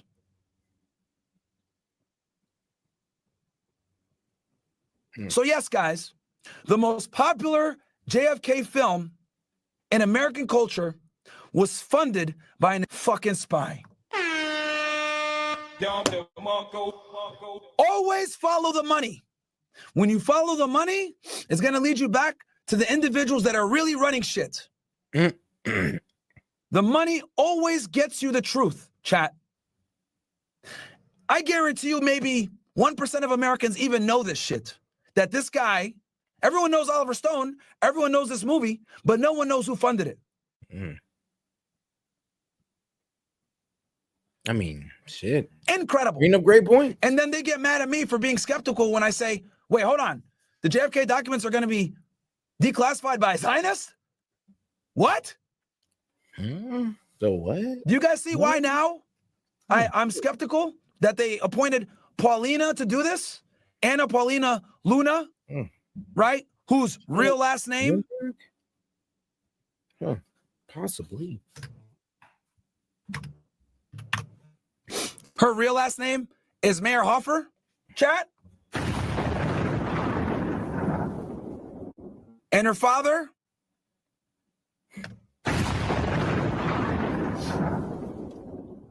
All I'm doing is reporting the facts, man. And then I get dickheads like this retard from X saying that I'm conspiracy theorists or some shit like that. Here you go. There's my proof. Always follow the money, and it will lead you to where you need to be. And then it gets better. She's also responsible of declassifying the 9/11 stuff in the Epstein files. 9/11? What? Her? If you guys are familiar with my content, you guys know I did like a whole 4 or 5 part series on 9/11. And we covered all the connections to that. Bottom line, I say, like the man or not, he dropping facts. Like him or not, I mean, he's bringing up some great questions. Like him or not. 9/11 was a conspiracy between the United States deep state, the neocons, and Al-Qaeda. That's who was involved. Oh, shit! And Saudi Arabia. These 4 components were instrumental in the 9/11 attacks. The U.S. was involved, Saudi Arabia was involved, and Al-Qaeda was involved. Al-Qaeda conducted the attack, knew it was going to happen, and was watching them the whole time using moving companies. The United States knew it was going to happen because the CIA had warned the Bush administration on 4 to 5 separate occasions that an attack was imminent, but they let it happen anyway. So for once, you can't blame the CIA. And Saudi Arabia facilitated the money movement of some of the individuals that were responsible for housing and supporting these terrorists. And I cover this in detail on Rumble. Go ahead and feel free to watch my 9/11 series where I go over this with Ryan Dawson in excruciating detail. I haven't even talked to you guys about the Zionist intelligence ring out of Tennessee that was involved in this situation. I didn't talk about the students. I didn't talk about the So we'll see, man, if she really declassifies everything. I would be shocked. Transparency. The government works for us. There have been people, I think, in power for too long that try to silo us and keep us in the dark, but that stops today. But all right, now let's get into, the Piers Morgan debate on it. I mean, everybody's talking about it. So let's hear everybody's thoughts. Because it's funny. We have a guy who used to work in the CIA defending the CIA. Oh, okay. You're the only person in America who doesn't. The CIA had something to do with Kennedy's death. You're the only person in America who doesn't want to believe it. My gosh, Lewis, you sound like such a nut job. You're a CIA. You're CIA wants CIA forever. The truth is, I know how CIA works. You don't. It's very hard for me to believe that it was just this one random guy who fired these perfect shots from very far away in a very short time. I have a really hard time believing that. Do you have any hard evidence? Like, you have letters? Do you have anything? I have 30 boxes of records, many records nobody's seen because they didn't know what to look for. And in that last conversation with him, what did he say to you? It was terrible. He had gotten in pretty deep. Lee told me that they were closing in on him because it'd be easy to frame him. You don't believe he shot the bullet that killed Kennedy? He told me he was being set up. How did you hear about his death? I saw it on TV. President Trump's executive order to declassify files on the assassinations of JFK, RFK, and MLK is another step closer to reality. Congresswoman Anna Paulina Luna has been appointed to run a declassification task. He says, shout out Big Wave Dave. He says, yo, S.E.T, Discord voice. I'm like, wait, now? Can't y'all just bring that up here or something? Yeah, you might as well just join it on stream. But all right, let me see. Force, which also wants to see the files on Jeffrey Epstein's client list, 9/11, the origins of COVID-19, and UFOs. Critics say it's catnip for conspiracy theorists. The administration says it's simply about the public's right to know. Luna says the very first investigation will be into the assassination of President John F. Kennedy in 1963. And she opened with a bombshell claim that the original congressional hearing was faulty and that 2 shooters were present at the president's death. Our first investigation will be announced, but it's going to be covering on a thorough investigation into the John F. Kennedy assassination. And I can tell you, based on what I've been seeing so far, the initial hearing that was actually held here in Congress was actually faulty in the single bullet theory. I believe that there were 2 shooters, and we should be finding more information as we are able to gain access into the skip, hopefully before the files are actually released to the public. Wow. Well, speculation has linked the CIA to JFK's murder for decades. Former mafia boss Michael Franzese told us 2 weeks ago it could well have been a... He says, so many of us, do you really want that there? Want that here? Yeah, why not? Why not? Hey, we got 10 spots up here. Why not? Oh, 9. CIA complicity. The official line remains that Lee Harvey Oswald killed JFK, that he acted alone. Well, tonight we'll hear from Lee Harvey Oswald's apparent lover. 4 experts will also give us their insight into why mystery still shrouds one of the most consequential moments in American history, and whether the remaining questions will now be answered. Joining me to debate all this is Luis Ferrante, the former mafia associate and now best-selling author, Andrew Bustamante, a former covert CIA intelligence officer, the filmmaker Johnny Harris, whose investigation Why People Think the Government Killed JFK has been viewed more than 10 million times. And joining me a little later will be Judith Berry Baker, who has long maintained that she was Lee Harvey Oswald's lover at the time that he committed the crime. Okay, let's get into this. Luis Ferrante, Michael Franzese was kind of, look, the mob were involved, CIA were probably involved. Where do you sit with this? I did over 10 years of research, 12 to 18 hours a day.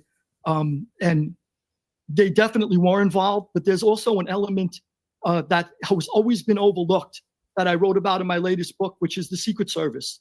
And there's a number of things that happened when John F. Kennedy landed in Love Field. From the moment he landed in Love Field to the moment he was killed in Dealey Plaza, there's a series of events that took place that point directly to the Secret Service. And everyone has always overlooked the Secret Service. During the Warren Commission, they talked about protection of the president. During the House Assassinations Committee, they questioned if the protection of the president was adequate. What did they do everything they needed to do, the Secret Service? But they left out some crucial pieces of the puzzle. When the advance man for the Secret Service, the man on the ground, first of all, in Dallas was Forrest Searles. And the advance man for the Secret Service coming from Washington was Winston Lawson. When Winston Lawson got there was a few orders that he gave. One was the bubble top would be removed off John F. Kennedy's limousine, which was, okay, the sun is out now. It was raining. It's a sunny day. Let's remove the bubble top. Fine. Then there were agents that were supposed to be riding rear riding steps of the limousine. Normally you see 2 agents on the back, left, just by the left and right taillights. They were told to not ride the rear steps. Those are tall agents that would obstruct a shot from behind the limousine. This was odd to them. One of the agents called Washington and said, is this real? Are we really being told not to ride the rear riding steps? And the gentleman who was in charge back in Washington was a man by the name of Gerald Bain, extremely overlooked for 60 years. Gerald Bain, for the first time since John F. Kennedy became president, was on vacation, supposedly. He took a vacation, a mysterious vacation. He was always riding in the front right passenger seat in front of Kennedy during every motorcade. He was glued to Kennedy. This was supposed to be one of Kennedy's most dangerous trips to Dallas because there were a lot of people who were contentious toward Kennedy in Dallas. And all of a sudden, Gerald Bain says, well, I'm going to be taking a vacation and I'm not going to be on that trip, which surprised everyone. Then all of a sudden, when they're getting these mysterious last-minute changes to the motorcade, and there are more of them, which I'll outline really quick, they call, and Bain is back in the office, in his office in the East Wing. And he said, well, at the last minute, I decided to come back to work. And I'm going to be calling the shots here from the East Wing. Very, very odd. So they're stunned, the agents on the ground, who are patriotic agents. They want to protect the president's life, but they're stunned with these last-minute changes. There were supposed to be 8 motorcycle cops around the president's vehicle. 4 of them got bumped to the back of the line. Mysteriously, they didn't understand it, by the Secret Service. That was the press vehicle, which was supposed to be a couple of cars behind Kennedy's limousine, was bumped to the back of the line. The press didn't understand it. We know how to snap photos. Why are we being bumped to the back of the line? So all of these changes that are occurring, everybody's stunned. They're all Secret Service changes. There was a last-minute change to the motorcade route. Originally, Kennedy was supposed to get. And all right, man. All right, let's go ahead and let up some of the supporters, man. Shout out my man Zoloff. Shout out Big Wave Dave. And shout out Steph. Y'all were the only guys who pulled up so far. What's up with y'all? What up? Yo. Well, some of the mods are refusing to come. Yo, can I say something just to make this look, I tried I told the Discord, chat or voice chat that get in here because people wanted to see it. It would be entertaining. And Joe cried. Joe said he had to work. And then Guest, as much as I appreciate Guest, he was like, "Oh, this isn't appropriate for the live stream." I'm like, no, that's what would be great. Let's get on it. Let's get after it. But no. I think what he meant was they was getting a little personal on it. So I don't give a shit. I've been personal. You hear me being personal all the time. Yeah.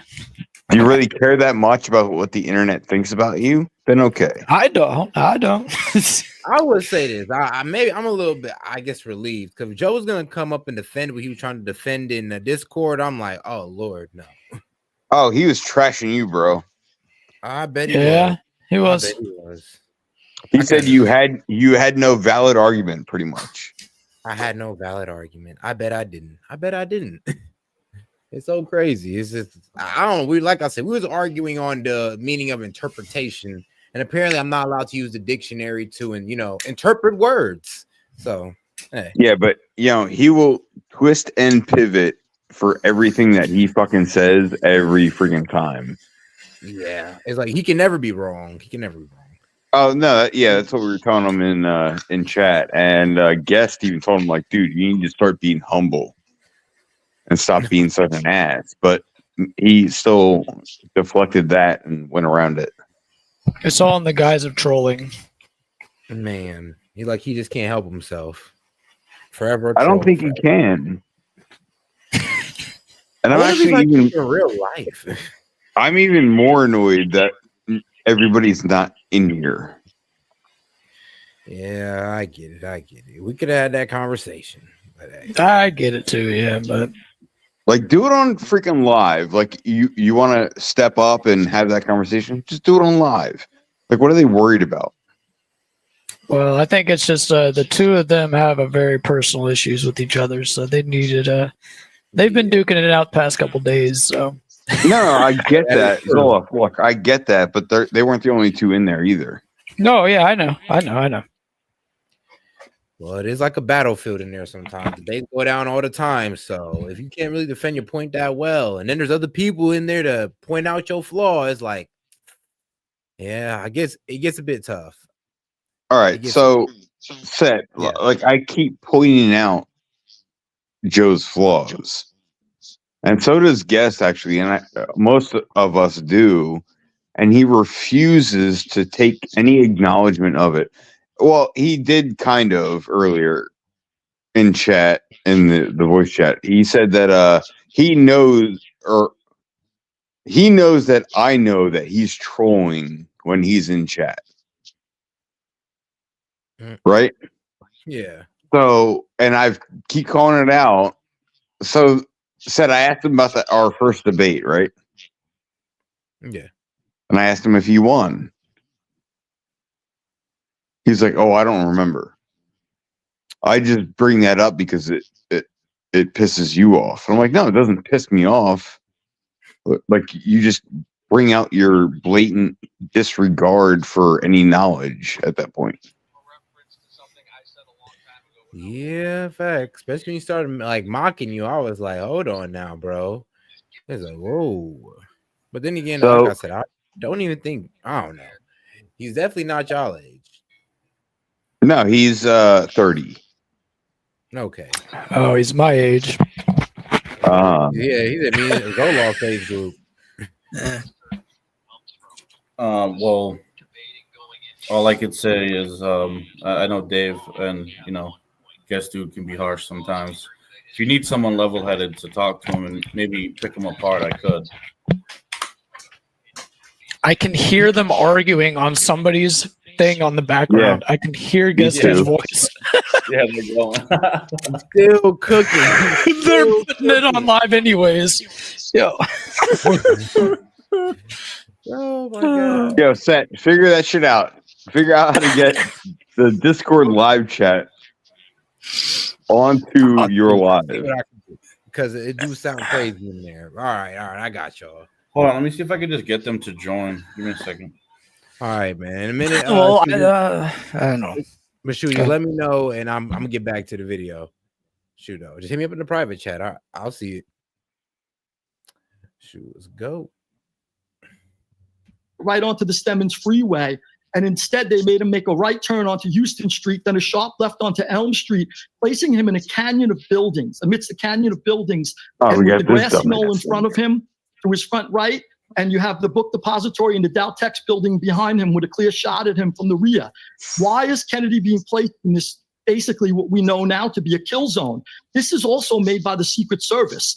So after all of these changes were made, the advanced man, Winston Lawson, later said, I'm the first. I done missed some super chats. He says, and shout out my man Daniel Castro. He says, Fort Knox is not the main issue. We spend 4 times it in interest every year. Sure, it's probably empty, though. We should track who stole from it. All right.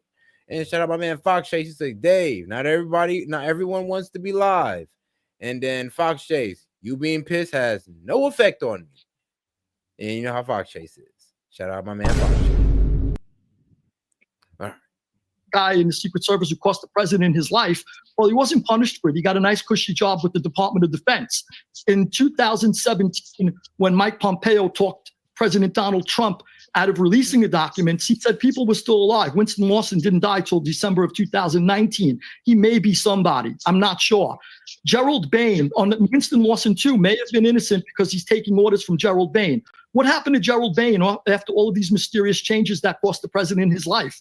Gerald Bain goes on to become the head of Lyndon Baines Johnson's security detail. Okay, so let me just jump in. Right, let me just jump in just to say this, that I mean, what you're saying is fascinating, and I'll get the others to comment on this. I've no idea if anything you've just said means anything or not, but it's certainly very interesting, and you've clearly done a lot of research into this. I do know, because I interviewed Clint Hill, who was the Secret Service agent who was Jackie Kennedy's bodyguard. He was the one who jumped on the back of the limousine after the first shots rang out. And he's always regretted the fact that he slipped. And had he been able to get up quicker, he thinks he would have taken the third bullet and possibly have saved Kennedy's life. So I know from having interviewed him several times and heard his story, what his account is. What was interesting to me was there were only 34 people in the Secret Service presidential detail at the time, in totality. For Trump now, there's 10 times as many who are specific to the president. So it changed everything about how presidents get protected. The IRS is the biggest collection agency in the world, and with April the 15th now fast approaching, it's more aggressive than ever. Enforcement has ramped up in 2025, and if you owe back taxes or have unfiled returns, waiting is not an option. The longer you do, the worse it gets. We got my man Smoothie talking his ish in the chat. My boy said, boy, I'll come up here and cook for free. I am weak. You know what? I could only respect it. At least you're willing to come up here and talk. I'll give it to you. My man. Harvey Oswald was the only shooter. No, absolutely not. And this isn't news. The Warren Commission investigated. One of the Warren Commission's mandates was to investigate who the shooter was and if it was one shooter. But they had also a dual mandate. The other one was to create public tranquility and put rumors to dispel rumors and put them to rest, domestic and international rumors.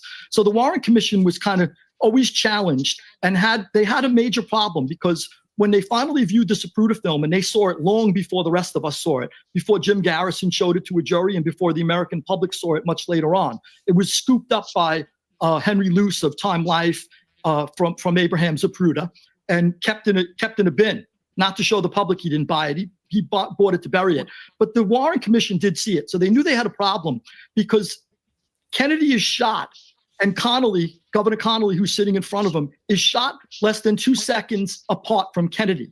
And that would mean you cannot do a bolt action rifle. They took tests. You need at least 2.3 seconds to load another bullet into the bolt action rifle. That's all the way in the book depository. Let's say, for example, if it's true, let's pretend for a moment. So you have 2.3 seconds that you need to load another bullet into it. And Connolly is hit less than 2 seconds after Kennedy is hit.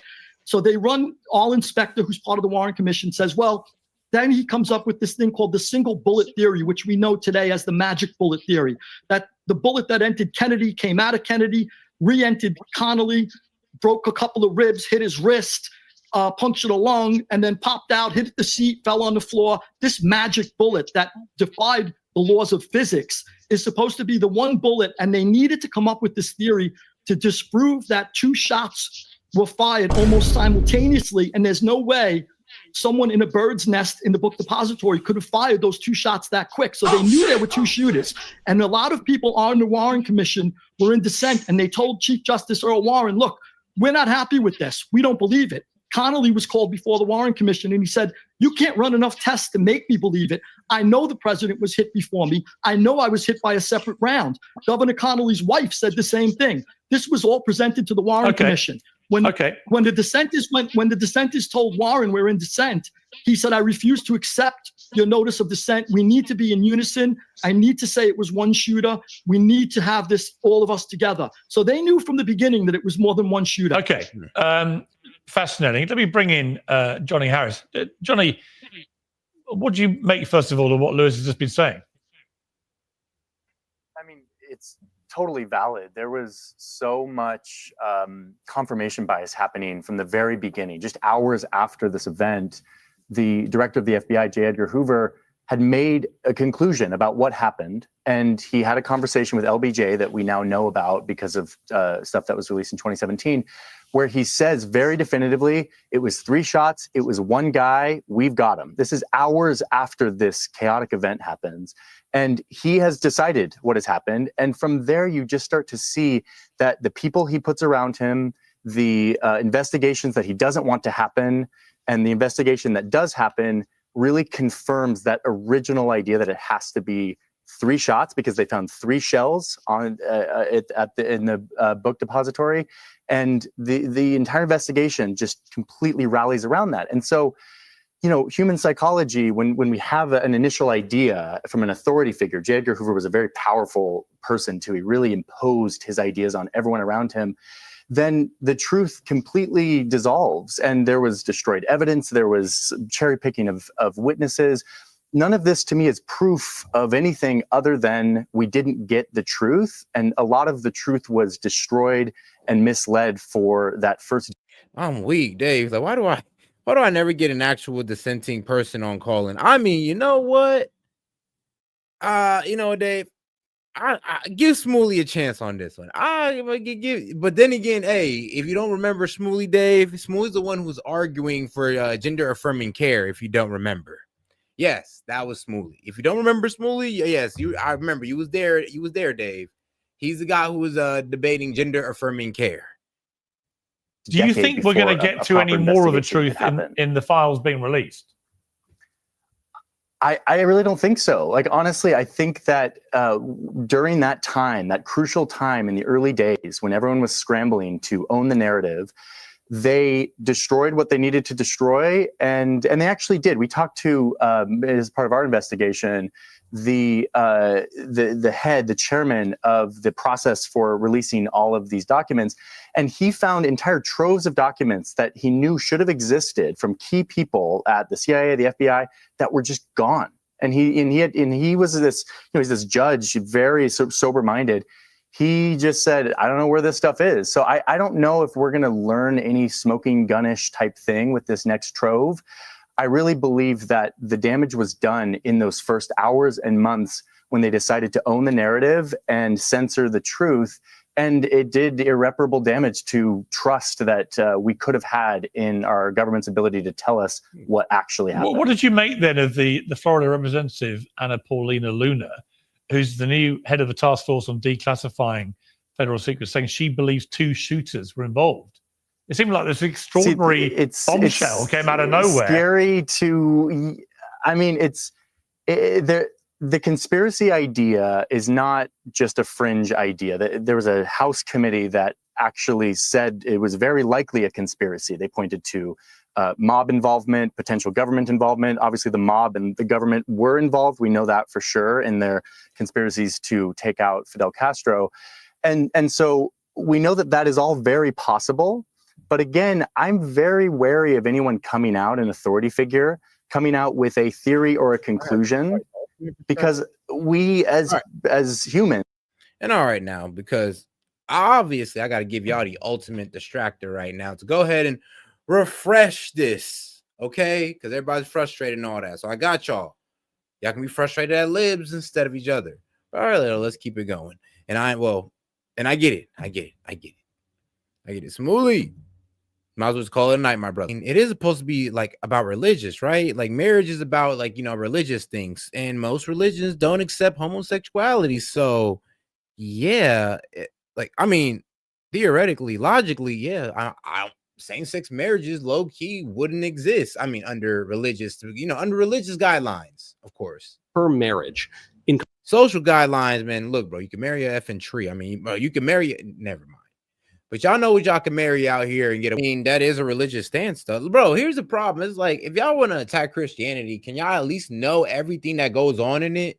It's like, bro, yes, Christians believe that, if you divorce your wife, any type of divorce is a sin. We know this. We do it anyway. We understand the circumstances, but we know this. Don't act like it's different now. Don't switch it up. Come on now. And he said, and shout out Big Way Dave. He said, F this troll. If we aren't religious, why worry about marriage? I mean, facts. Honest, I think it's just gay people's plight. Because I know, look, but there's some religious gay people. I mean, I don't say there's a lot of religious gay people. And I think it's their plight to honestly try to fit in. It really is. It's just like, because they're religious, they want to be up in God's good grace and all that good stuff. But, the whole, gay stuff kind of getting in the way according to the book. Okay? The book, the Bible, okay? Don't get mad at S.E.T, get mad at the Bible. Or religious covenant. If you want to break down where marriage came from and everything, it has a religious background. If that is if that's like, bro, you don't need the stamp of marriage. It's being a civil union or whatever. Like, trust me. Like, I don't know. I think y'all trying to have this whole marriage thing is like, y'all kind of see the celebration and y'all forget the religious aspect of it. Or the Christian aspect. Family law when it comes to children. Shout out Big Wave Dave. He said, this is what I mean, S.E.T. Thank you. Yeah, I ain't gonna lie. Asserting that without proof. We see family. Yes. But to say that marriage is a legal arrangement pertaining to family is circular. Of course it's illegal. I mean, let's be real though. Marriage predated the church, but it still had a religious backing to it. And then, it also had it always had the financial backing. Of course, I mean, hey man, money, right? There was always that financial backing to marriage, and there was always the religious one as well. So what can I say? Get like that. Hey, hold on, bro. We ain't talking about like seahorses or anything crazy like that. We're not talking about dolphins. We're talking about 99 or 98% of animals understand the whole male and female dynamic. It's damn near like a sacred thing in nature, the male and the female. They understand it. Most of the time, most species in the animal kingdom don't go outside of it. Most of them. It's usually us and a couple other animals that have, I guess, sex for pleasure other than for reproduction reasons.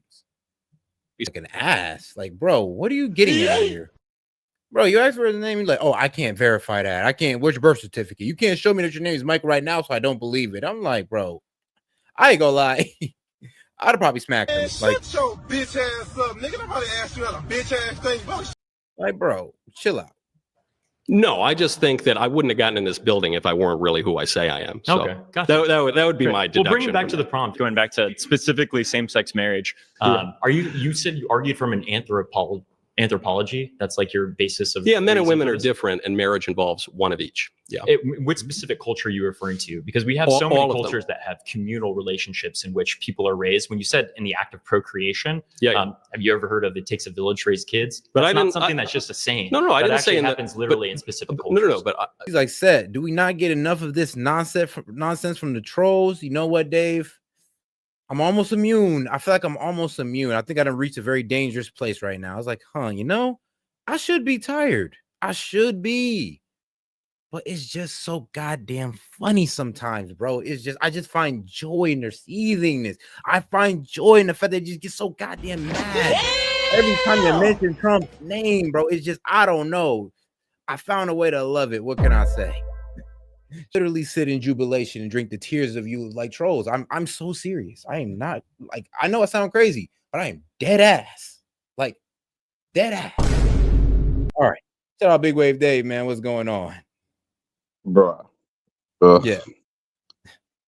Like listening to these like round tables of like, somebody sits in the middle and comes around and they do their talking points. Like, it's so fucking exhausting.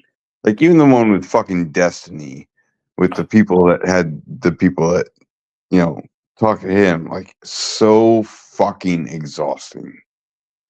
Yeah, it is hearing like a lot of ideas within, like, you're hearing 20 different people ideas within one video. But not even that. It's just the fact that the reason for these videos, they're fucking clickbait at the end of the day. That's Like, true. neither one side or the other, they don't agree to disagree. They don't come to some sort of like conclusion. It's all fucking bullshit.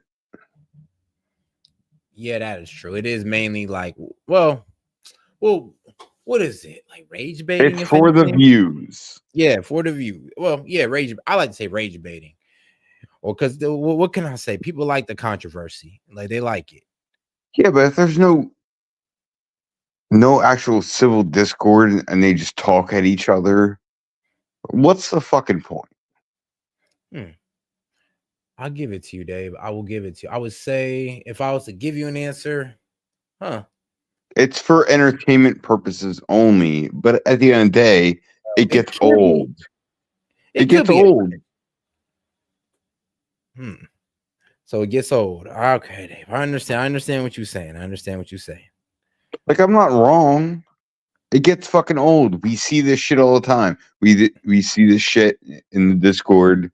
We see this shit in live chat. We see it on the news. It's the same shit over and over again. You getting tired of sending liberals? You can get like one or two here and there on one side or the other, but really, like, why? Why do we keep giving ourselves the stress of knowing that it's not going to go anywhere with like these videos? You got what I'm saying? Honestly, I think because it's like the viewers is the type of answers that the viewers come to. I don't really think it's honestly about, like, sometimes I really don't think it's about the two people. It's about the people who are watching. If you get what I'm saying. Okay. Yes, that I get. It's about people that are watching, but it's still fucking irritating to those of us that have seen these. Like I said, like even the Destiny one, right? Yeah. Like, do you think Destiny turned people on his side during that one? I mean, Destiny is a bit impossible. That's impossible. I would say, and I dislike Michael Knowles. I want to punch his face just as much as I want to punch Destiny's. Dang, why don't you like Michael Knowles? Oh, I don't really know too much about Michael Knowles. I don't really watch his content like that. I've heard enough of Michael Knowles. He's you weren't in the Discord. He's an arrogant piece of shit, just like Destiny.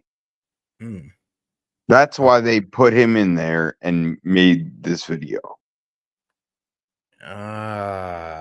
Okay, I get it. I get it now. I get where you're coming from. It's like the conservative Destiny. All right. Well, no, I would give that to Ben Shapiro. Ben Shapiro, the conservative no, I'm sorry. I apologize. No, Ben Shapiro actually has his facts. And you know what? Speaking of which, no, all right, Ben Shapiro has his facts and he's on top of his shit. Michael Knowles, he's just all right, so Michael Knowles and Ben Shapiro, it's just their fucking arrogance that gets on my fucking nerves. Their know-it-all attitude. I get what you're saying. Yeah, don't be that fucking way. Like, look, I think maybe I convey that shit sometimes in chat. I don't know fucking everything. But what I know, I know. Yeah, that's true. Oh, yeah. Yeah, I do hear what you're talking about, but I never heard him really talk outside of politics. If I was to hear Ben Shapiro start talking about, like how, I don't know, like outdoors, guns, stuff that we just don't see Ben Shapiro do. Oh, he talks about it as a know-it-all, okay. then I'd be like, okay. Like, yeah, he's in that pompous ass. Michael, I don't know. I don't really watch too much of them, to be honest, really know too much on what they speak on. The only time I really hear these guys is when they're a guest on somebody else's show. So Okay, so how often do you hear Ben Shapiro or Michael Knowles on a show? Let's talk about Piers Morgan, in fact. Ooh, I mean, you're right. They do not go on there. Barely. Like, I sure Ben Shapiro goes on there, but he's not like a regular. Okay, how many times has Destiny been on there?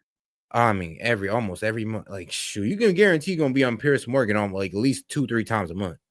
Now, maybe that's not Destiny's fault, but he takes the role. Okay, so you got more respect because he actually puts himself out there, and these guys kind of just in a way hide.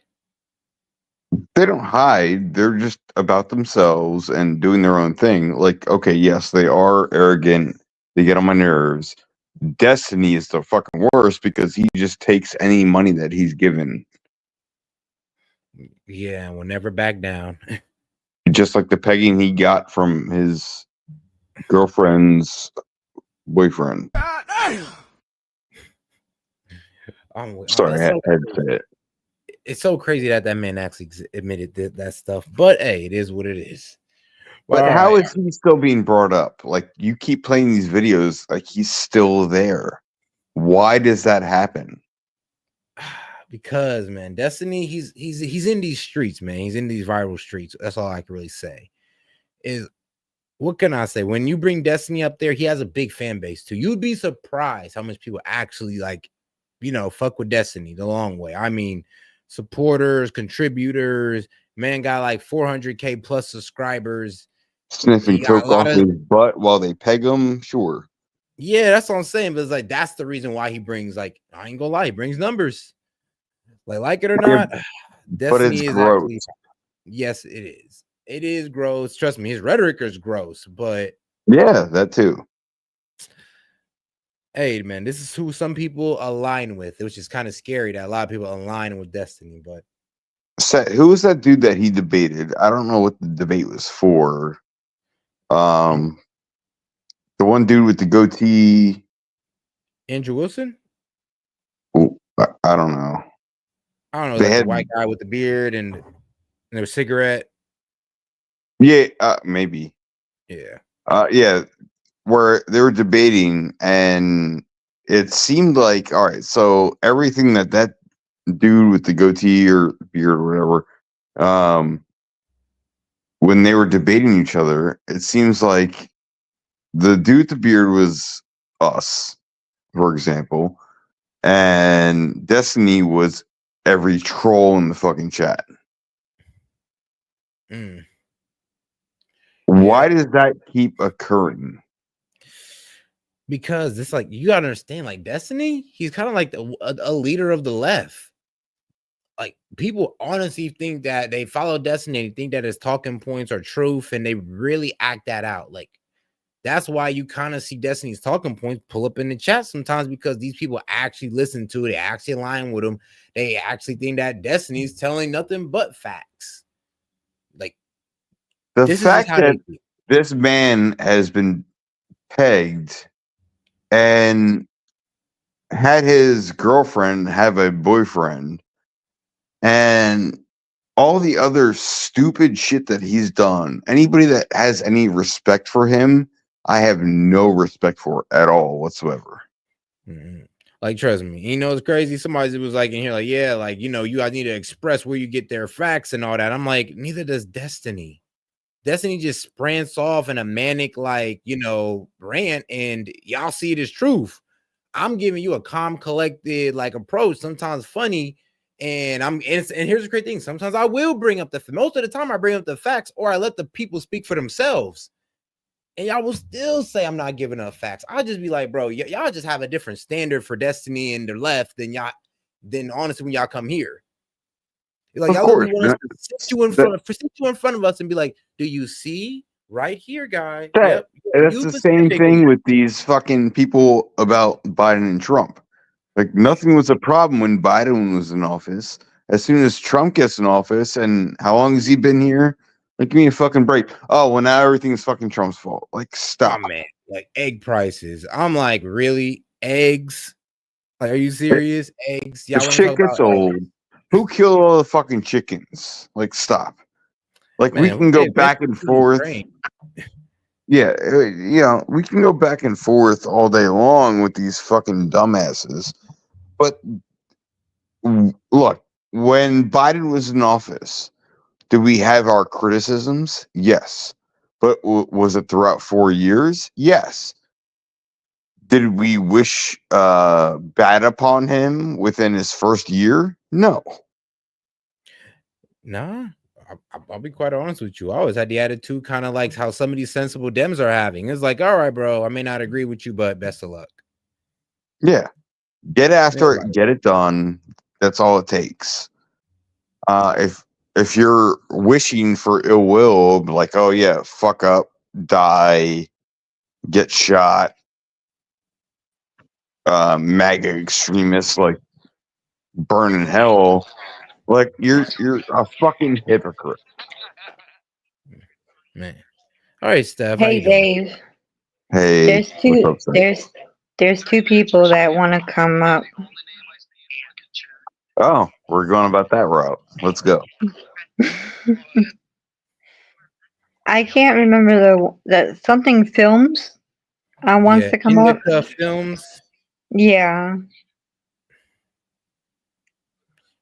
Let's see here. and I can't Indica remember. Films. And I You're can't gonna remember go the to other the one. community tab, I believe. You just hit the community tab. It should be in there. And let's see. No, not community. Posts. Oh, the post. Oh, wow. Okay, they just changed the post. Had All right, this yeah, the discussion post. with T earlier. Post Yeah. tab.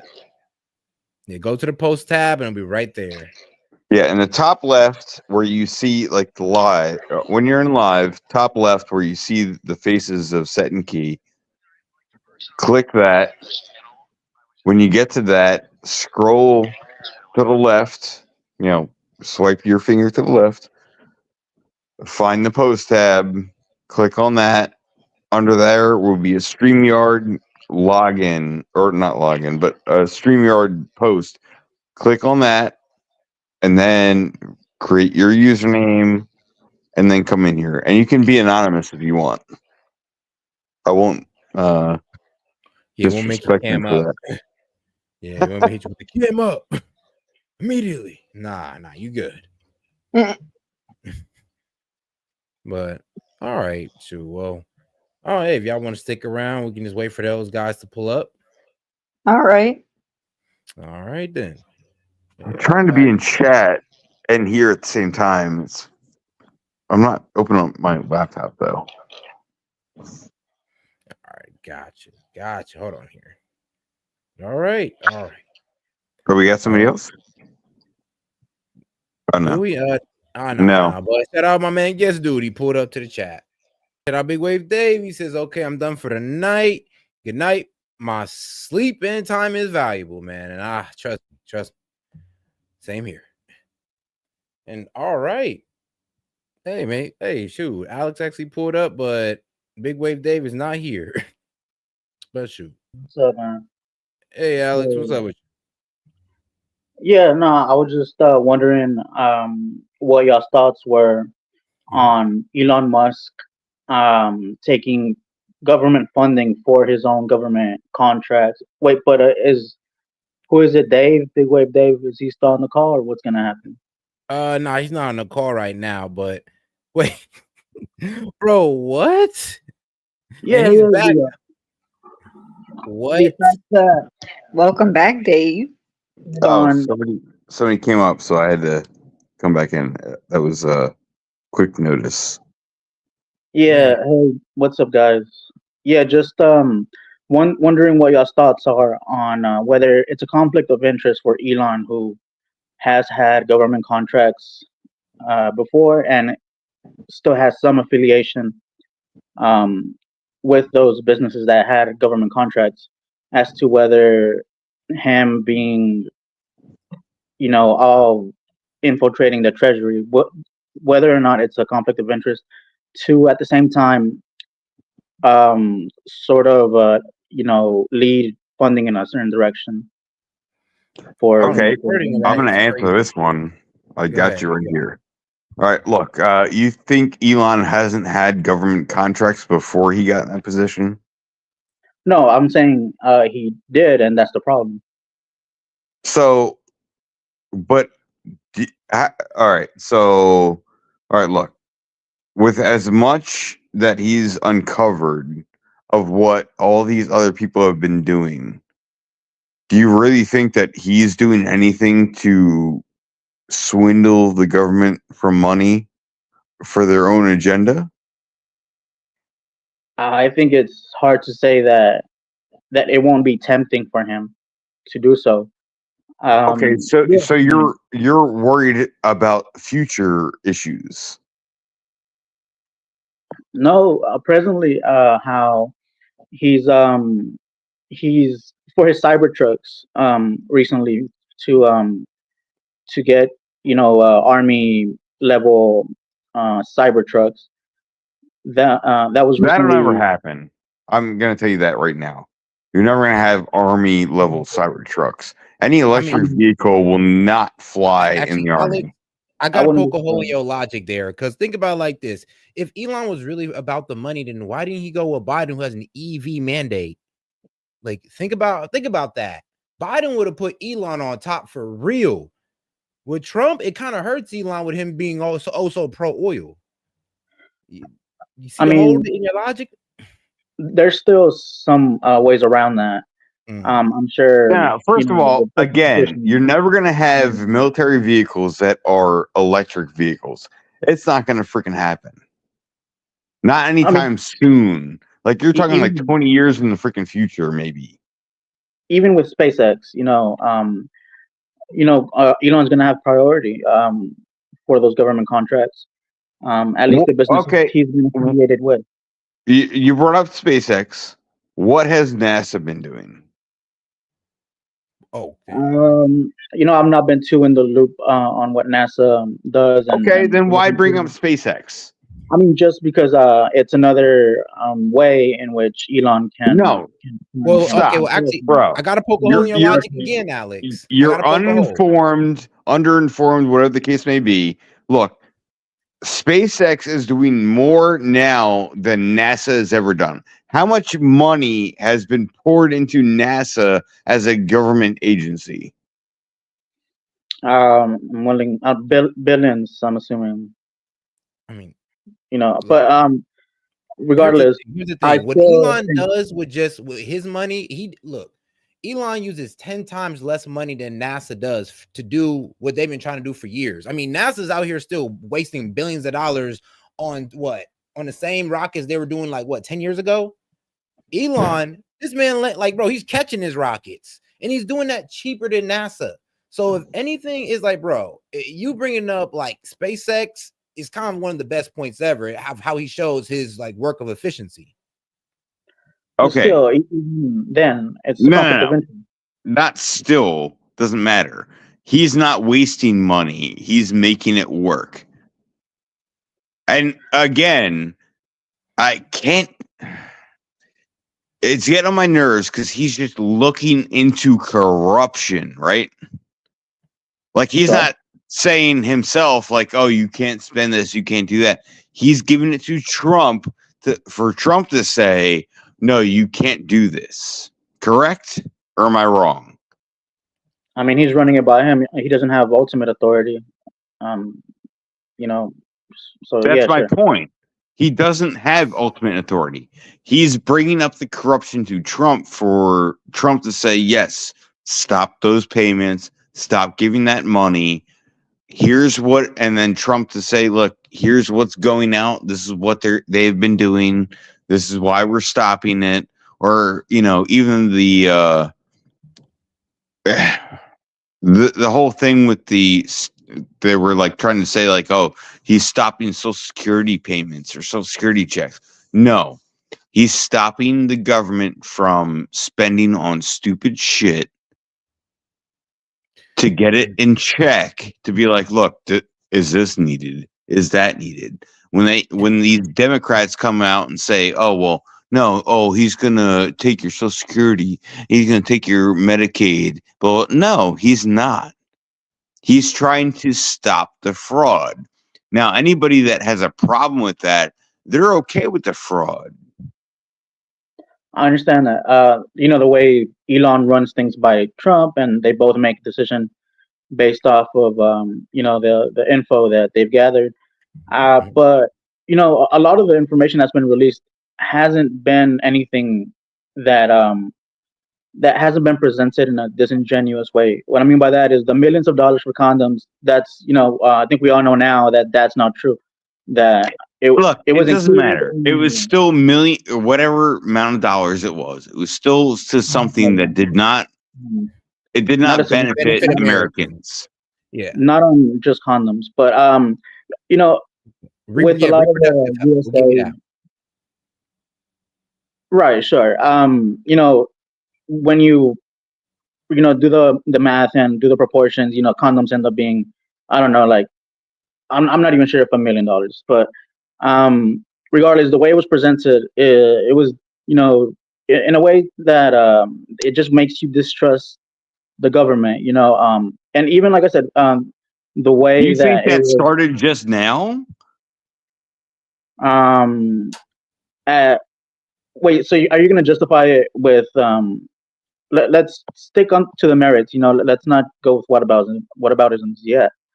But are you trying to justify it by saying that it's okay for Elon to be so blatantly trying to get people to distrust the government in order to No. Okay, you're getting back into my same point. You said Elon's trying to get people to distrust the government. You think we didn't distrust the government like years and years before? No, but he's presenting it in like I said, a way that's just getting people to only trust Elon and Trump as their main source of news, and it's bringing in this like tyrannical type of government where where people just look to authority and succumb to it. Okay, bro. Again, you think I trust Musk and Trump more than myself or what I see? I mean, I couldn't tell you the answer to that. I don't know. Okay, I'm gonna tell you the answer is no. I mean, so look, they can, even the political stuff, the newspaper or the media outlet. I don't trust the media. I don't trust the government.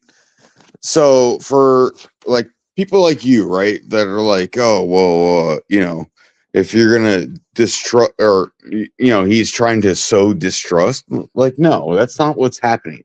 They're trying to get rid of the corruption. Look, will I pledge my loyalty to them, bow at their feet, and kiss their feet? No.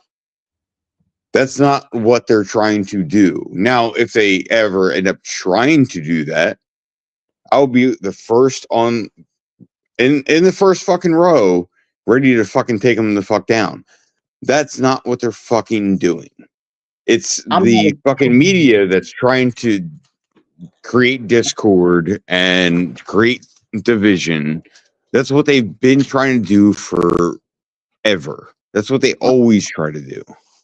I'm not accusing you of just going and believing what you're told, but I think a lot of people in Trump's base really do look at him as as an authority, before anything, and almost as a king, No. I'm not saying you, but some people really do. That no. All right. Look, how are you basing that? Figure? Well, he is the president. What was that?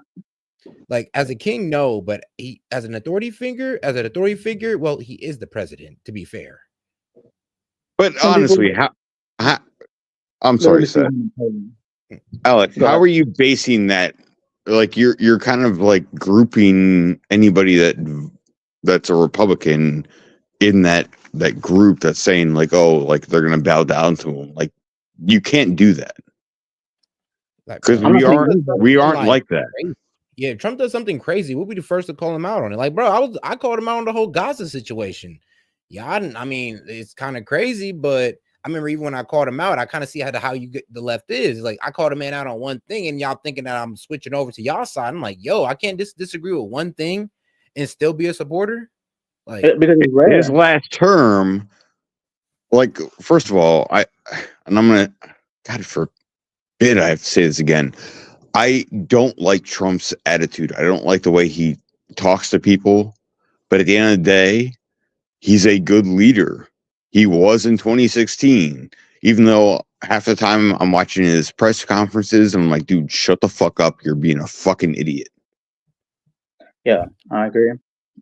I agree on that. However, because he speaks that way, doesn't affect what he does. Now, his last term, yes, there were problems because he didn't exactly know what was going on. This term, approve everybody he wants in, and he's not making exceptions at this point. Like, he's not like, oh yeah, I'm just going to take this person and roll over. I mean, you got what I'm saying? Yeah.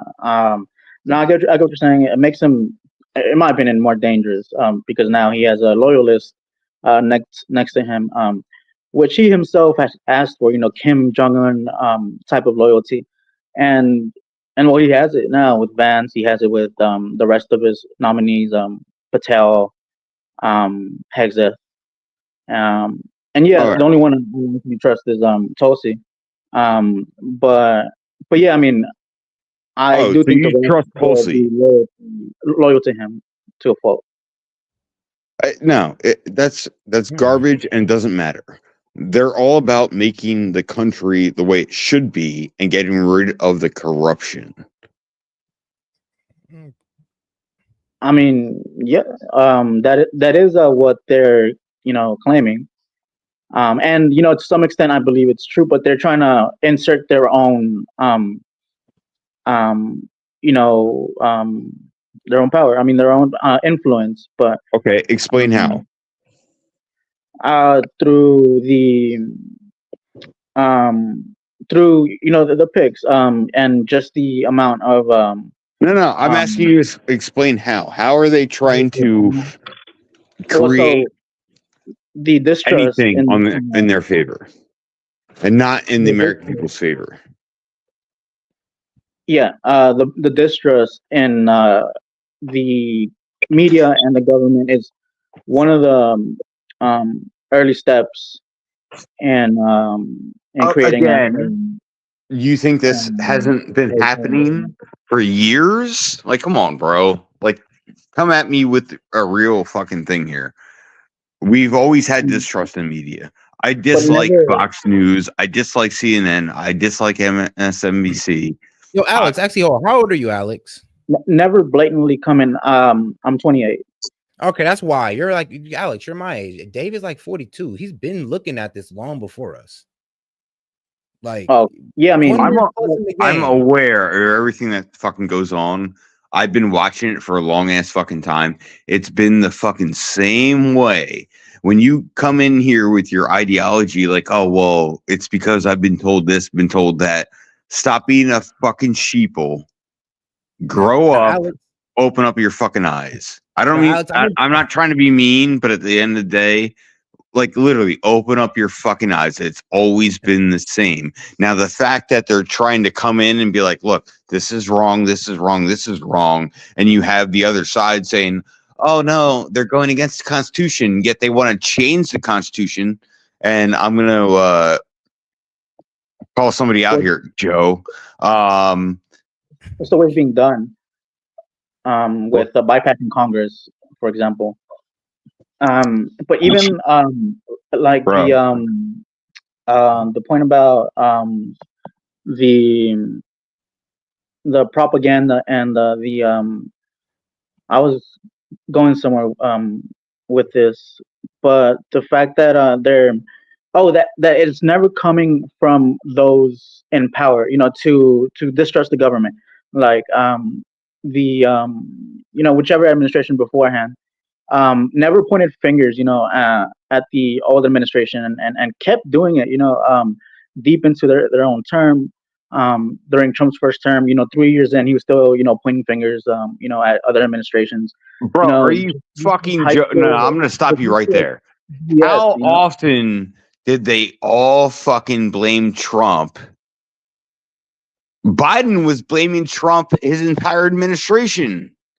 Like, are you fucking serious? Are you that fucking blind? Stop. No, I mean, I can't see it to the same level. Maybe early on.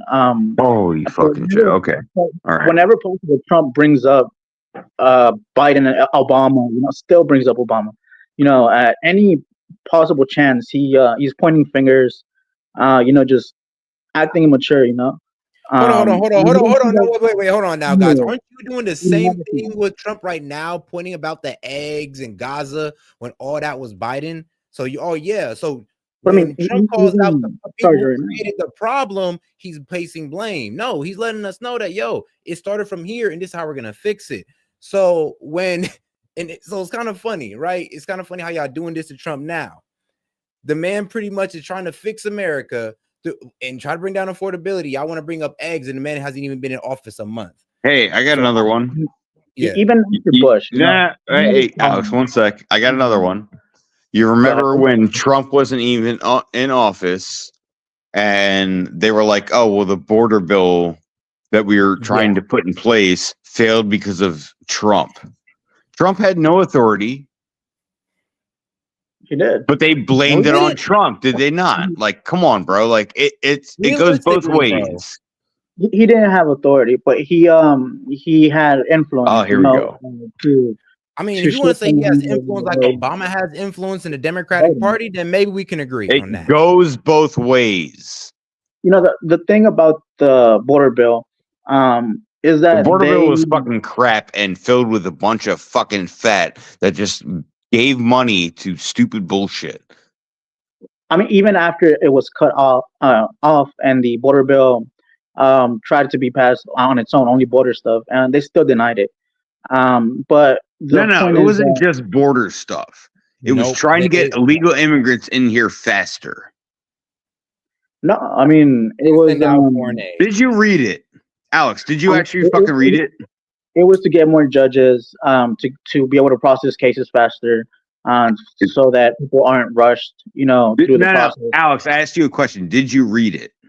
I know that which one? The first one that had either border bill. Did you read them?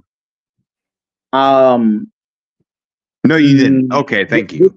Not extensively, but I mean, I know why it was denied. It was the fact that come on, bro. Like, you're so full of shit right now. But even after the Ukraine funding was taken off, the border stuff still was denied. It was still not a border bill. It was to get illegal immigrants in here faster. Do you not understand what they're trying to do? Like, come on, dude. Like, you are blind. You need to open your eyes and wake the fuck up. How many times do I have to fucking repeat myself? Do you mean that more judges were tempted to be hired, or that in what ways were more illegal immigrants going to be passed or approved? I mean, why do you say that? You just answered your own question, but okay, good times. So that's the reason you're saying it, only because of the judges being hired and being able to do things more efficiently. I mean, because at the end of the day, it's not efficiently. They're trying to get all these people that came here claiming asylum or whatever, trying to pass all this through. Like, you think any of these judges were going to come in here and be like, "Oh, that got hired under the Biden administration with that bill"? They're going to be like, "Oh, no, you can't be here. Goodbye." I mean, like, honestly, you believe that in your heart? No, I mean, so the problem is at the end of the day, then, that you just don't want more brown people crossing the border. You don't want more. Okay, here we go. All right, have at it, S.E.T. Have at it. I'm done. If it's about come on, Alex. an efficient system, it has nothing to do with that, Alex. Bro, illegal immigrants making the that immigration system more efficient. I mean, bro. At the end of the day, you just don't want the numbers to increase.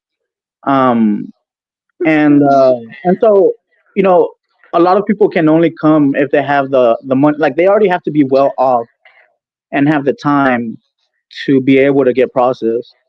Okay. So All right, bro. I got a real good one for you right there, because of what you just said. Right? Without claiming asylum, obviously. Yeah, Alex. 1 sec. So from what you just said, so the person has to be well off to get in the country, not be a hindrance on the country, and actually do a job for the country that they live in. Right? You know how many other countries have that standard? Most, all of them, probably. I'm sorry? All of them, probably. Most of them.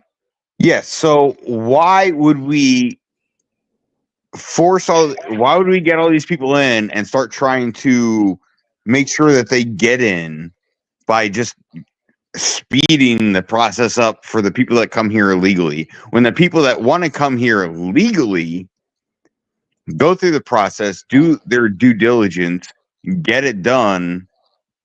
We're just gonna hand out this shit to other people and just to get more judges in, get them processed through quicker. Like, get in here. No, we're not against brown people, first of all. And the fact that you fucking race baited makes me fucking hate you.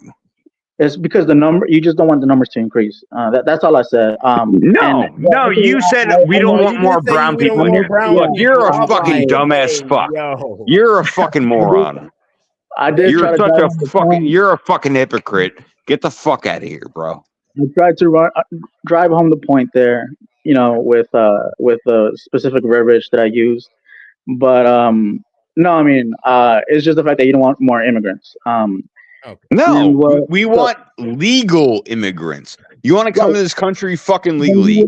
Come in legally. Being hired to help the system. Okay, this dude keeps. This is Joe fucking the third.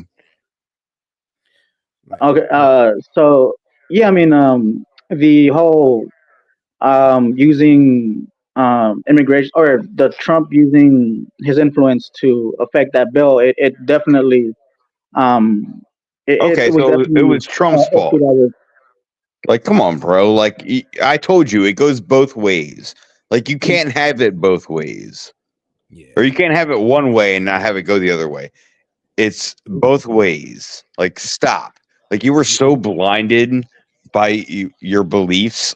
One day you will grow up, though. I promise. One day. Alex, quick question. Now, weren't they also telling you that nobody respected this man in government? Everybody thought he was a clown and all this stuff. But now all of a sudden he has influence in government to, stop a bill? Like, what is it?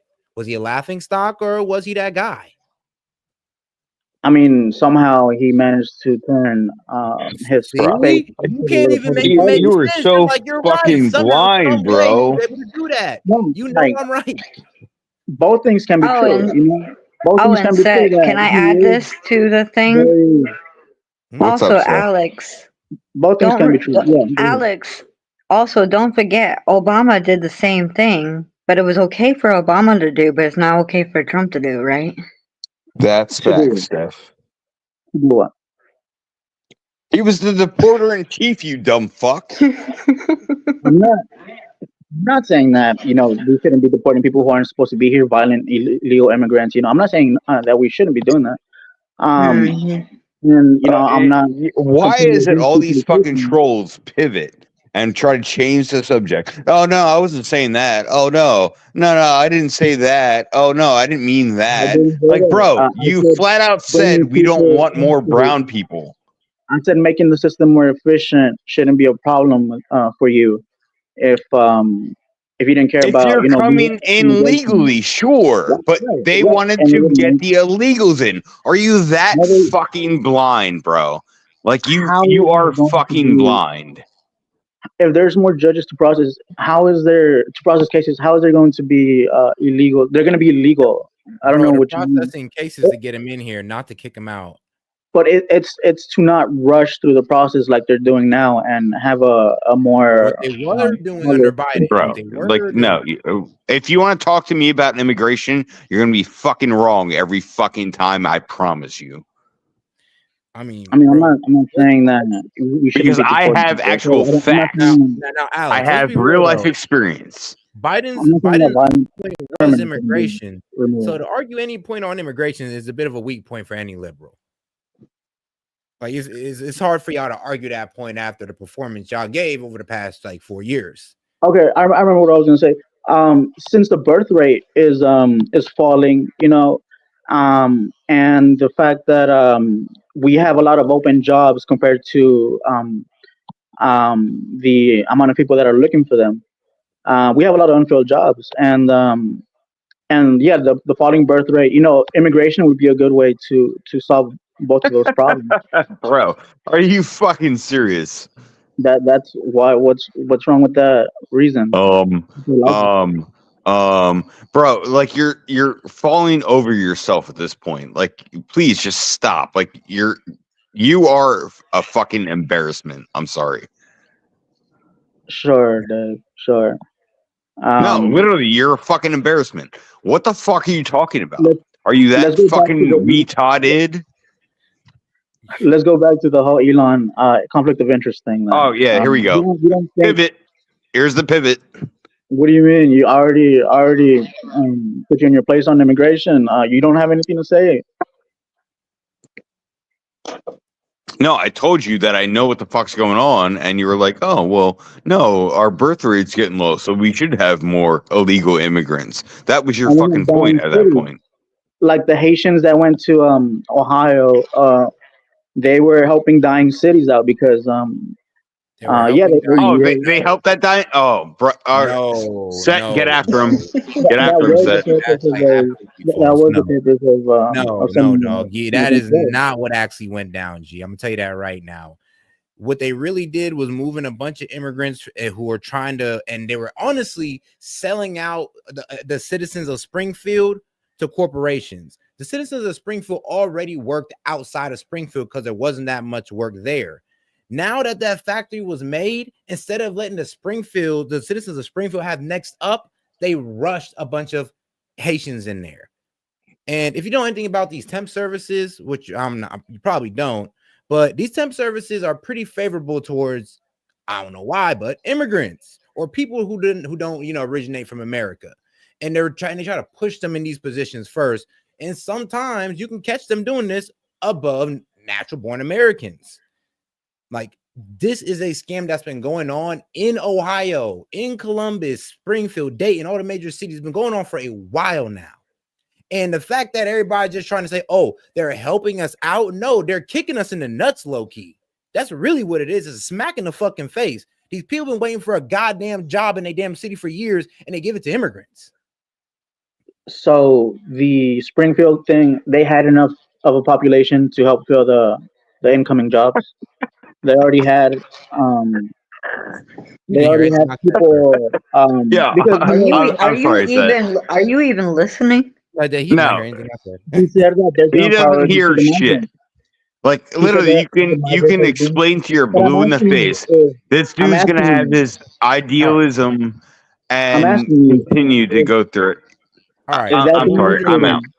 Had enough people to fill the jobs that were there available. That because obviously a dying city, a dying town is going to have no, bro. There was plenty of youth in Springfield, plenty.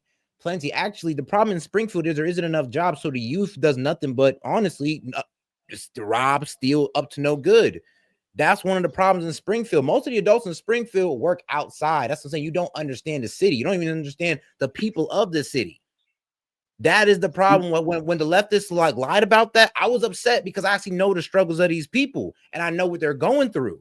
And to say there, and y'all pretty much just called all these people lazy as if they don't want to work when all of them been waiting for that factory for a minute now.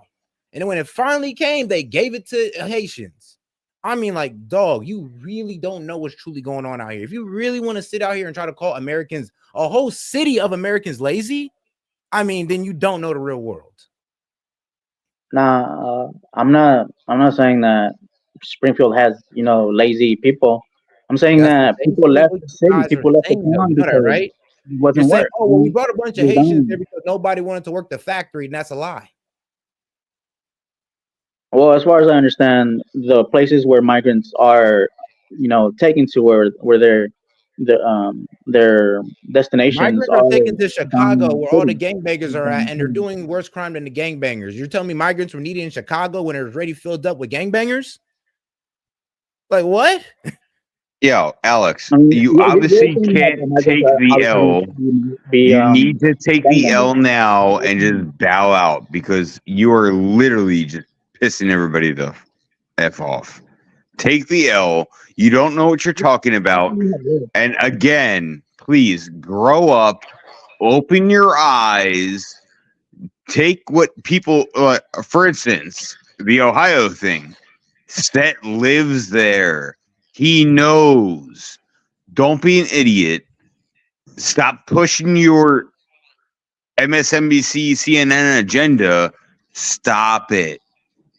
It's like, bro, I Please. literally have a friend that lives there who was telling me about the factory, and I'm just like, oh, that's great. You ain't got to go drive out 45 minutes to go to work no more. Fantastic.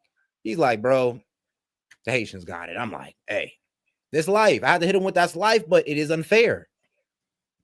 I mean, I don't think just anecdotes should be the. Oh, here we go. Not just anecdotes, bro. That's the entire fucking rich. Why the fuck every fucking time? I just brought it to the entire Springfield people. Then I made it anecdotal. I been gave you an example about how the entire Springfield ecosystem works, how their economy works. I been gave you that example, and you want to bring it back to the one anecdotal experience I give you.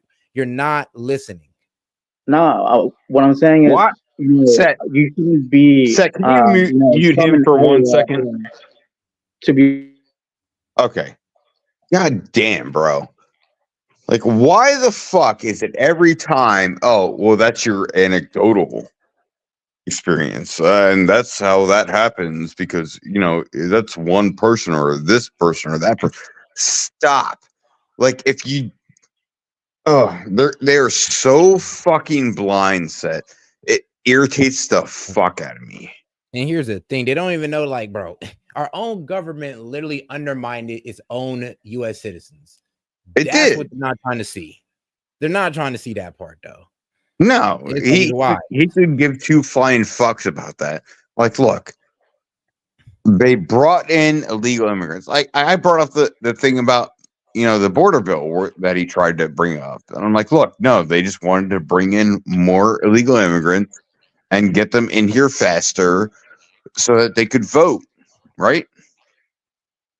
That's not anecdotal. Like, again, and I'm sorry you're muted, Alex, and keep him muted for the love of God.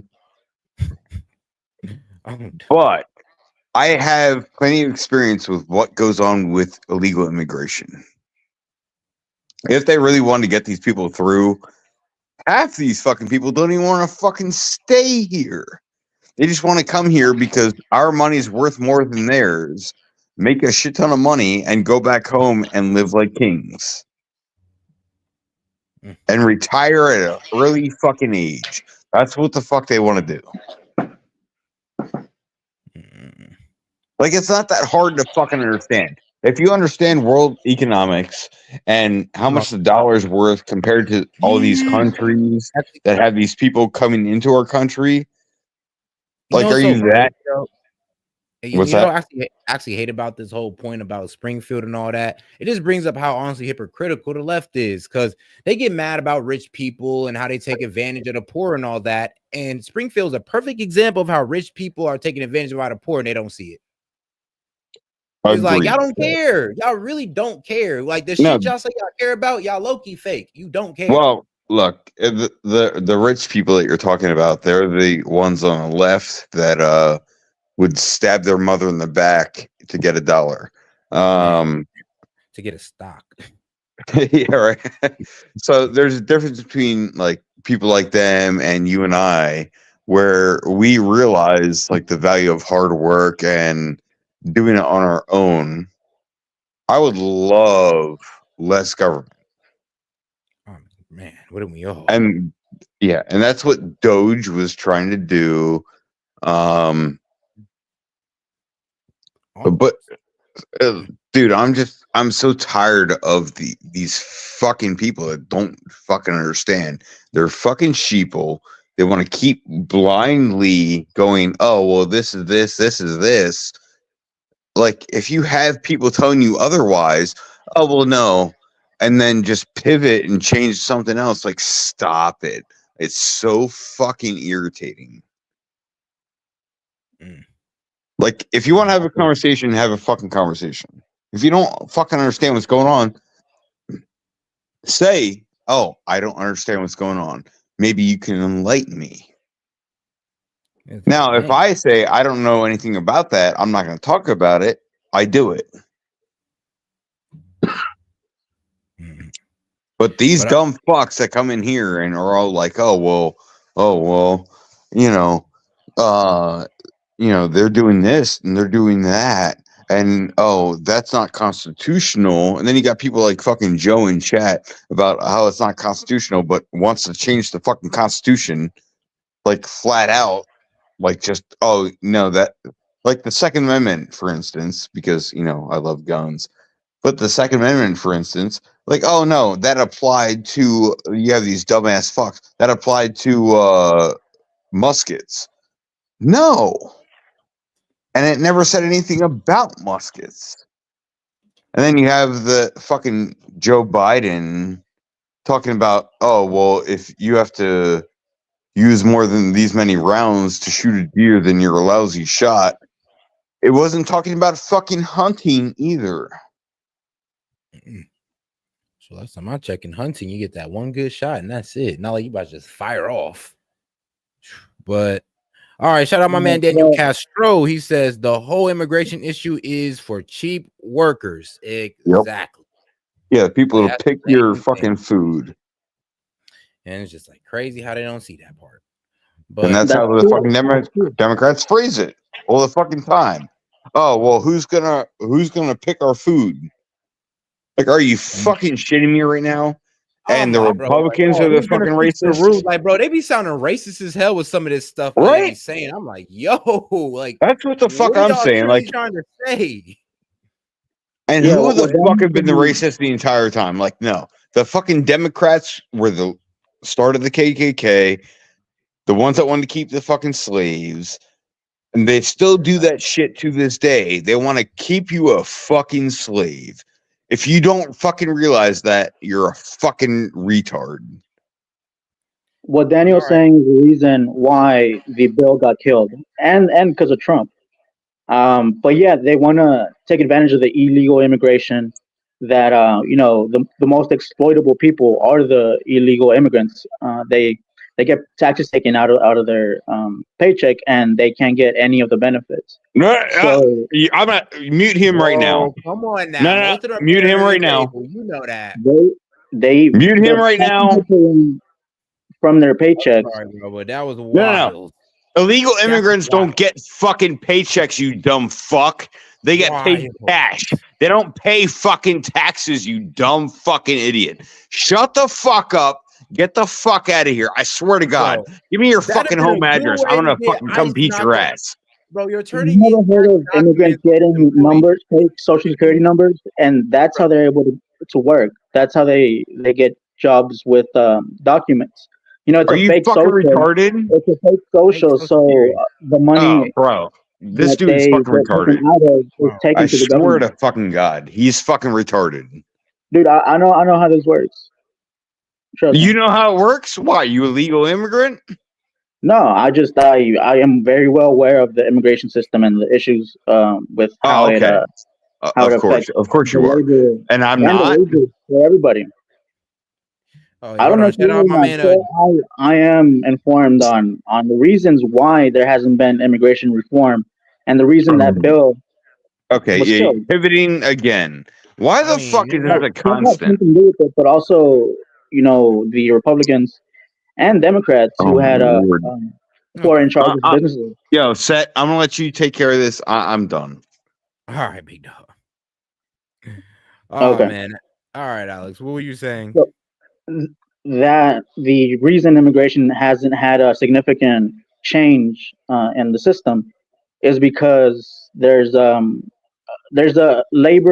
group of labor that are easily exploitable, and that's illegal immigrants. And having illegal immigrants around, it makes it easier to take advantage out of the labor in general by dropping wages. But if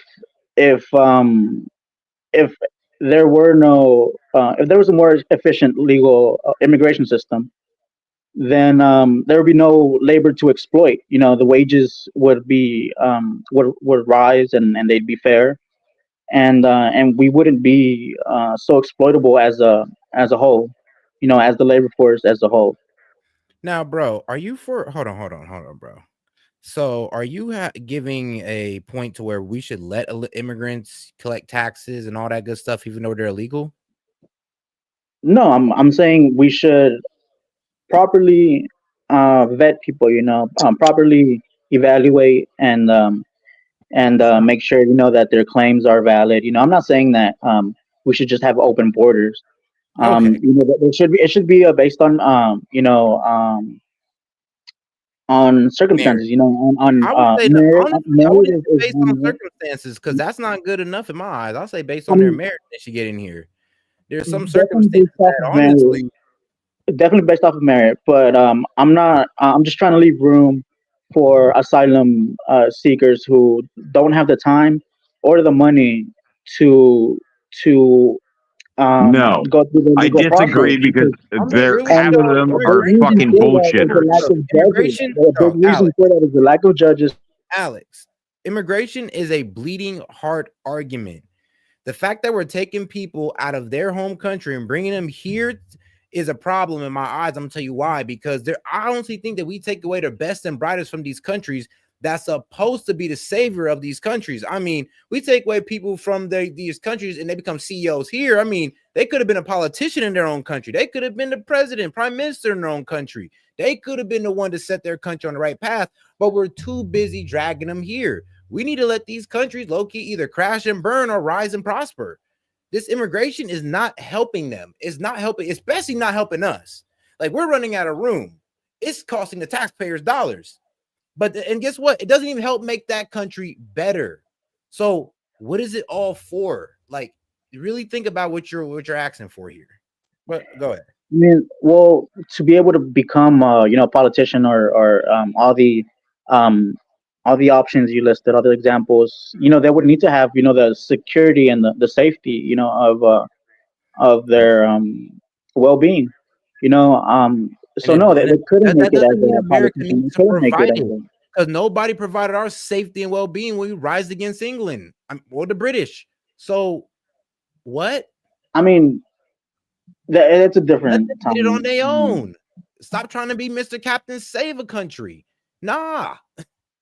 No, I mean the reason the U.S. feels obligated to fund, you know, USAID, you know, programs and you know, with the whole immigration thing is because they've meddled and had influence in elections, you know, in South Okay, America cool. and We'll drag around all of that out the and we'll world. let them fend for themselves. Fantastic. I hear that point.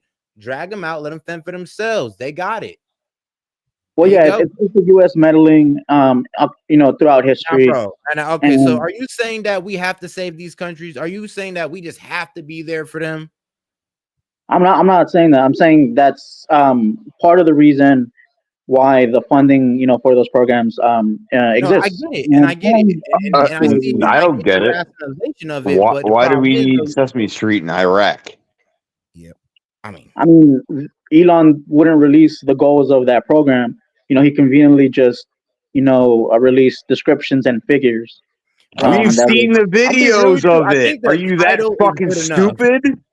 I think the title is good enough, to be I'm honest not with you. saying, and dude, no, it's not. When you say, you know, millions of dollars were sent in condoms to you know, X country, That was that them Back being to tongue in that, cheek. disingenuous as bro. fuck. Bro, you You're are right. That was a so disingenuous unintelligent. joke. Like No, when they no, say condoms that and was now it turned into that reproductive was all care, just sanitary do you stuff. see the joke? Like, do you see the joke with condoms and reproductive care? Like, you kind of see the joke they was going with there. That's a stretch. I don't know. Even I then, don't like the think that's a way, stretch because when you practice reproductive care, when you practice, like, you know, I mean, safe reproductive sex, what do you use? I mean, Hey, when you go to I the mean, HIV clinic, what do they yo, use? we can do we want back up one condoms second? Back up one second. $20 million for Sesame Street. If this guy's trying to say, like, oh, well, we don't know that's for a fact. He's just saying that. But we saw the fucking Iraqi Sesame Street. They have a fucking clip of it. Yeah, I mean, I'm not saying that there could be some, extra fat in the funding, and I'm not saying that there should be some stuff cut off. But yeah, the way it's all being presented. My lord. Is all, All right, guys. I'm sorry. Set one sec. Yo. Set once.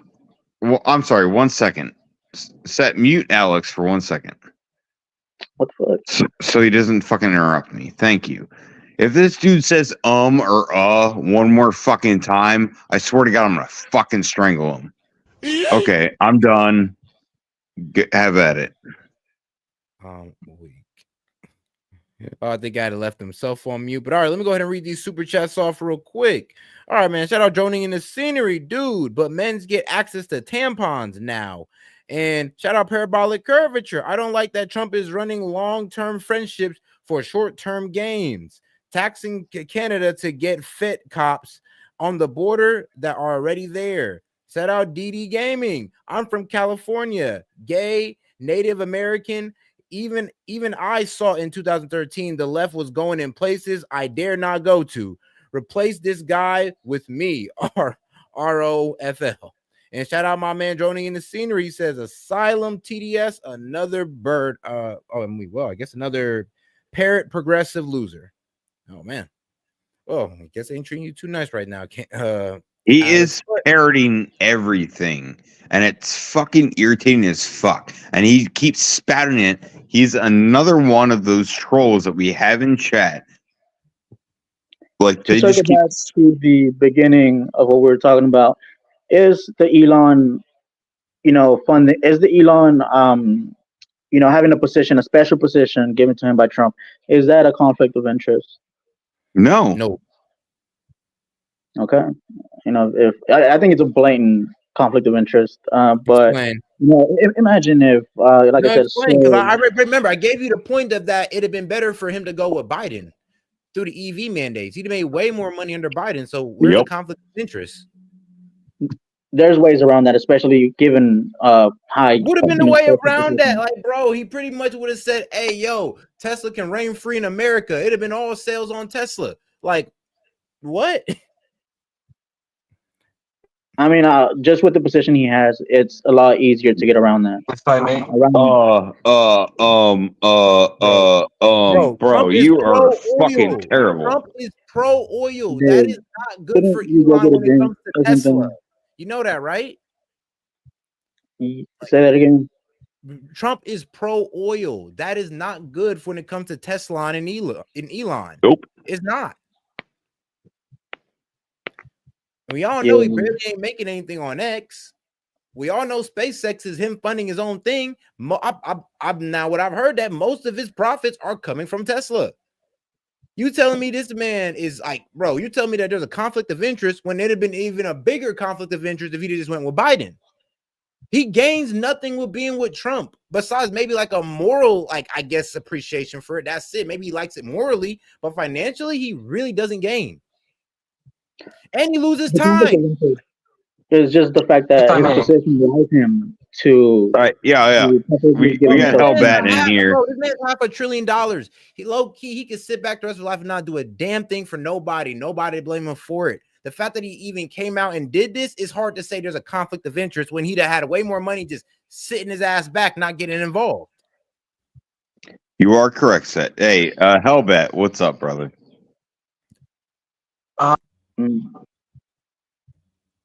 Oh, okay. Goodbye, Hellbat. I'm weak. He's out. Where'd he go? Yeah, I'm gonna go ahead and call it a night, guys. I just wanted to, hear what y'all's thoughts were on the thing and the funding. But yeah, we'll catch up another time. All right, for sure, man. You're always welcome on here. Even though you do be taking the verbal action, we do appreciate you for pulling up regardless. Thick skin, I appreciate Set, you are so kind. I appreciate the kind words. Y'all have a good night. All right, man. You too, man. Have a good one. Have a good night. All right, I think Hellbat's back on. Yo, Hellbat, what's going on? So I just wanted to point out there's a bunch of stuff that was went over that really disturbed. First of all, Hellbat, no, you're breaking up and sound I'm just gonna point out some things. I'm just gonna point out some things. Hey, you sound like a fucking robot, though. My connection sucks right now. Yep. Try to bear with it for a second. Yeah. All right. First of all, the thing was in deportations under our reporter-in-chief, Obama. He was deporting more people out than what our current administration under Trump is. Exactly. Secondly, it was indiscriminate compared to we have currently prioritized any criminals or violent people in the process. Oh, I'm gonna tell you right now, that's not. Hey, one sec. I'm gonna tell you right now, that's not exactly true. I'll let you correct. Just okay. All right. During the stream, I have back here. Secondly, I heard something about constitutions being attacked and all this. First of all, there's an amendment trying to be made to the current. What was it? Born here, you're a resident. Bullshit. Let's not forget that we also had times where people were attacking our right to bear arms and our right to free speech in this country. We cannot forget those. And that's pretty much all I wanted to point out. I'm going back to the stream so I can actually listen. And I just wanted to let that simmer for a little bit. All right, man. Shout out Hellbat. All right, man. Appreciate you, man. I got a response for Hellbat. What's up? All right, I'm gonna give him a second or two. Get back in stream. I know it takes a minute. Oh man, I know how that is, but oh man. Well, I guess before you do that, Dave, I just want to add. I don't know if you covered this yet, Set or not. But the newest news that I've seen is that I found out that we were paying on the free healthcare for everybody. Everybody that has free healthcare, we were funding that. I mean, if you really want to think about it, I think somebody was, I'm not sure though. I think somebody was making that point through pretty much, these countries not paying their dues in NATO. So since they're not paying their dues and we're covering for them, I mean, all this money that they're saving, hey, here you go, free healthcare. Yo, do me a favor. Can somebody, one of the mods, time out Jack? Jack tripping. Oh, wait, I don't even. I don't see him. Well, Yeah, maybe somebody kind of. Jack? Jack said Trump already has concentration camps. Yo, like, is he fucking kidding? Oh, hold on. Okay, hold on. It must be on here. You said James or Jack? That's 3 weeks. Let's see here. Yeah, it probably is only showing on dang, you looking at it on StreamYard? Yeah. Yep, that's why. That's why. That's not gonna pull up on chat. Ooh, thank God. Yeah, I know. Bro, StreamYard shows you the stuff that YouTube won't. Oh, okay. I was gonna say. Yeah. Okay, so he said it, but it didn't come through. Yeah, it didn't come through onto YouTube. Yep, I see it. Yep, here it is. This wild stuff. Yeah, that one. Yep. Like, stop. And everybody went past it. That's what I'm saying. That's how you know nobody caught that one. They're like, whoa, what? But man, That's already has wild. So, Set, look, that dude, bro, like, I'm dying a little bit. Like, I really want to just punch him in his fucking mouth. God damn. Like, what a fucking idiot. Like, are you that dumb and blind? Oh man, he was parroting a lot of talking points. I'm just like, man, these are all the things we like. I ain't gonna lie, debunked during the election. So it was just like, man, but taking it back. Exactly. And like the same shit. Like we played the fucking videos. Like he's like, oh well, how do you know they did that? Where, like Joe, like where are the receipts? Like look at they said 20 million spent for this. Like whether you see the receipt or not, it was still fucking done. I actually got a video where bro was breaking down all the spending, like the most gayest stuff that USA spent their money on. I don't know if you've seen it. Did you? Yeah, I'm sure. Yeah. Again, I watch everything, but the fact that he's like, oh well, how do we know that? Like, bro, we saw the video of the Iraqi Sesame Street. You guys played it.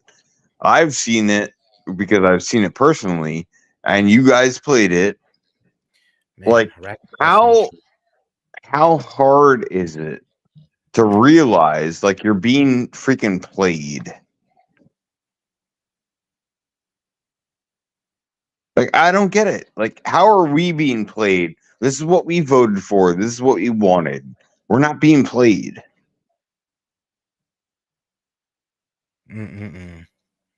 I wish somebody would chime in and explain it. How are we being played? This is what we wanted. We wanted the end to corruption in government. Wanted the government to be audited. I'm fully in support of what Elon Musk is doing, and according to the polls, it's like 60% of America is good with it. It's that 20% that is either in their little hole under a rock that they don't care, or they want the corruption to continue because they want their favorite people to be in power. Man.